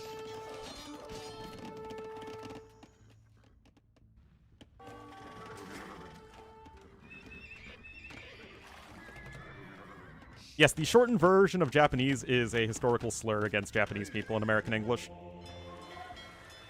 Mong? I don't know. It really wasn't a trap. It was more like Yo was trying to escape, and then Hart didn't let him. But here we are, guys. Mangonel starting to work away at the castle. But what is the one thing Yo knows? Is that Yo knows Hart doesn't have any monks in the middle because the monks were back with the other knights. And so that is an easy, easy snipe there on the Mangonel, and all of the knights are going to escape scot-free.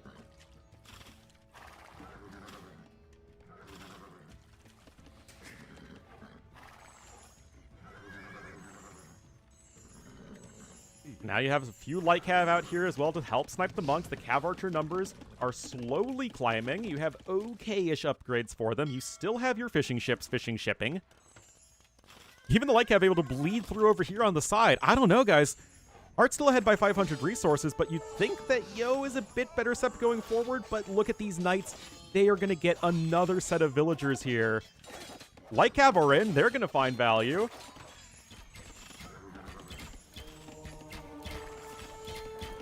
I don't know, guys. Whose position do you favor more? I think it's really hard to say. Hart still is 10 pop ahead. A watchtower is coming in here. That could actually be really nice to defend and prevent those Mangonels from getting onto the high ground. Oh, monks could get sniped there. There is a conversion, but only one. And yet the tower is simply not in, and another monk pops out.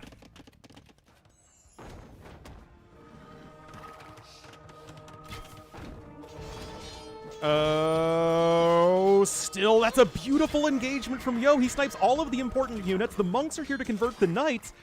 Wow. Again, it's Yo in a very precarious spot, but he is making something work. Now you're getting more skirmisher upgrades here as Hart, which isn't bad necessarily, but still, the issue is that you don't have good food income, so you can't really go knight plus skirm very easily.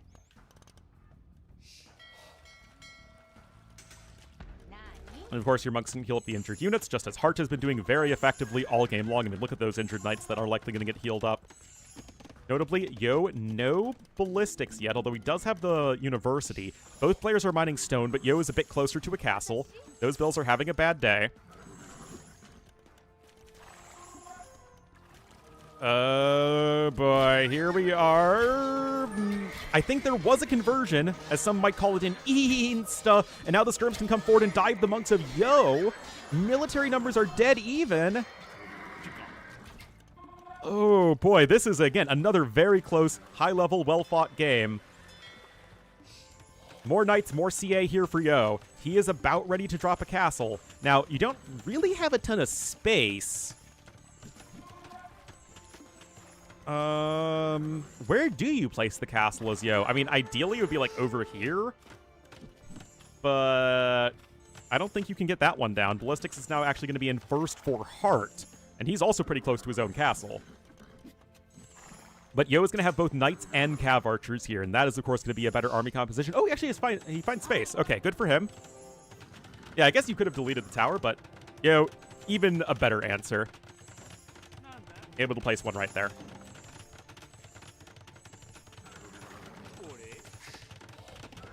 Yeah, locking down the center is great. Hart is adding in his own third TC. Both players have been on the 2 TCs, but Hart, way less idle time. Also, Yo's farm count is extremely low because he's been taking from all of these other food sources, whereas Hart's is going to be better in the long run, except Hart doesn't have horse collar, as someone pointed out, which is obviously very sad. Oh, guys, this could be it right here. Hart trying to build a castle at the front. The cav archers are here to snipe the monks, and monks are slow enough that you can do it pretty consistently, even without ballistic. Hit them without ballistics. And here we go. The Knights of Hart have very poor upgrades relative to Yo's. Is this it, guys? The villagers are trying to rush up the castle. This is Hart series life on the line. Oh, there's another conversion being attempted. The castle's getting a bit closer. Yo's reinforcements are coming in.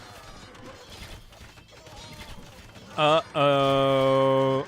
Uh-oh, spaghetti Mr. Yo. He's got the cav archers, he's got the knights, he's got the better castle age army composition. Yes, Hart will probably get this castle in, but it's going to be at the cost of a lot of villagers. I say he's probably going to get it in, but the Lord shines upon us. Oh, do you feel blessed, chat? Do you feel blessed? Because I know I feel blessed. Oh, wow. That game was so intense. I mean, Hart able to apply so much pressure to Yo. Yo's eco efficiency was so bad for so long. I mean, even the castle age time was faster for Hart, but Yo able to get by based off of the fishing ships and the fish. One might even say the fish and the fish. And then Hart simply not able to develop a good enough army composition. I mean, Hart did have 5 conversions, but he made 10 monks, and the knight upgrades were not there, and it was really just skirmishers versus both knights and cav archers. Yo, much more heavily focused on the castle age pressure.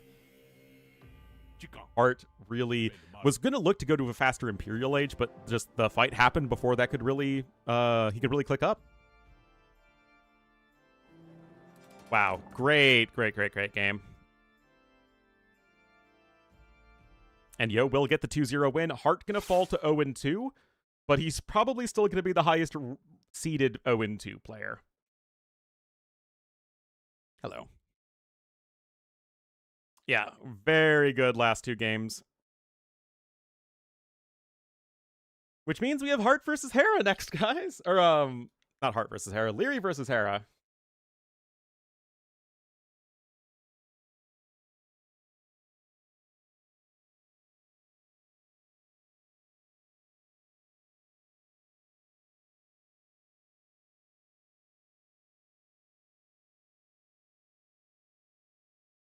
All right. Let me get those Rex for us.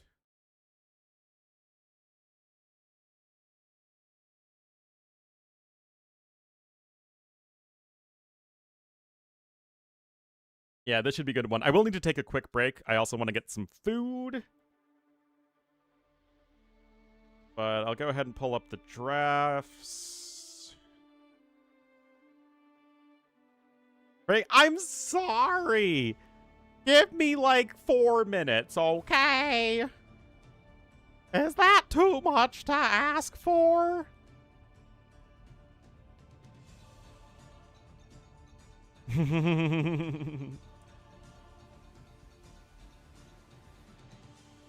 Oh, and they're even going to start in Arabia too.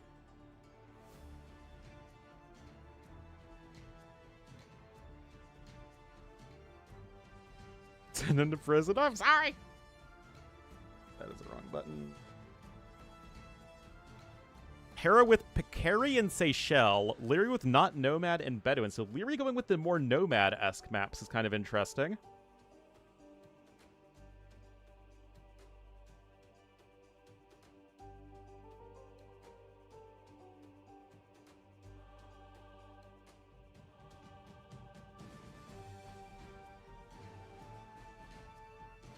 Make it longer? Well, I have to set up the stream too, guys. Come on. All right, guys, give me like 4 minutes. I'll be right back, and then we'll get into definitely the marquee set of the day.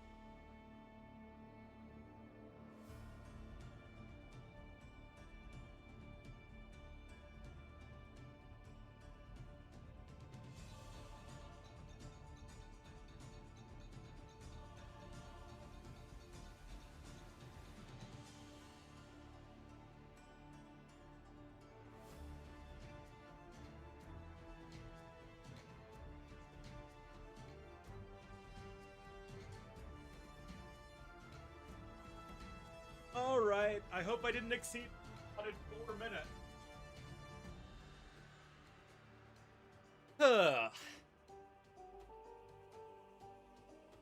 I hope I didn't ruin AoE again.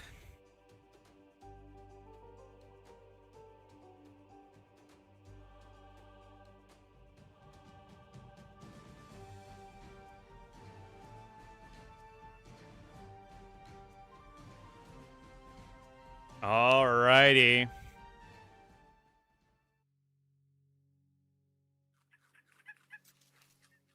Let me set up the scoreboard.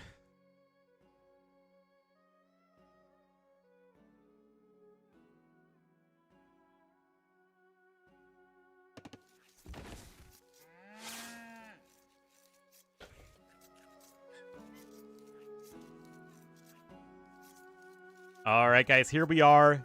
Last series I'll likely cast today. We gotta get through it in an hour and 13 minutes. It will feature Hera in the blue as the Georgians. Why would you pick Georgians? They're such a bad civ. To the west. And to the east in the green as the Vietnamese. It will be Leary. Let's see if he can make it happen versus his friend and former teammate.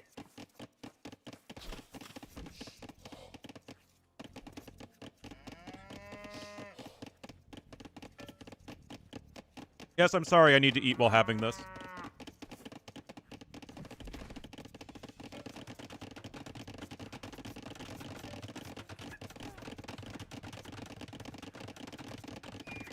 Fast up time for Hera, very common with Georgians.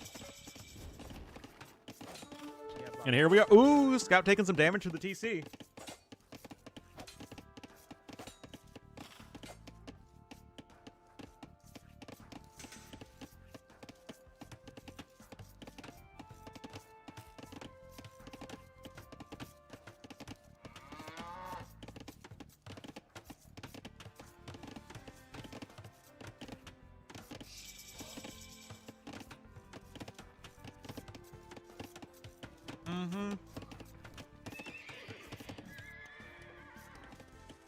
Stable for... What the heck is Hera doing? Fast Feudal Age into Spearman?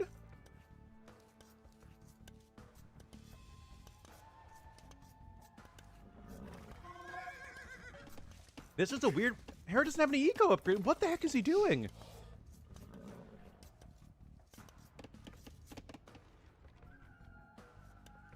Am I missing something? What the heck is going on? Okay, there's the archery range, but that's definitely late.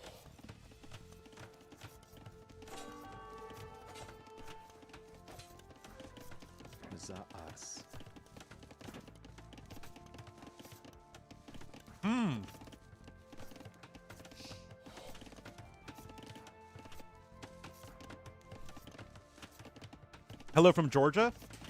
Is it the Georgians, Georgia? Or the Georgia, Georgia, you know, with the fighting bulldogs. And the Coca-Cola and the airport.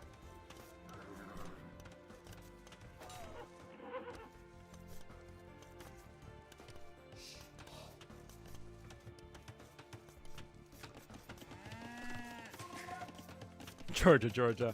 Oh, that clears everything up.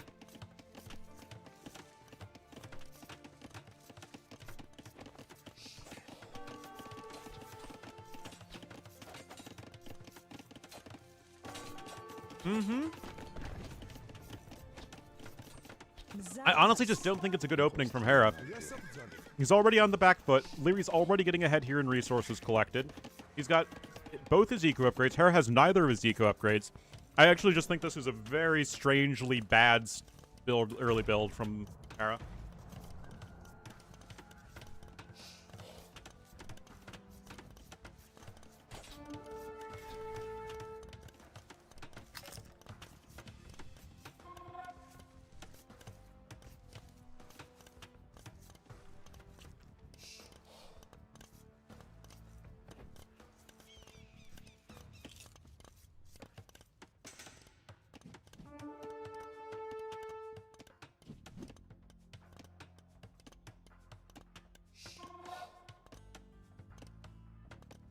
Philly's eco upgrades, yeah.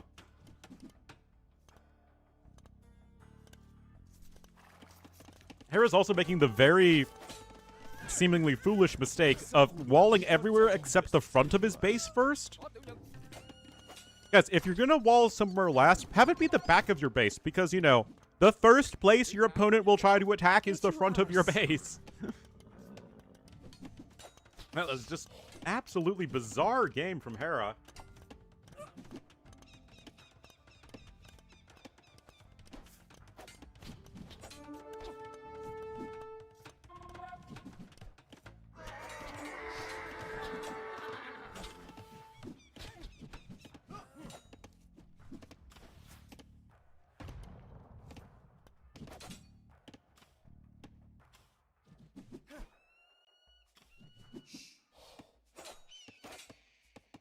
Yeah, I don't know what's up with Hera here.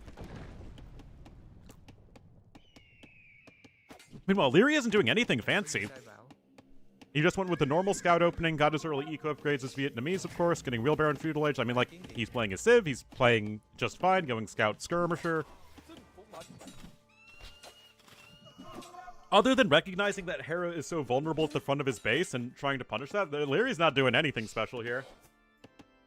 Oh yeah.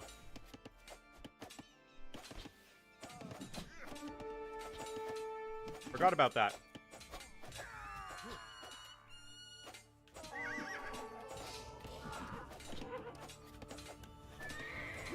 Yeah, if Hera was indeed assaulted by a stalker, then that would be a very easy and understandable way to explain him not playing well.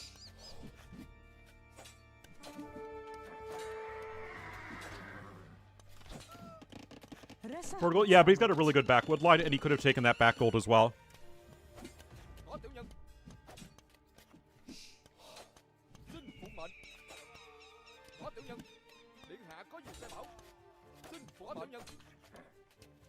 Well, I mean, if the story is true, then it's somebody tried to, you know, grab him or something, and he tore his clothes trying to get away from him. So yes, that would be,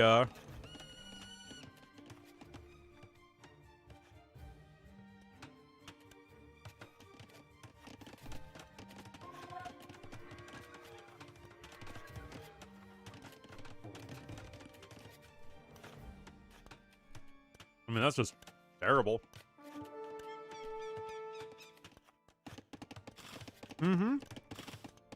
Like I said, that's a very understandable thing to get rattled by. Let's see how he responds, if indeed that is the case, which again, I have no proof of.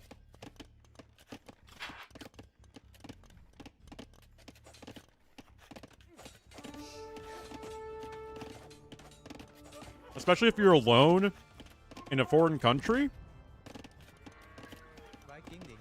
At night? Yeah, that's rough.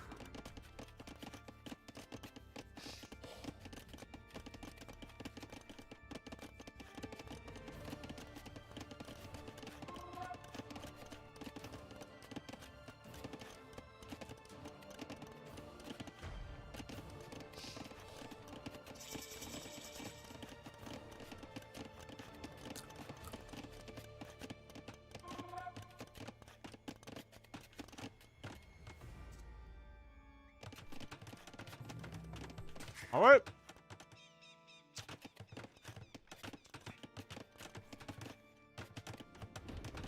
Typically, maybe. I mean, I think so. Tower coming in. I mean, this is... Hera's just so far behind, guys.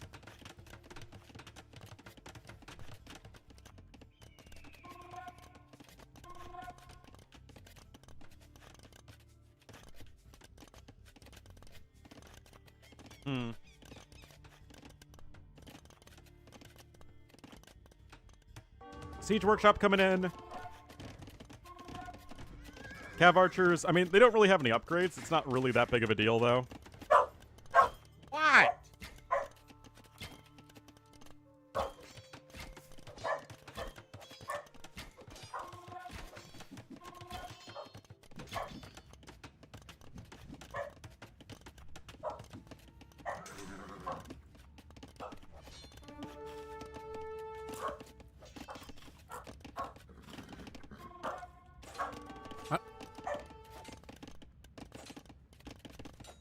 It's very exciting being a corgi.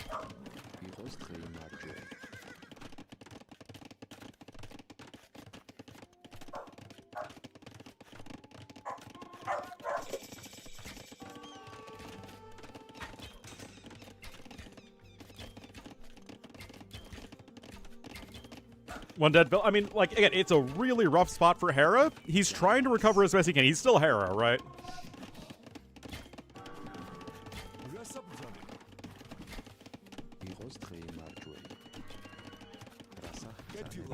Puppy's running around barking because I think our contractor came back.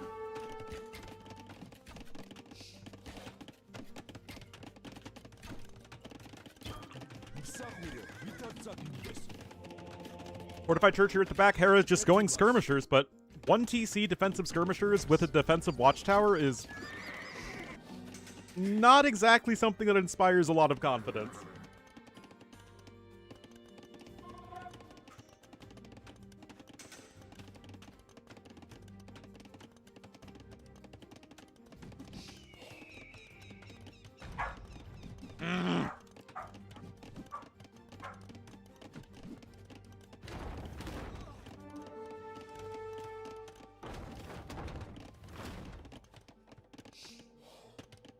I mean, it's what you do most of the time.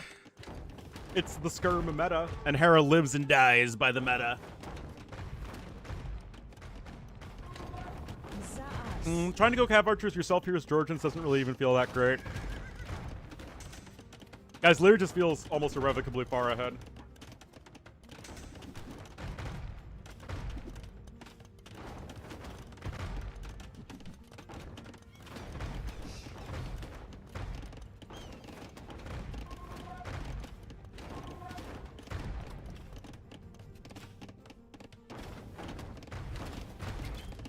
Alright, wait, let's see how this push goes. Also, I'm finishing my yogurt.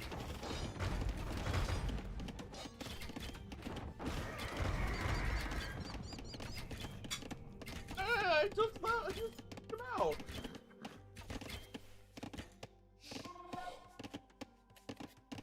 Alright, Lyria's got 5 mangonels here. Now, to Lyria's credit, pizza's always so very good.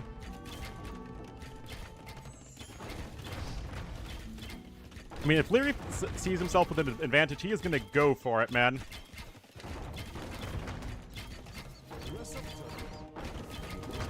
I mean, it's like one of those things that if it was anyone other than Hera, we'd expect him to fold, but I don't know. Ballistics is in, so losing the university isn't really the end of the world.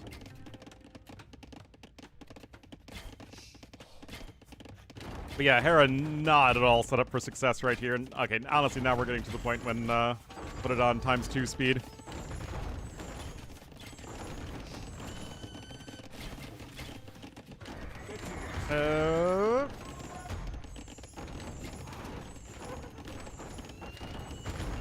I mean, this is a whole lot of nothing right now.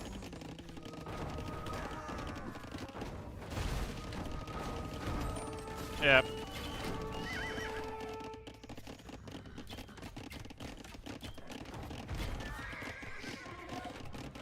Fourth TC here for Leary. I mean, this is the real story, right? That if they can trade mangonels back and forth all day, it doesn't really matter. Hera's got no map control.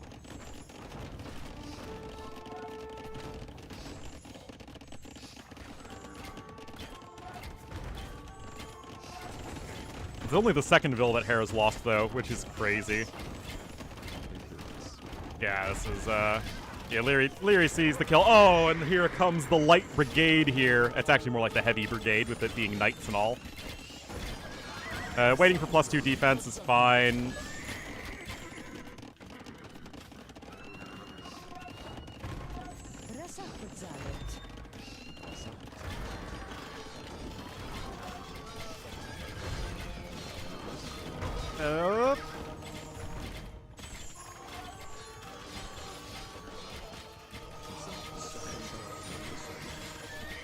Easy. Which be like that.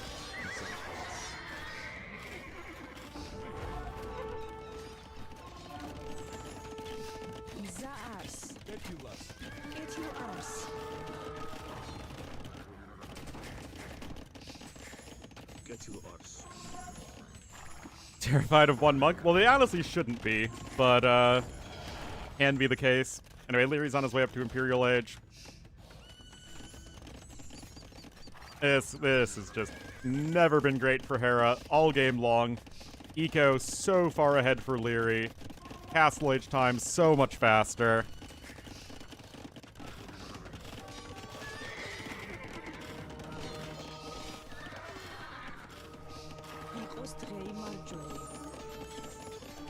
Parents versus Leerold. Indeed. I mean, Hera is clicking up. I mean, Hera is trying to do what he can. The issue is just he's behind Leary in every meaningful way.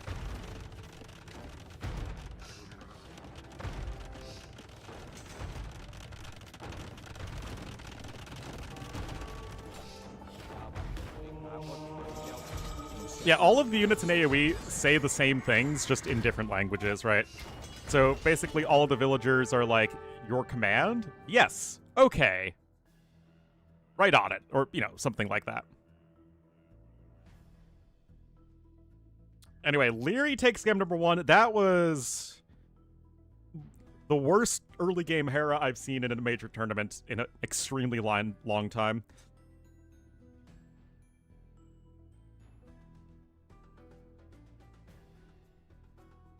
Hopefully, for Hera's sake, it's not an indication that he's too rattled by his potential unfortunate run-in. Also, I forgot to update their flag.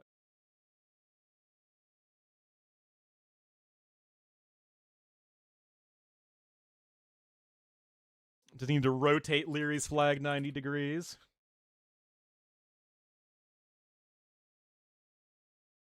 But, you know, the tournament must go on, and that is a win there for Leary.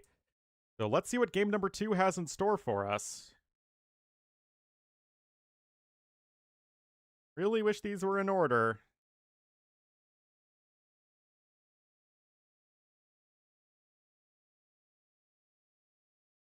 Well, I'm glad, Ancient Wolf, that you are back. All right, we are going to Seychelles next. Yes, Patrastem. Alrighty. Give me a second. I'm gonna bring my food back downstairs. I'll be right back.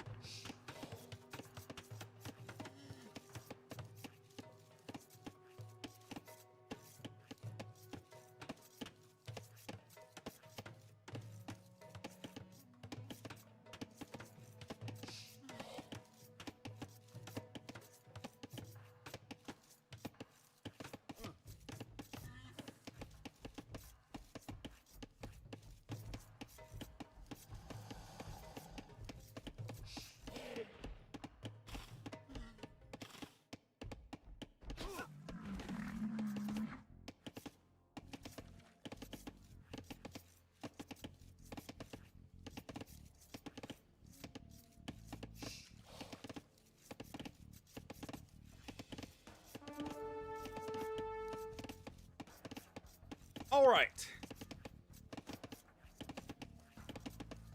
I am back. Thank you for your patience. Leary's gonna be the Green Armenians, Hera the Blue Japanese. First time seeing Seychelles.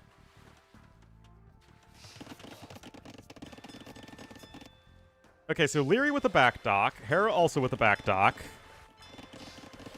You imagine the two of them practice together. I know Hera doesn't really practice much with the other GL guys.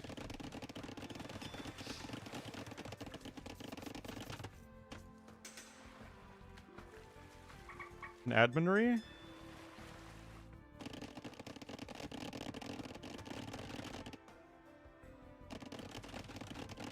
Are their minerals the same?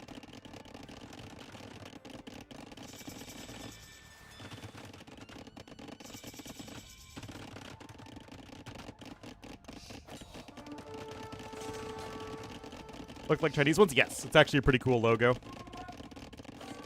Alright.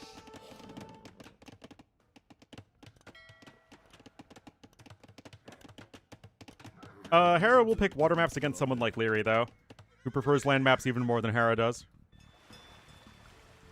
Tell you? I don't know. It looks fine to me. My uneducated view, but I haven't seen this map in almost 2 months. All right, fire galleys are on the way here for Hera. He has 2 docks kind of on the side. 3 shorefish? Oh. Yeah, I guess so. Or I guess he only has 2 shorefish.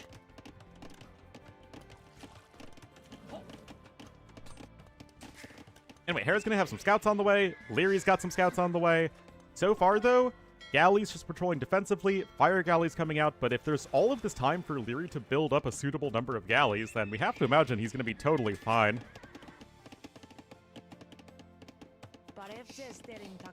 Oh, don't run into the TC. Of course, these are Armenian galleys on top of it, so it's going to be dealing that extra damage versus fire galleys. And Hera is starting to sail around with his own navy.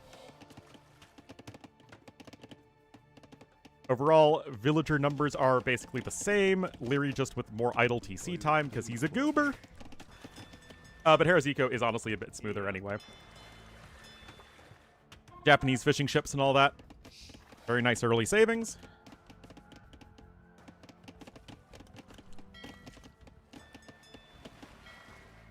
Meanwhile, Leary himself is going to sail around, so this is going to be an awkward situation where both players are going to be sailing away from each other to attack the other player. It could get very awkward very fast. Meanwhile, no units have actually died yet. No units were harmed in the making of this film. Scouts gonna scout-daddle around. Nothing too exciting happening, but Hera does have more fishing ships queued up. One here in the middle of the map, and I think another one on the outside somewhere. But he is housed for a second. Not ideal. Meanwhile, those fishing ships are in danger. Japanese fishing ships are going to be much more difficult to snipe. No fletching upgrade for Leary, and of course this is just a lot harder to micro anyway. I mean, even as Leary, this is very difficult, right? Microing galleys on multiple fronts while also microing against scouts is just not physically possible. So it's just much easier for Hera to get value here, and you can see that although the overall KD is quite similar, the resources are going to be better for Hera going forward.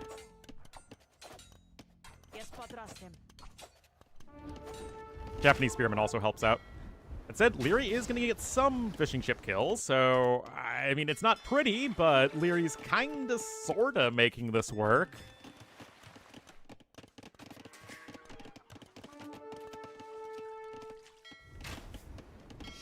Gonna get a Vil there. I mean, better and better for Leary. He's still down by 3 Vils. He's also attacking uphill. Is still positive in the KD, as again, both players, as good as they are, cannot micro in 3 locations at once. Unfortunately, that's just not physically possible for a human.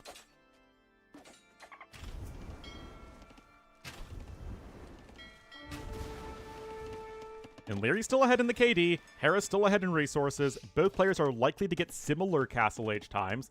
Hera's still left over with a couple scouts, though, so he can still harass his opponent. Meanwhile, it's 4 fishing ships to 6 in favor of Hera, and Hera's advantage could easily be in the form of these 4 extra fishing ships here in the middle of the map, generating more and more food. Also, someone said that this map was completely changed from the qualifiers version of the map. It looks exactly the same to me.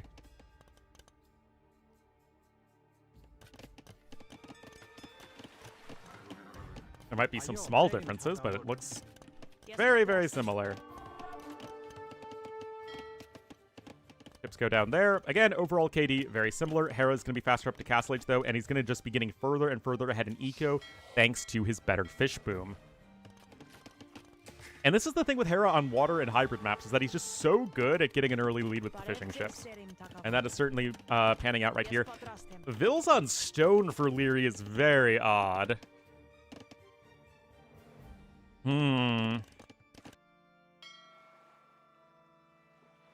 This isn't a castle drop map, it's a really long rush distance.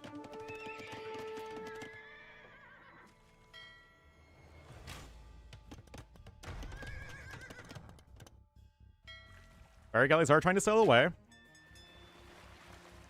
For your anniversary? Well, thank you so much, Tandoori. Hello, Lou. Glad to see you're still casting. I was worried we won't get to have the 4-year anniversary Kappa clause. Clap calls.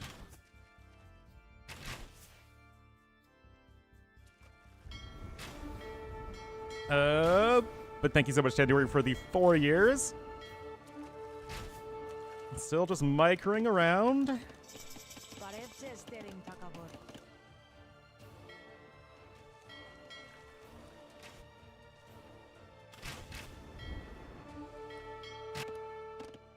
And this is what I was saying. Hera at least still has some military alive, and he is faster up to Castle Age. This is really, really good for Hera.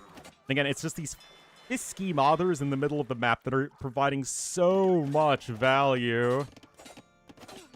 Oh, God. Oh, Jesus. Leary just dead. Hera's adding in another TC. Looking like a great bounce back game here in number 2 for him. Not too sure what that villager is doing. I think it was the dock villager. Hera's getting light cav, and he is just going to be getting so far ahead in resources. I still have no idea what Leary is doing.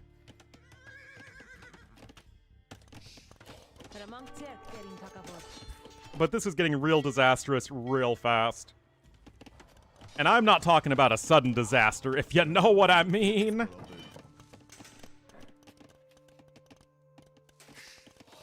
Second TC in now for Hera. It's not like these fire ships have gotten any value yet, although they are, in theory, still able to gather for now.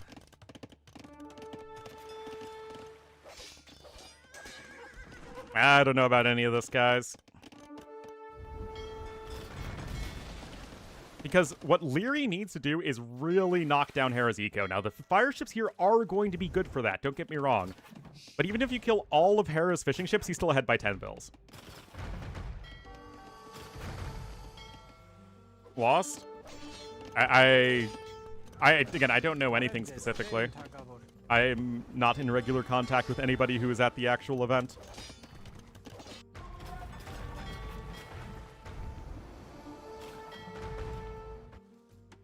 Oh, forward dock here as well for Hera, going to continue with his own fire ship pressure. And although this isn't good for Hera, I mean, for sure, he's going to try and come up with some sort of a defense here. And Leary has enough stone for a castle, but I have no idea what he's doing.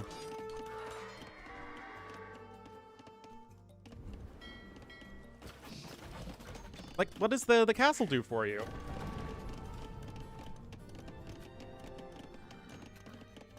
This just does not feel very impressive, guys.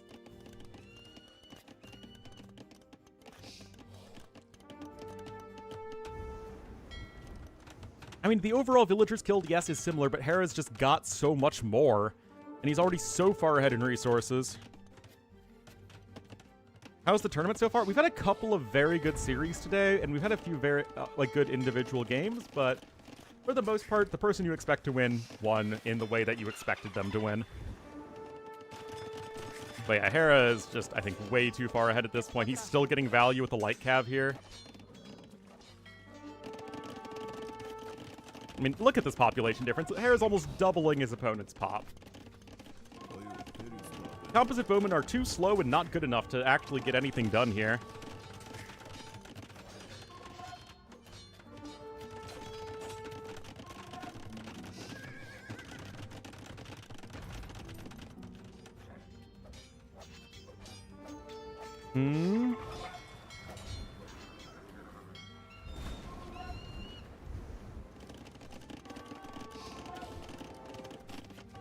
I mean, here come the composite bowmen, guys. Hera's also just adding in more fishing ships again.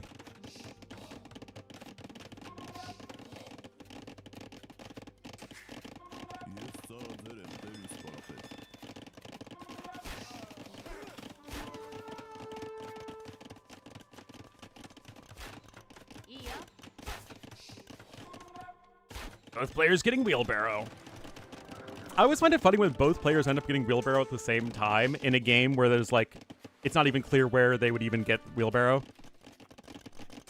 What are they composed of? They're composed of bows and men. That's what they're composed of.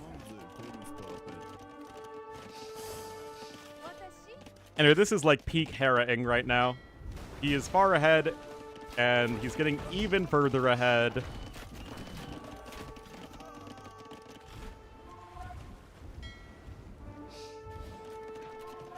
He's harassing his opponent. Larry's gonna go with the YOLO castle drop. And to be fair, the one thing Hera wasn't doing was mining much stone. But yeah, I mean, Leary knows it's over. Hera strikes right back in game number 2.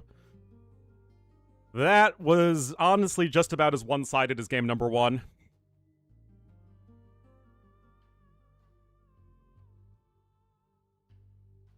And we are all tied up.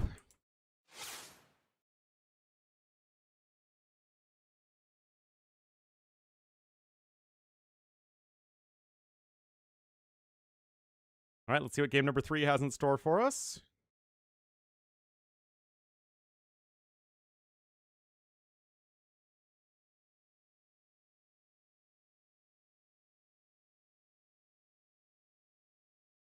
There's game 3.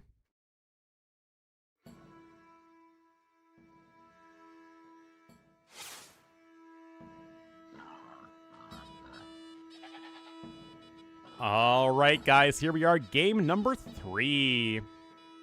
Oh, geez, their TCs are right next to each other. Both very good, very aggressive civs for this map. I mean, Hera's literally already with the boar as soon as the TC is done.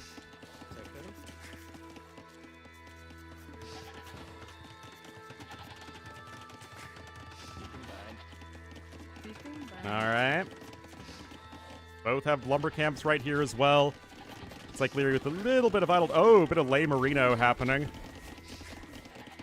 Oh, wait, Hera has a villager kill on Leary. Oh, geez, that's awful for him.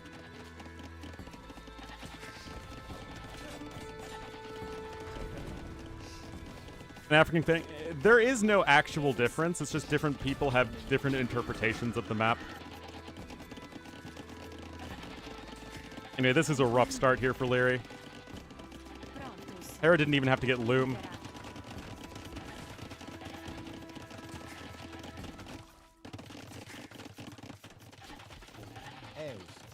Eosen? I mean, is Hera even that far away from Castle Age? He's not on a gold, so he's not, like, close, but he could be further away. Alright, now we're good. Defensive tower coming in, but it's a lot later than Hera's tower. There is going to be a skirmisher on the way for Leary. But a slower uptime as Mongols is usually a very bad sign. Bills are coming forward here from Leary, though.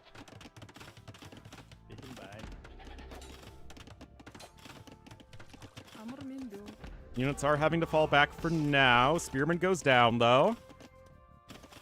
Scouts are here on the woodline, but Leary can easily wall in these bills once the scouts go away a little bit. And so far, it is just going to be all trash units. Scouts, skirmishers, and spearmen. Both players have 5 villagers garrisoned in the tower, but in all honesty, Leary, with a little bit of eminent domain going on, he just has more vills on standby. Is this going to actually work out for him? There's 1 spearman here. May actually make that 2 to help deal with the reinforcing scout cavalry. I actually really, really love this. And this should guarantee him a win in the tower war. And Leary can already afford a 2nd tower as well, mind you. Ooh, this could be good, but beautiful job focusing down the spearman. Oh, that could turn this on its head immediately. Oh, wow, Hera still hasn't actually lost anything. He still hasn't lost anything yet. Holy cow, that's perfect micro. It's just crazy to me that you can, like, think and click fast enough, that your mind and body just work at such a fast scale. Yeah, that honestly might be close to GG already. Hera's 4 vills ahead.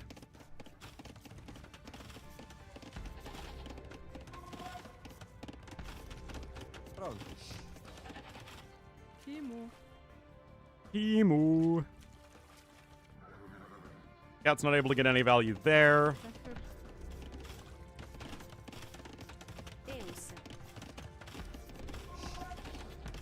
And this tower war is just going to go on, but it still feels super good for Hera right now.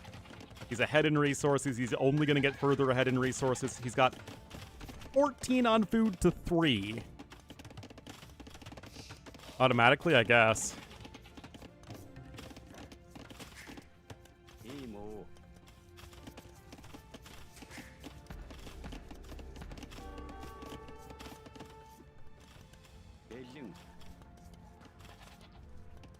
Alrighty.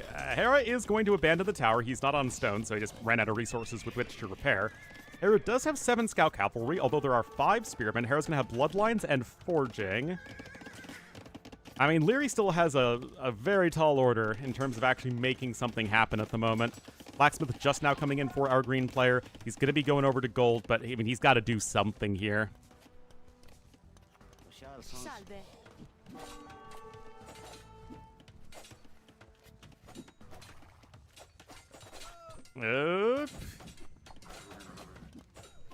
Oh, jeez. Whoa. That was a very weird sound. That was a very weird sound. Guys, Hera still hasn't lost a unit yet.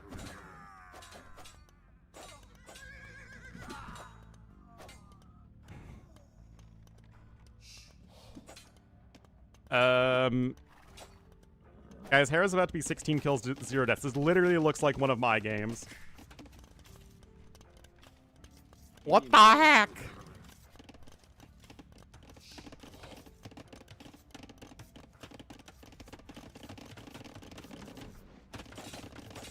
Oh no, Hera lost a unit. He's washed, guys. Absolutely wish-washed. Anyway, Leary is going to try and use the market for Castle Age, as is Hera.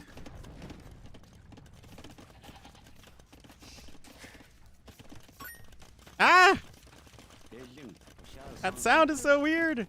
Alright, both players are up at a fairly similar time. Now, Leary is going to try and go for a castle drop. And I don't really see Hera doing anything about that. But he's going to have spearmen and skirmishers.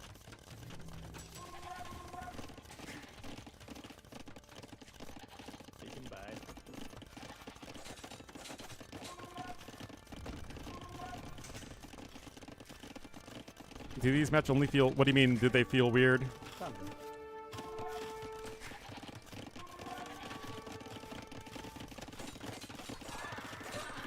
I guess another unit dies.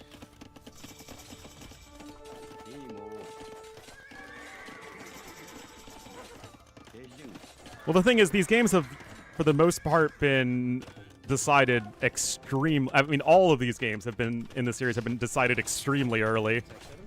And then they just kind of progress onwards.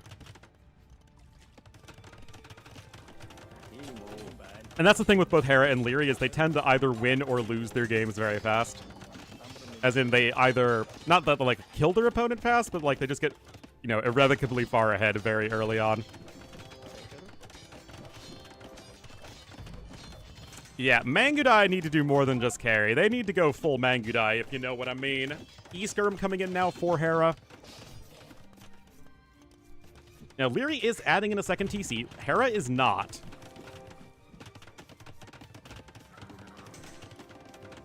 But the eco advantage for Hera already feels just so significant.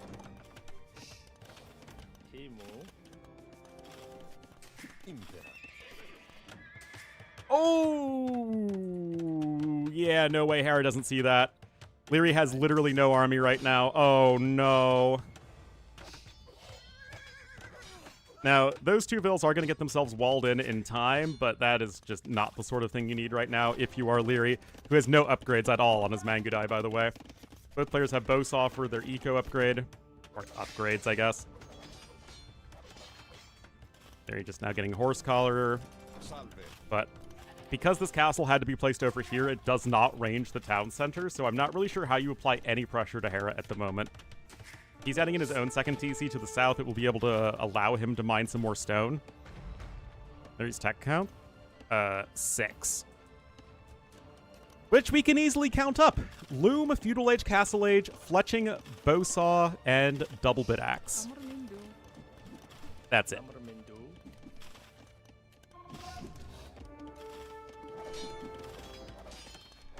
Siege Workshop coming in. I don't know, guys. You never see Hera lose these games that he's already so far ahead in.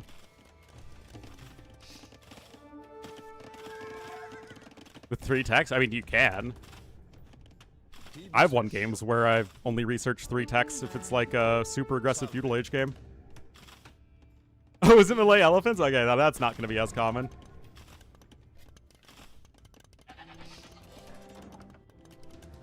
Mangonel's on its way. I mean, Hera does not have a Siege Workshop of his own, nor does he have anything to really snipe Mangonels with, except Light Cab, which have no defense upgrades.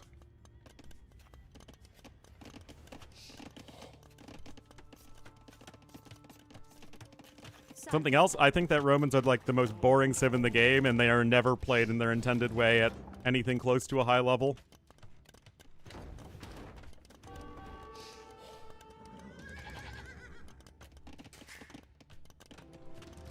Monastery Siege Workshop incoming, but casuals absolutely love Romans. Because they require, you know, 0 thought. Stops in their OST finishes? Exactly. I mean, Romans are supposed to be like an imperious civ, right? You have a big economy. Yes, you have the aggressive potential, but then your army is like infantry, supported by scorpions and cavalry that buff up their aura. Whereas they're played as just a eco unit, and then also you have cheap scorpions. But other than that, you just vomit out infantry and especially cavalry.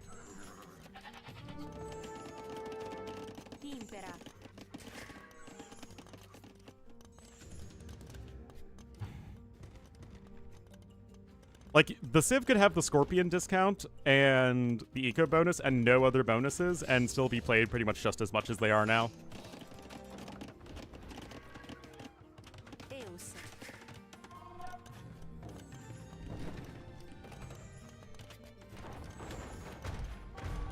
I mean, guys, Leary's 3,000 resources behind. Salve.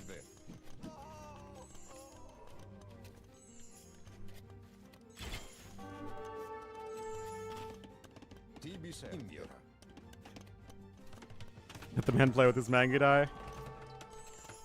All you gotta do is have Mangudai and believe. But yeah, Hera's got 3 Mangonels of his own out. Leary is gonna try and find a good angle in which to pressure Hera.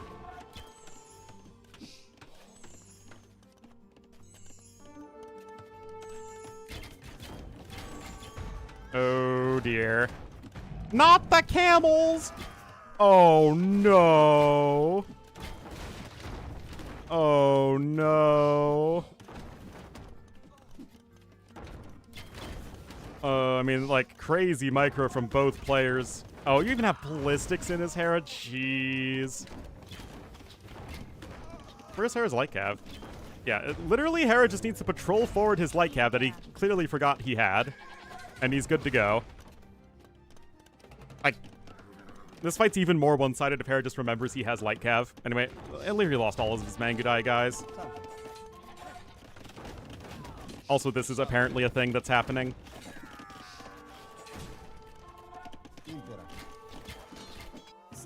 Yep. Honestly, very bad games. None of these games have been remotely close, and they've all been decided by around the 10-12 minute mark.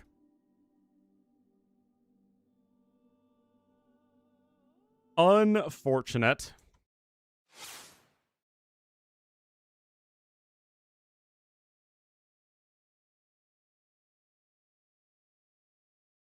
All right, let's see what game 4 is.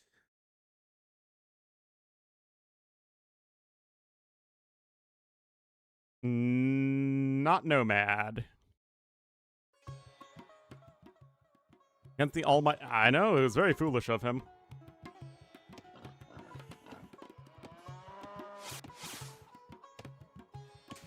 Alrighty, guys, here we are. Game number 4. We will have Hera in the blue as the Italians to the east, and to the west in the green as the Dravidians. It will be Leary. 2 very flexible, aggressive, hamstery water civs. And this is going to honestly likely be another game that is decided early on. That said, the docks are pretty far away from each other. Not like as far away as they could be, but still pretty far away from each other. Leary is going to be the first one to add in extra fishing ships, as you do get the essentially free housing space as Dravidians. Very smooth. It's the mustache on the Urumi swordsman. It's just so smooth and suave. Anyway, do you have an extra fishing ship out as Leary, so good start for him. Hera does click up a hair faster. I don't think... Like, we've seen uptimes, like, be completely decisive on this map before. This doesn't seem like it's going to really be that big of a deal. It's still going to come down to execution. Their strategies are likely very similar. They both have 2 docks. Now, Leary does have 2 more fishing ships. Hera is starting his own galley production slightly sooner, though. We'll now put it on real time.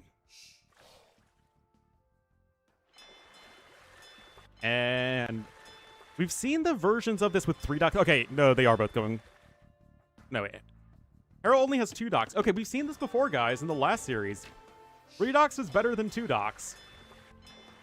Let's see if Leary is going to be able to take some advantage here. He is slightly ahead in resources, again, thanks to his 2 fishing ships. But, again, 1-2 buckle my shoe. Dravidians are better able to go for this aggression than even Italians are, because Dravidians are just so good early on with the extra housing space, getting your fishing ships out, and then the 200 extra wood is just a lethal combo.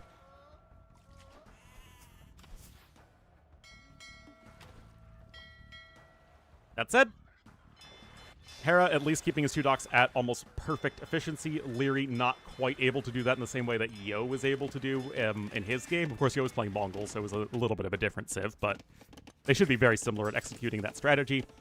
Blacksmith coming in faster for Hera. I mean, he obviously hasn't spent as much wood as his opponent.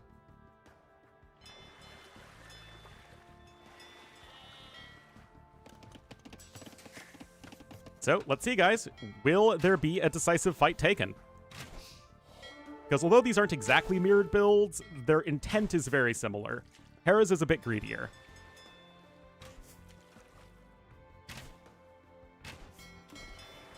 Fletching coming in.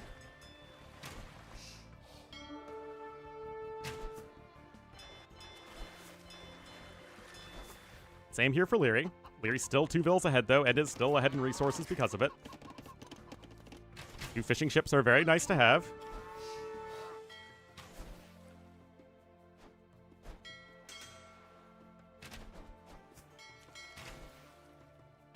Oh, fletching is in, and it's pure micro.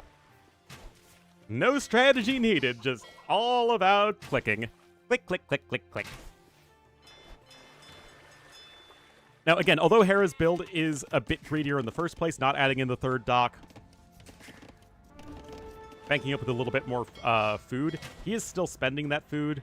I mean, he's got 5 vills queued up just to, minimize his idle TC time. But, I mean, these are still fairly minor differences, and because Leary has a better eco anyway, thanks to his very nice early build, I don't think the castle age times should be that different, although we do have to remember that Italians have the discount. And you can see Leary is indeed ahead in ships. So to really, I think, thrive in this game, Hera is going to need to leverage a faster castle age time, but is looking to be in a spot to click up pretty soon. That's it, he's going to lose one of his 2 docks, and you've still invested a lot into galleys, don't get me wrong, so... You have to be careful here. Galleys still kill docks pretty fast, especially in numbers like this. Market here for Leary. Again, Hera will be faster up. I guess the question is, does he even need to sell stone? He just needs a little bit more food. Oh, Leary says, I can take the fight. You can only usually commit to this fight if you have a big numbers advantage to sort of mitigate the fact that you basically take a free volley. But Leary is correct. He does absolutely have the numbers to win this. And so Hera, despite clicking up to Castle Age faster, is going to lose his entire fleet. And he also only has one dock, and he can't even fish right now. So I still think that this is way better for Leary. I've seen the triple dock play a lot on this map between the qualifiers and the main event, and I swear it has like a 75% win rate versus not that approach. Now, Leary is actually playing way safer than he needs to, at least for the time being. The gold is quite exposed based off of his early starting location. I do like that he went a little bit further to get the gold further inland, so that he wouldn't be able to be harassed from the shoreline. But yeah, Hera will likely even lose that dock by the time Castle Age comes in. Leary clicks up, and so far, I mean, I'm just a really big fan of how Leary is playing this.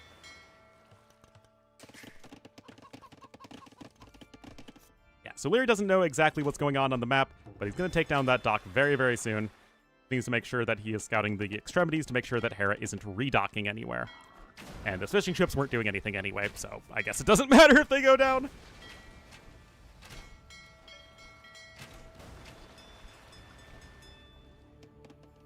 Yeah, huge lead here for Leary.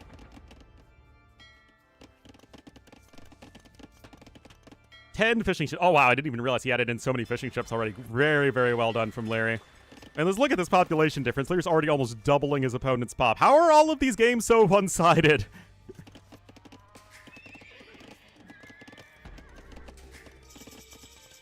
I mean, Happy Castle Age, Hera, Siege Workshop, and Monastery immediately coming in. Of course, he knows he doesn't have the fishing eco. He needs to make something happen.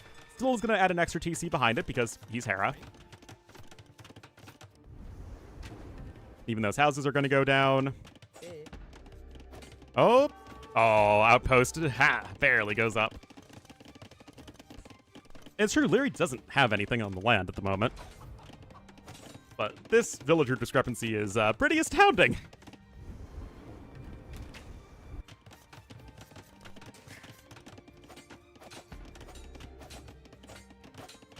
All right, put this on super speed, because again, I need to like be out of my house at 3, which is in 22 minutes. And I want to make sure that if indeed Leary wins here, which it looks like he probably will, that we're able to go to Game 5 and it be...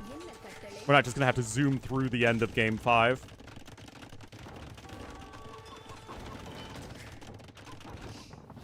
Oh, the Light Cav, finding a bit of a hole there. Doesn't seem like it matters all that much, though. There is a monk out. It's picking up a relic. Second TC is in for Leary, though. Resources collected, almost 1,800 more. Hera is demolishing the front of Leary's base, it's true. 13 fishing ships for Leary, though. And he's got Bowsaw. Pikeman upgrade coming in. Get all those upgrades half off, which is nifty.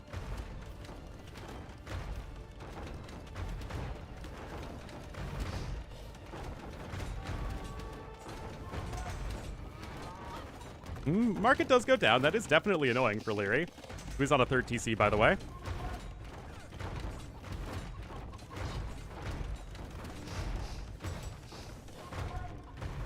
Leary is going to lose more buildings. First infantry armor upgrade coming in. There still aren't that many pikemen, though. The Mangonel numbers climbing for Leary's huge, and that's a great hit there for Leary, and an even better hit. And then Hera gets some amazing hits in a row himself, so I guess that all basically balances out.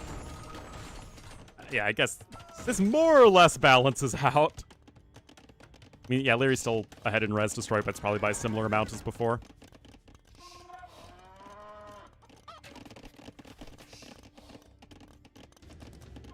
Siege Workshop coming in here on the high ground for Leary, who's going to be continuing even more Mangonel production. Remember, you do get a very nice discount as the Dravidians. More eco, that's also very true. It's 21 army to 1. I mean, that was good for Hera, obviously, but there is no real way in which Hera has an advantage in this game. Guys, remember when I said that it would be another game that was be decided in 10 to 12 minutes, and then it would just kind of keep going on for a while? That's exactly what's happening. Great micro there. It might just be GG.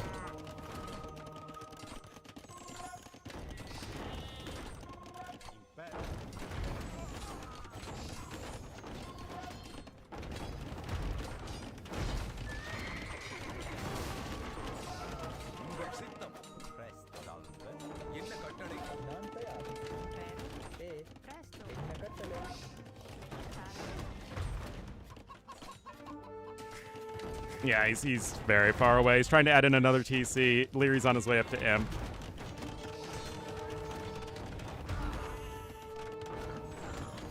That TC is even being denied.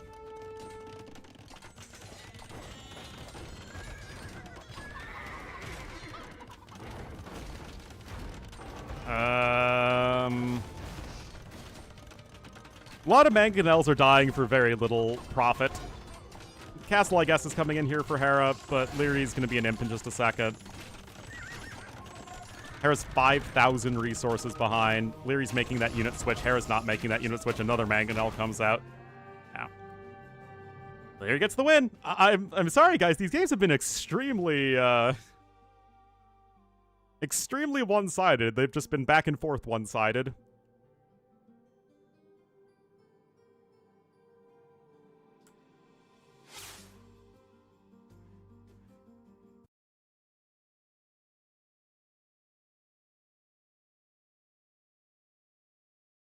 So yeah, even though this series is going the distance, it's actually been the worst series of the day. But, ooh. Guys, this is an interesting final map. Let's check it out. I mean, at least it's, you know, back and forth.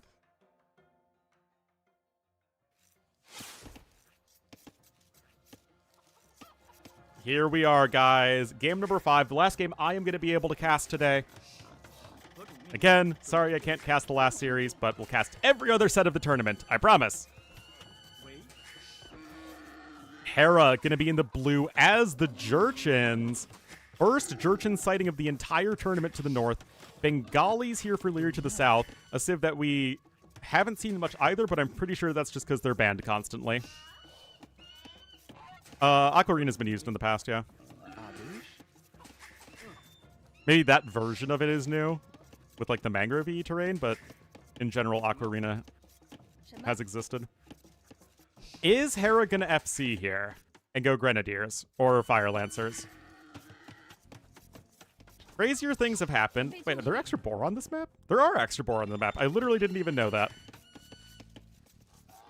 Hera gonna abscond with a couple of geese as well.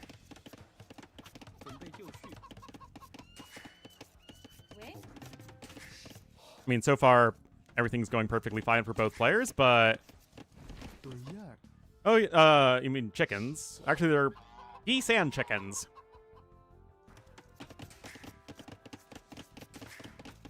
Guys, Hera's cooking up on 21 pop, which these days is FC pop, which is extremely dumb to think about, but yes. Is Hera going to bank his entire series here on FC Grenadiers? 22 pop even.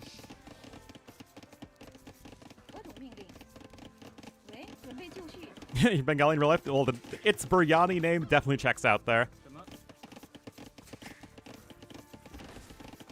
So, the question you want to know is, what is the plan? Leary is just getting his eco upgrades. Bengali eco is going to be way better than Jurchen eco. I think that's very likely. I think that both players are putting very little store in this match. Lancers? Nah, I don't think so. You can see Leary isn't too bothered at all about going forward. Watch. Oh. Was this always the plan? Because this is just going to delay your castle age. Again, I have no idea how long this game is, so that's why we're still on ×2 speed.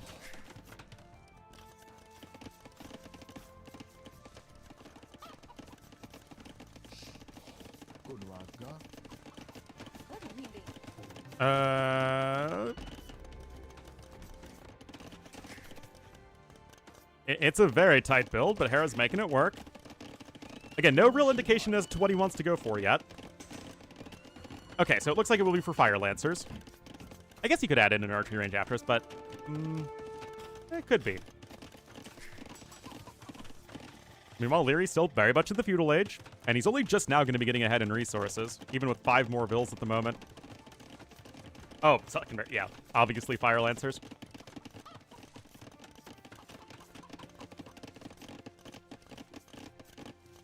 Sorry, the way I did a bunch of recorded. Yeah, exactly. All right, guys, here we are. Gonna be Fire Lancers plus Forward Siege Workshop. I still think that this map has probably given us the best average quality of game in this tournament so far. No, it's Fast Castle Fire Lancers. Hera also was able to squeeze out the double bit axe upgrade, which is nice. Second mining camp coming in.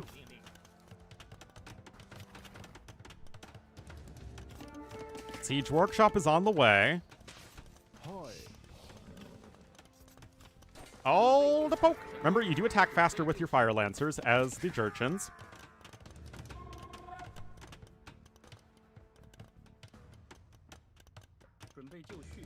And there's the Siege Workshop. I mean, we've seen this build before. At least I've seen this build before. I'm sure many of you have also seen this build before. Fast. I played a lot of the sets were on fast speed because I need to log off in 13 minutes. One of the best builds? I mean, it's definitely a viable build. I don't know if it's like OP or anything. I've seen it fail. I've seen it work. But honestly, most of the first 4 games were all terrible, so... Oh, gotta be careful there, Larry. My question for Leary is, what's the next step of your master plan? And like, Hera's still adding an eco behind it. This is not like an actual all-in build. Oh, I don't know about this, guys. You only have 4 archers. And now Leary's mining a ton of stone. Now, Hera doesn't even have +1 defense, so like literally 0 pierce armor on the Fire Lancers.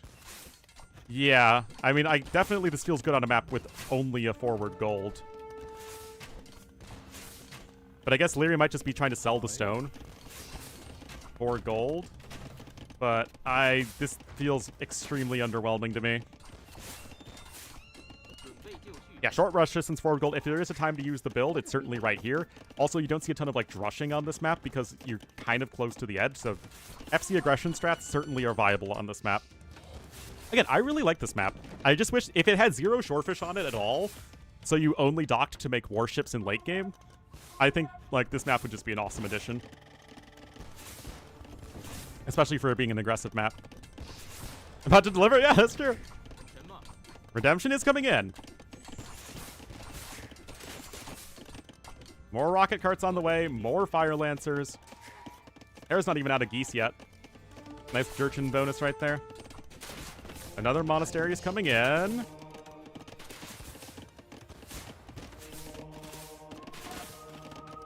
Oh, no Insta. Is Leary holding, guys? The thing is, the villager numbers are the same. The resources collected are the same. Hera just has a much larger army.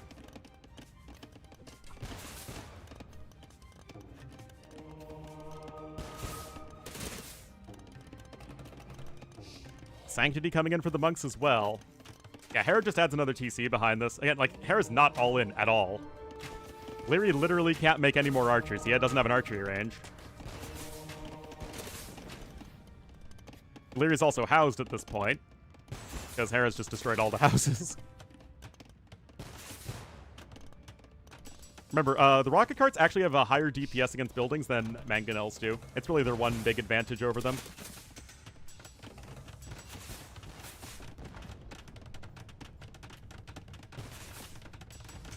Nice attack rounding as well here for Hera. I mean, he's just demolishing everything.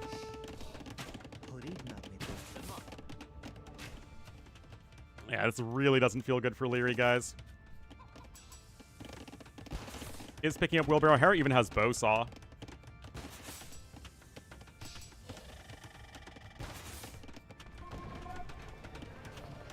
I mean, Leary's losing absolutely everything here. The left. Oh, Leary's mining some gold over there. Oh, jeez. Leary just... Oh, my God. That is probably GG. Oh, my God. Oh, no. Oh, no, no, no, no, no. Oh, yeah, this is... What a terrible series. What the heck? You see Hera Leary 3-2, and you're like, Okay, this is another Hera versus Leary nail-biter that Hera always pulls out in the last second. No, literally every game has been terrible.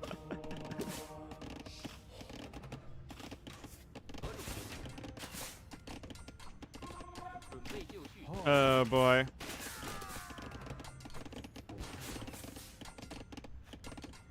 Hera's over doubling his opponent's pop right now.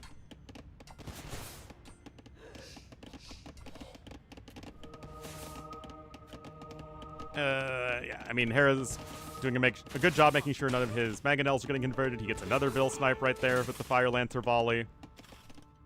I mean, it is a mistake not to even check for the gold over there, especially since he knows his opponent is still making gold units. Okay, there is a conversion. Okay, that's actually about as good as Leary could possibly ask for. Unfortunately, he's lost 17 Vils, and it's a 31-4 KD. Fire Lancer, I think of 1 bonus damage versus buildings? Yeah, 1 bonus damage versus buildings, so it's okay. Now, Hera is out of rocket carts. Would the more consistent way to end the game be if he had just kept up with his rocket cart production? Probably, but that's not the Hera way to go about things. He's just adding in a third TC at this point. Again, what on earth does Leary have going for him right now? He's not actively dead. But he has half the population of his opponent. Yeah, like, I did not think that the crossbowman would give him anything.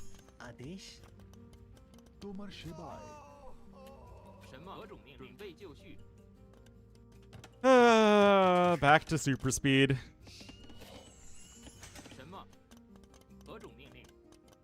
Oh, hey! The miners were found.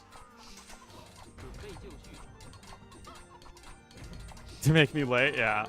But I have the power of speeding up the recording on my side. Whoa, oh, oh, oh, oh. Matchup? I wouldn't be that surprised. Again, I think both players are extremely confident they're going to get through the group stage. I still think, you know, Hera versus one of Leary, Viper, Yo just is almost certainly going to be the finals. I don't really do reruns. One, I don't think I would get that much viewership based off of them, and two, I don't like the idea of just, like, putting on my stream and then just not even being there. Yeah, 40 kills to 5 deaths, holy cow. That was a very, very one-sided series. And wait, I will check the result of the final series, guys, so hold up. If you don't want to get spoiled,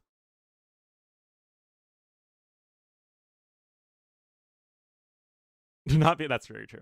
No, but I feel like reruns are you gaining money and attention from the community without putting in any, like, adding anything at all.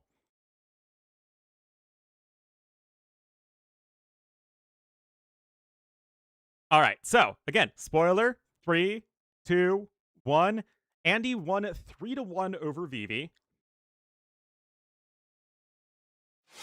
Here, let me show you guys. So, ACCM Hera tomorrow. The winner of that will move through to the semifinals. You can raid tomorrow.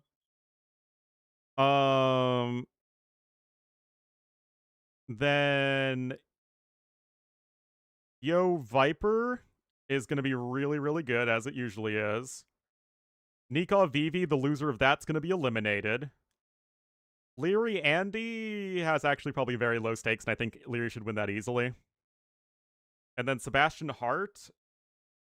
I mean, it's a huge match for Hart, because if he loses, I think he's eliminated for sure. Sebastian, less so. Solid 0 point. How does he have 0 points? Oh, I think that's just his Buchel score. Like, he has 2-0. But Yo has only beaten players who haven't won a single series. Anyway, guys, that's going to be it for me today. Thank you so much for watching, everybody. Yeah, been a lot of support for me casting this, and I really, really do appreciate it. But yeah, thank you so much, guys. And is TOS casting his Stronghold Frenzy thing? Yeah, looks like it. I'll throw you guys over to him. Thank you so much for watching, everybody. See you tomorrow. Same time.